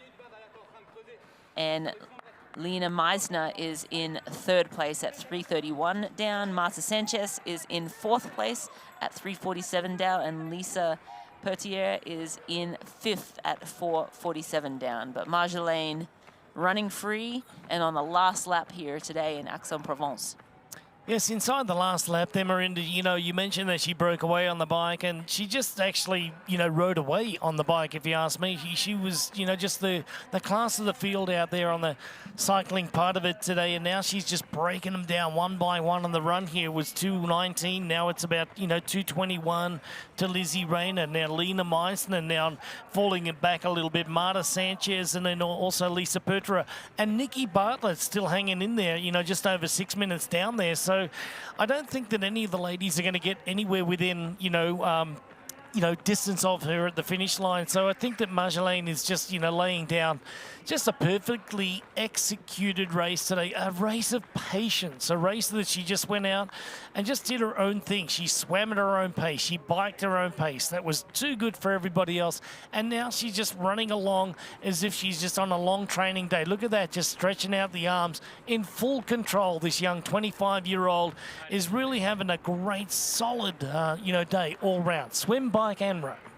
Yeah, absolutely. And this race here in Aix-en-Provence was one of her first ever triathlons. She raced as an age grouper, never thinking that anything much of it, that she would be professional or anything. And turns out she's pretty good at this little triathlon sport. So moved into the pro ranks at 25 years old. She has a 4th place finish at the Ironman World Championships. That was last year in Nice, France. And just starting to create just a great race results portfolio. Portfolio is the word. I think, you know, Marinda, it's going to be interesting because we know that she can get the job done in Nice.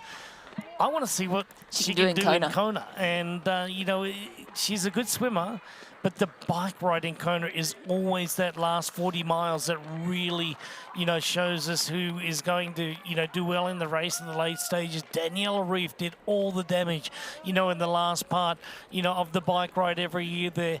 You know it very well. You won the race 3 times, but I think that Marjolaine's showing that she can just run a steady race, not only through, you know, the half marathon, but through the whole marathon distance. I think that Marjolaine is one of the ladies that we should talk about, you know, leading into Ironman World Championships this year for sure. So Marjolaine getting the job done. Lizzie Rayner is hanging in there, just looking like she's losing a little bit of energy to the ground there at this point in time. Yeah, and just looking back through some of Lizzie Rayner's results earlier this year, she raced 70.3 Valencia and she finished 3rd there. Last year in 2024, she won 70.3 Portugal. She was 3rd at 70.3 Swansea, 5th in Mallorca, 6th in Valencia in 2024, and at the Ironman World Champs last year, she finished 16th. So some solid performances last year with a 1st and 3rd. I think she'll be, you know, this year finishing 3rd already in Valencia and now 2nd. This is a rising star in our sport. Yeah, I do think that as well. You know, 16th in New Zealand last year on a very, very tough race course there, and really good results in Europe. So I think that, things are looking very bright. And then, you know, for Lena Meisner, Lena just, working really, really hard to get the job done today. Said that she was going to go out and swim hard. Said she was going to bike hard. Maybe it was a little bit too much, but she's hanging in there. Still in 3rd place right now and only at 3:34 down. So you know, things are getting a little bit, a little bit tighter, I would imagine, with Marta Sanchez, because Marta is only about 14 seconds down on Lena right now. Yeah, it seems like Lena's starting to show signs of fatigue.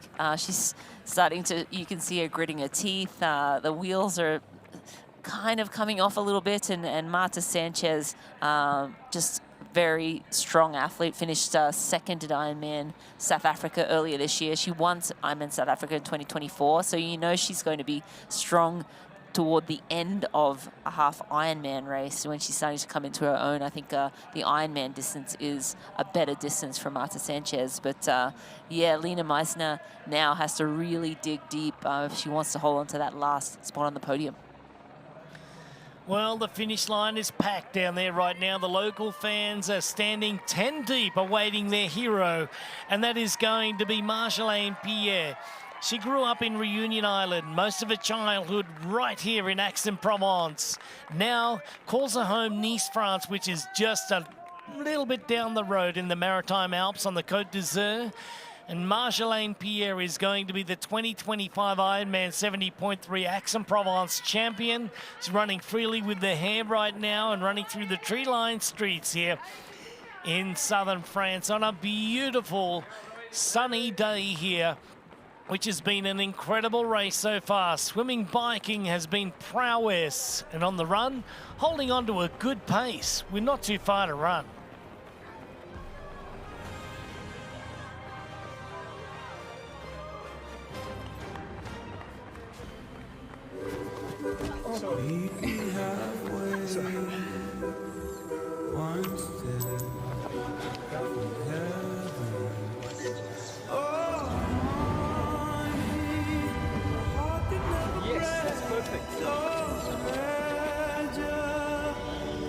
There's no limit to how far a dream can take you. Star in your own adventure now. Qatar Airways.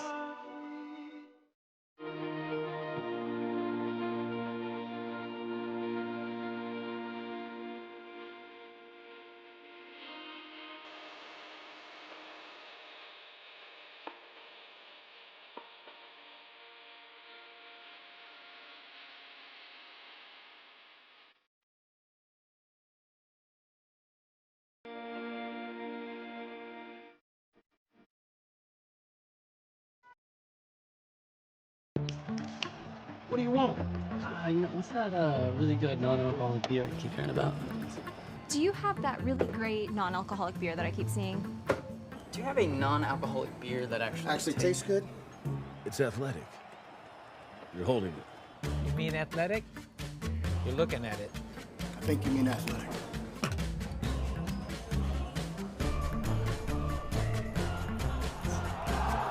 It's athletic. Ask for it.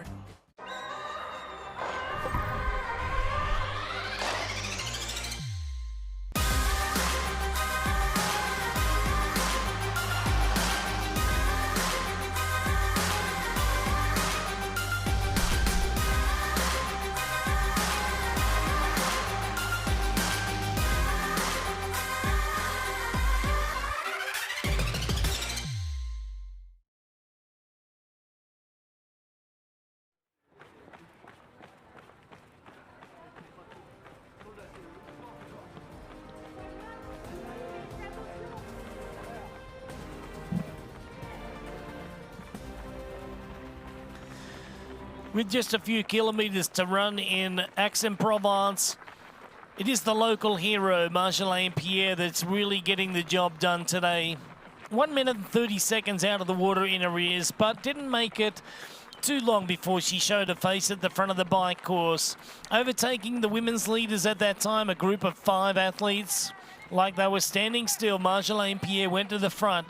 Once she got to the big climb at 67 kilometres into it, she accelerated away from the rest of the field and now building an insurmountable lead of 2 minutes and 36 seconds over Lizzie Rayner from Great Britain, Lena Meissner from Germany sitting at 3:42. Marta Sanchez and also Lisa Perderer right now are 4 minutes and 5:18 respectively down in 5th place. So Lizzie Rayner right here trying to get the 2nd place under the belt today. is going to be a great result, but Marjolaine Pierre is almost certain to run away with the 2,500 points. Now, she raced Ironman 70.3 on the 27th of April already this year and finished in 9th place. So now it looks like a good block of training and a home race, Marinda, is going to do it for Marjolaine Pierre. Yeah, and just looking back through Marjolaine's results of late, last year she did not get a win. So I think breaking the tape here in, obviously, yes, 4th at Ironman World Champs, but, you know, some mixed bag results in 2024. 70.3 LMC, she was 8th. She did a few T100 events and didn't have fantastic results at those. 12th in Les Sables in June last year. So kind of a mixed bag of results last year. The year before, she won Ironman Portugal. She was 7th at the Ironman 70.3 World Champ, so a great result there. But I think to be able to break the tape in your hometown, basically, and, you know, not had a breaking tape moment in 2024, I think this is going to be just really special for her today. Yeah, I think you're right, and the confidence build that's going to go on the back of it is going to be monumental as she makes her way through 2025, and then people adjust their seasons as well, when they get a good result like this, and who knows, she might be on the start line of another 70.3 here coming up pretty soon, and then the Ironman distance kick in, and then once she gets to Kona at the end of the year, October, that's going to be one of the goal races for her this year. And like you and I were talking about it, we do believe that she is one of the athletes on the rise, and she's got a good swim. She's got a magnificent bike ride, but she's so steady. Yep. So steady on the bike, so steady on the run that those things win you major championships. And I think that she's got a very good future coming up here at Ironman World Championships over the next few years. Yeah, absolutely. I don't think she's raced in Kona yet. So, will the strength that we saw in Nice translate over into Kona? I think it doesn't matter. Honestly, I think all she needs to do is just keep steadily progressing in all 3 sports for the next 5 years. And when she hits that prime age, late 20s, early 30s, in my opinion, I think that's when women seem to start peaking in the endurance arena. If she keeps continuing at the state that she has, that's when she's going to start reaping the rewards and winning those big world titles and bringing home things like that. But today she's putting together a phenomenal race. The women she's racing against, very good 70.3 and Ironman distance women. But she really just put together a perfect performance, and now she's, on her way to breaking the tape here today. 2.5 kilometers left to go, 1.6 miles, and this race will be hers.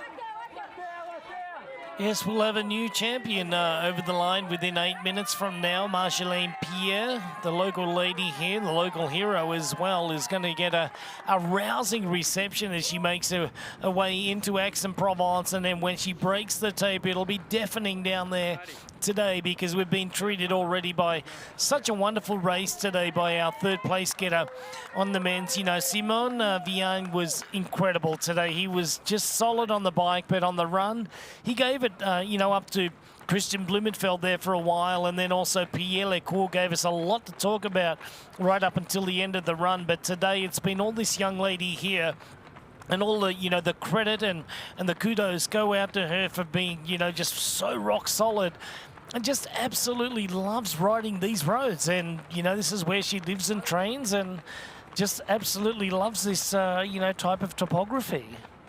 Yeah, absolutely. And, you see her now rolling through the age groupers. We had a couple of thousand age groupers racing here today, and there was 50 70.3 slots on the line for the age group races for 70.3 in Marbella, Spain, which will be in November, the end of this year. There are 3 spots on the line for the women, so 3 slots available for the pro women for the 70.3 World Champs. So athletes are vying for those positions, as well as, of course, Ironman Pro Series points, and maximum 25,000 points are up for grabs here today. Every second matters, and that rate will drop at 1 point per second as we wait for the second, third, fourth women to come through. So Marjolaine looking for that max points. Also $7,500 on the line for prize money for today. So racing for a lot of different things here in Aix-en-Provence. I think just winning in her hometown will be just really special.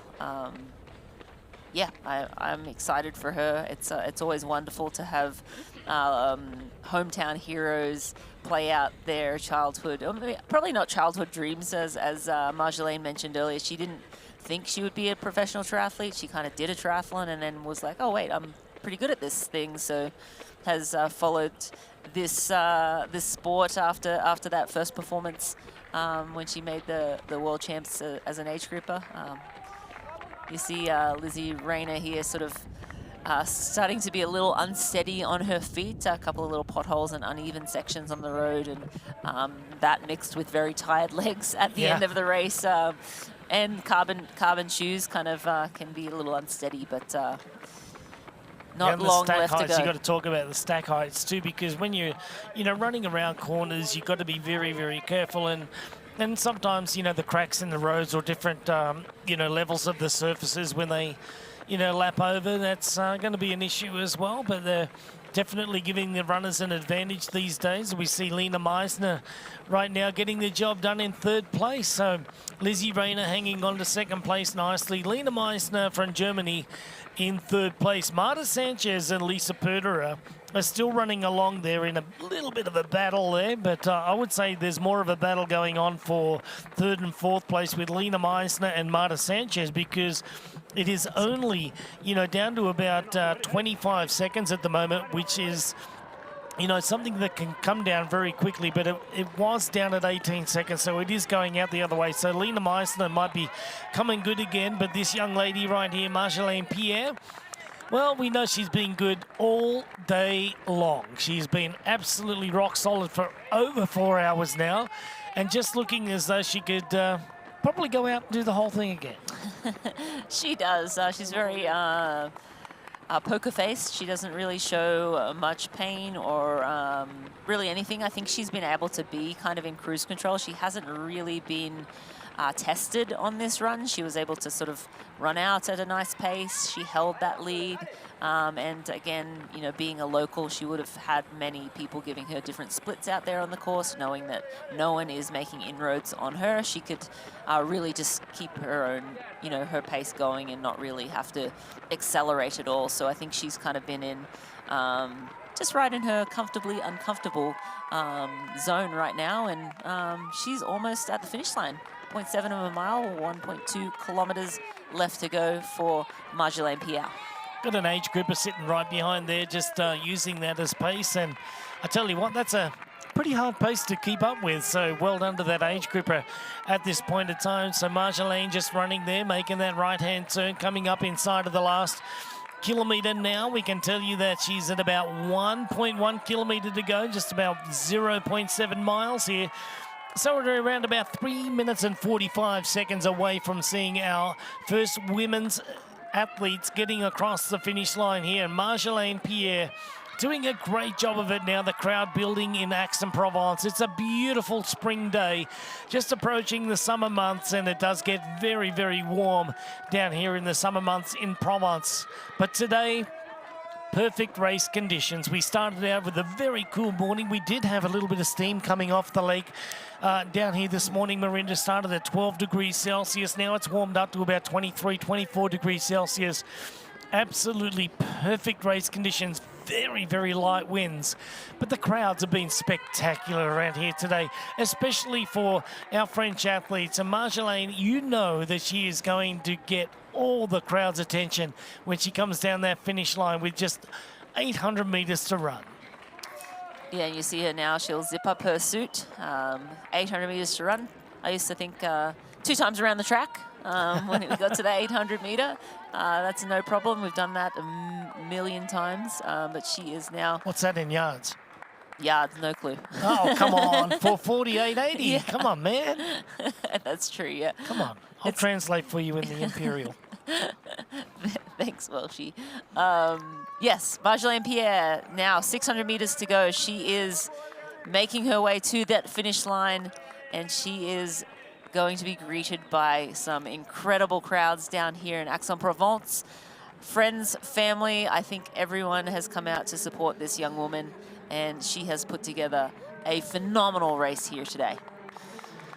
Well, a smile is starting to appear there. You saw it just a moment ago, but she is, well, you said it best. I think poker-faced right up until the very end here, but a touch of a smile just a moment ago. So getting very excited to finishing off the race today here with just 500 metres to run, making sure that the race number belt is in place and everything is looking good. Well, Marjolaine Pierre, you should be very proud of yourself today because a great swim, a bike ride that you dominated. You took the bike course record with you today, and that was amazing. Now, what have you got left in the run? Can you take it all down here today, Marjolaine? You are going to be the champion, and you are deserved of that. Coming into the finish line here in just a minute or so, Marjolaine Pierre to take it for France. Yeah, and just looking at some of the run times in the history of this race, and Tamara Jewett has the run course record at 1:13.29. Tamara Jewett, of course, just a phenomenal runner in our sport. That time, though, is smoking fast, so incredible. That was from 2023 last year. Marion Legrand ran a 1:16.52. And so that was the next fastest time that we've had here. Marjolaine, 400 meters to go. She is almost there. I don't think she'll be, yep, she's around a 1:18 so far, so she'll be around a 1:20. But after that bike, she didn't have to run any faster. No, it's been a well thought out race and a very well-paced race, and that's what we, have been talking about, halfway through the bike ride there when she was just riding along at her pace. It's not as if, she went harder when she needed to. She just rode her pace, and it was enough to just, bike on by the people. There goes the arms up in the air there. She's just asking the people to, come on, get loud now. Marjolaine Pierre is now running in toward the finish line here to claim the 2025 Ironman 70.3 Aix-en-Provence, and she's getting it done. Yes, Marjolaine Pierre is coming into the finish line. To her adoring fans, she will be the 2025 Ironman Aix-en-Provence 70.3 champion from France, Marjolaine Pierre, 4:11.22. Taking the tape as well with a 1:17.57 by the look of it through the 20.8 kilometre mark, but a 1:18.51 run time today gets it done with a total time just over that 4 hours and 11-minute marker today. Well done to Marjolaine Pierre. What a great way to celebrate, and the crowd is absolutely going wild. They have one of their own, the champion, Marjolaine Pierre. And we have a look at the Wahoo Element rival run time, 1:18.51. That's a great run split after that super bike ride from Marjolaine Pierre. But I love to see her enjoying that finish line, soaking it up. And yeah, you can see the effort on her face. She was poker faced throughout that run, but you could see definitely a big effort to bring it home here today. And now we're back with Lizzie Rayner, who is in second place, and she is in the final few meters of this run course. 10 minutes faster than last year's race winner there, Marion Legrand. With a 4:21 was Marjolaine Pierre today with a 4:11, getting it done here. Way to go, with the tongue out, with the hair out, and just cooling off at the finish line. Lizzie Rayner having a terrific run here today. She was off the bike in equal second place with Lena Meissner, but just running away for the rest of the field in second place here in Aix-en-Provence. And then Lena Meissner still hanging on to that third place here this afternoon. So as we get our places separated here on the women's race, Marjolaine Pierre takes the race, and it's Lizzie Rayner that's going to come up into second place, running a little bit slower today on average pace by about 7 seconds per kilometre there, Marinda, but she's going to secure a second place. Yeah, I think I saw just a fist bump just now. You see her still very focused, but I think she will be really pleased to get across that finish line in second place today and on the podium. A really great performance from Lizzie Rayner here today. And then on the right, we have Lena Meisner just trying to get to that finish line as quickly as possible. Of course, she had Marta Sanchez breathing down her neck a little bit there, but was separated by 25 seconds at the last time check. So yeah, needs to just get across that finish line as quickly as possible. Lizzie Rayner, so happy. We see her now entering the red carpet zone. Lizzie Rayner will come in your second place position today at Ironman 70.3 Aix-en-Provence. A phenomenal performance here today from Lizzie Rayner. Lizzie Rayner across the line with a 4:14 right now unofficially as she makes her way over there. We're now waiting Lena Meisner from Germany, but it is at the finish line here. Lizzie Rayner getting it done today with a 1:19.54 on the run, of course, with an average time of 3:47 per kilometre pace here. 2 minutes and 50 seconds in the arrears of our race winner here, Marjolaine Pierre, and Lena Meisner, the lady who led our swim for the most part today. Out on the bike, she was very, very strong until Marjolaine Pierre from France took over. And we have Lena Meisner now on the red carpet. She will come in at third place. I'm in 70.3 Aix-en-Provence. Lena Meisner, third place here today. So the podium set, Marjolaine Pierre once again gets it done in Aix-en-Provence. The young French lady, 25 years old, has spent quite a bit of a childhood in this area here in Aix. Now living in the Côte d'Azur in the Maritime Alps in Nice. And she gets the job done. Lizzie Rayner from Great Britain in second place. And an exhausted German by the name of Lena Meisner takes out third place today. So our podium is set in our women's race. Yes, and Marta Sanchez coming across the line now in fourth place. She just wasn't able to close that gap to third. Lena Meisner got the job done, held on to that third place, but Marta Sanchez on screen right now. She was second at her first Ironman event of the year, which was Ironman South Africa. Solid performance again here today from Marta Sanchez. Marta Sanchez, one of our strongest swimmers, was right up there and had another good day in Marta Sanchez, and she's always a tough racer and getting it done here today in fourth position. So stage is set for our women's podium coming up here pretty soon. Beautiful look at Aix-en-Provence overhead today. Absolutely gorgeous day. You can't ask for better conditions for a 70.3 race as we look, not a cloud in the sky. Beautiful conditions, and the men's podium coming up in just a few. Yeah, they had phenomenal race conditions here today, and Marjolaine's finish time a lot faster than Laz. Here we're going to go down to the men's podium right now. In third place, Simon Vian from France, and in second place, Kasper Storns from Norway. But our champion today, the Olympic champion, he's an Ironman world champion, and today he's your 2025 Ironman 70.3 Aix-en-Provence champion, collecting 2,500 points with an overall time 3 hours, 41 minutes and 8 seconds.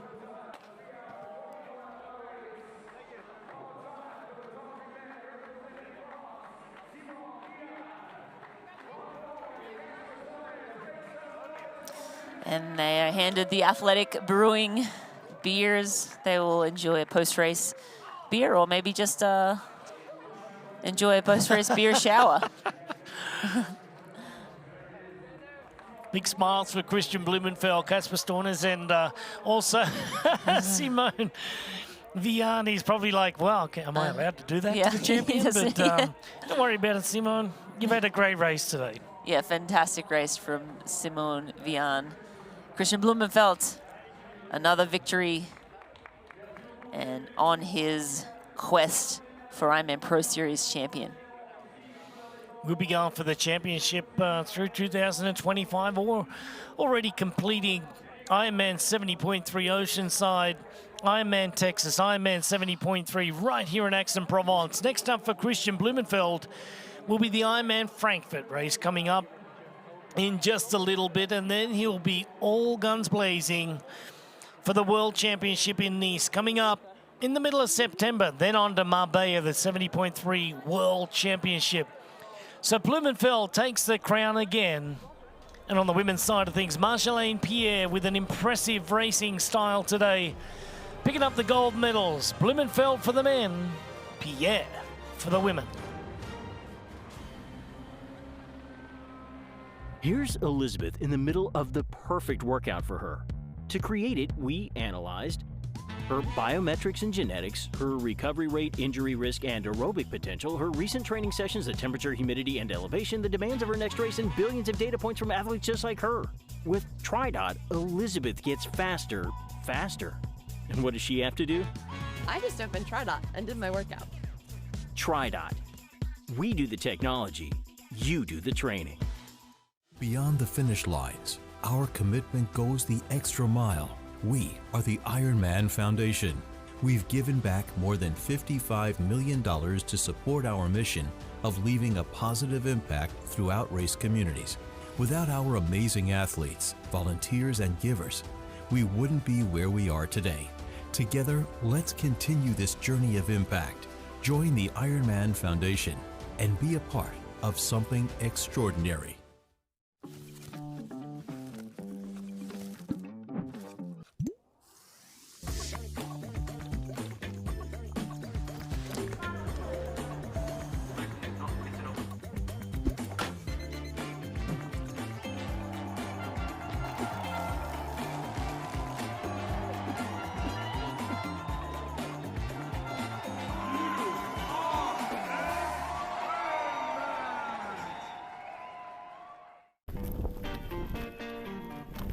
We're not here to sell you on this life. You already chose it. No shortcuts. No hype. Just work. Same as you. Built to outlast. Endure. 40 years in, and we're just getting warmed up. Welcome to the Ohana.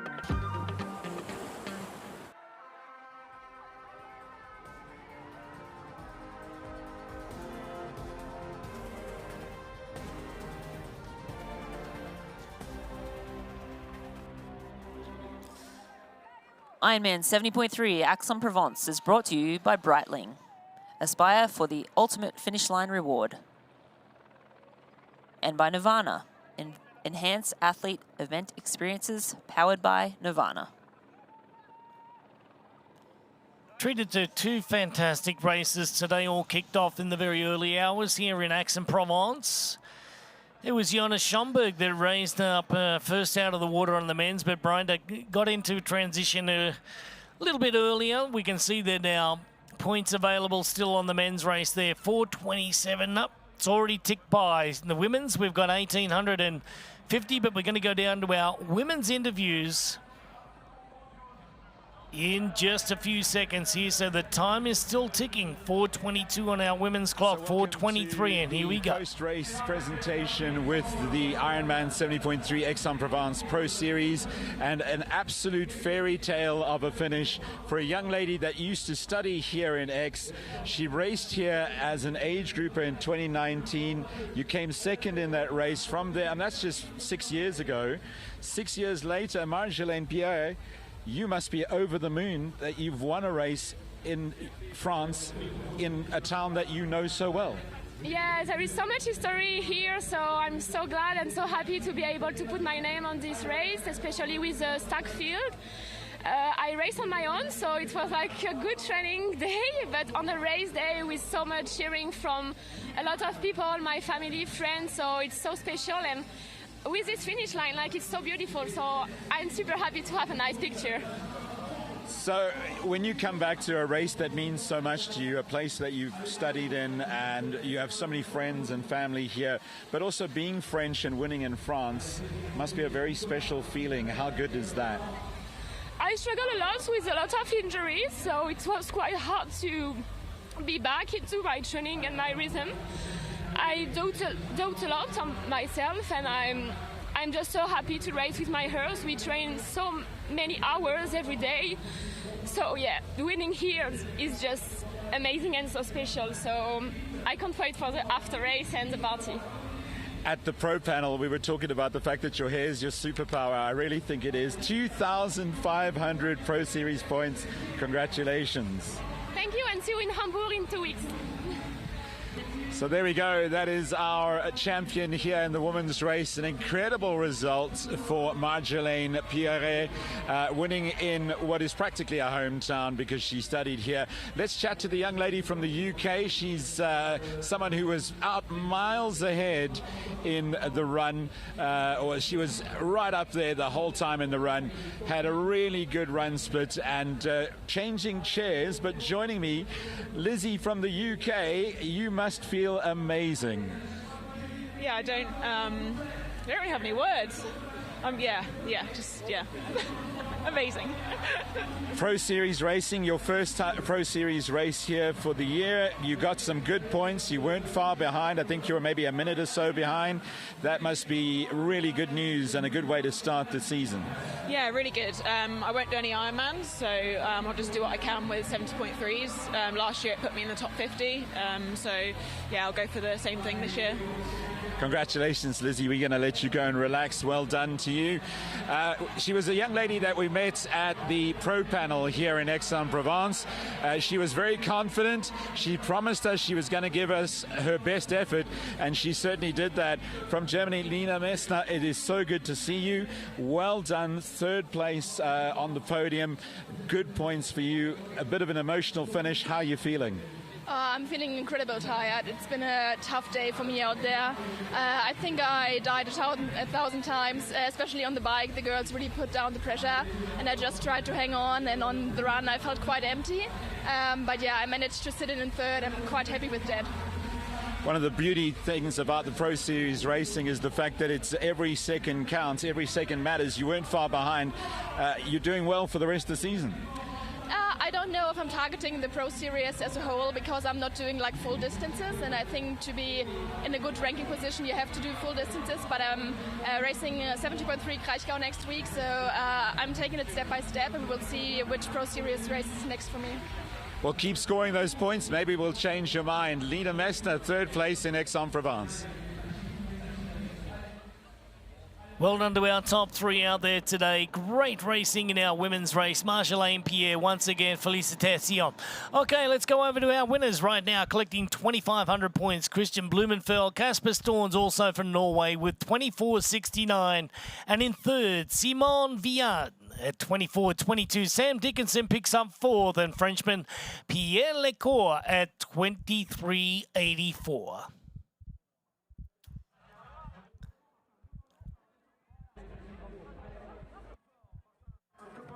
Rounding out the top then. And then we'll look at the Ironman Pro Series standings. Christian Blumenfeld slides up the board into first. Jonas Stromberg slides into second. Leon Chevalier up 6 into third. And Kasper Storns up 6th as well as Gustav Iden, both up 6 spots into 4th and 5th. So a lot of Norwegians up in that top 5 now, Welshie. Yeah, and a lot of people that race today having good results, and there's Ceccarelli as well from Italy, and Cameron Main collecting the points there and going up 8 spots as well. Over onto our women's side of things today was a great result for Marjolaine Pierret, collecting 2,500. It was Lizzie Rayner, Lina Meissner, Marta Sanchez with 2,227. There's Nikki Bartlett that made her way up into 5th place. Lisa Perderer slipped down to 6th. Sarah Svensk, Charlene Clavel, Lauren Jansen, and Luisa Ionia Pratt. And we'll go over and look at our Ironman Pro Series standings after today's race, the 7th race on the series. Marta Sanchez moving up 7th now into 1st place. Annie Reichman, that's sliding down 1 into second. Lisa Pertier up 12 into third. And we are going to go over to the women's podium. Picking up third place today is Lena Meissner from Germany. Had a great swim start to the race today. Held the pace for a very long time on the bike until Marjolaine Pierre decided to turn up and take control. And then it was Lizzie Rayner picking up second place here today with a 4:14.56. But it was Marjolaine Pierre picking up the gold medal in first place here in the 2,500 points right here at the Athletic Brewing Ironman Pro Series race here in Aix-en-Provence. So what a great day it was. Marjolaine Pierre, the local lady, very emotional at the end, just saying that Aix-en-Provence has given her a lot. And today, well, it gave her first place and it did give her 2,500 points as well. Yeah, Marjolaine Pierre swimming a 26.37, biking 2:21.11, and then rounding it out with a 1:18.51 for an overall time of 4:11.57. Your women's podium from Aix-en-Provence. So the ladies all set to celebrate right now with the Athletic Brew here. Congratulations. Well, none down the hatch, but over the top it goes. There we have it. Marjolaine Pierre, one more time, Lizzie Rayner and Lena Meissner getting it done here in Aix-en-Provence. Great to see our athletes here just celebrating with all the dignitaries from this beautiful region in Provence as well in the south of France. What a great day we had. Perfect race conditions on a perfect day. As now for three-time Ironman world champion Marinda Carfrey, I'm Greg Welch saying thank you very much for watching Ironman 70.3 Aix-en-Provence, and watch on-demand replays of all Ironman Pro Series broadcasts exclusively in the US and Canada. Sign up for Outside Plus today. Globally, watch the proseries.ironman.com, Ironman Try YouTube channel, and any of our global distributors. The next Ironman Pro Series broadcast is on June 1st, Ironman Hamburg European Championship. So long for now.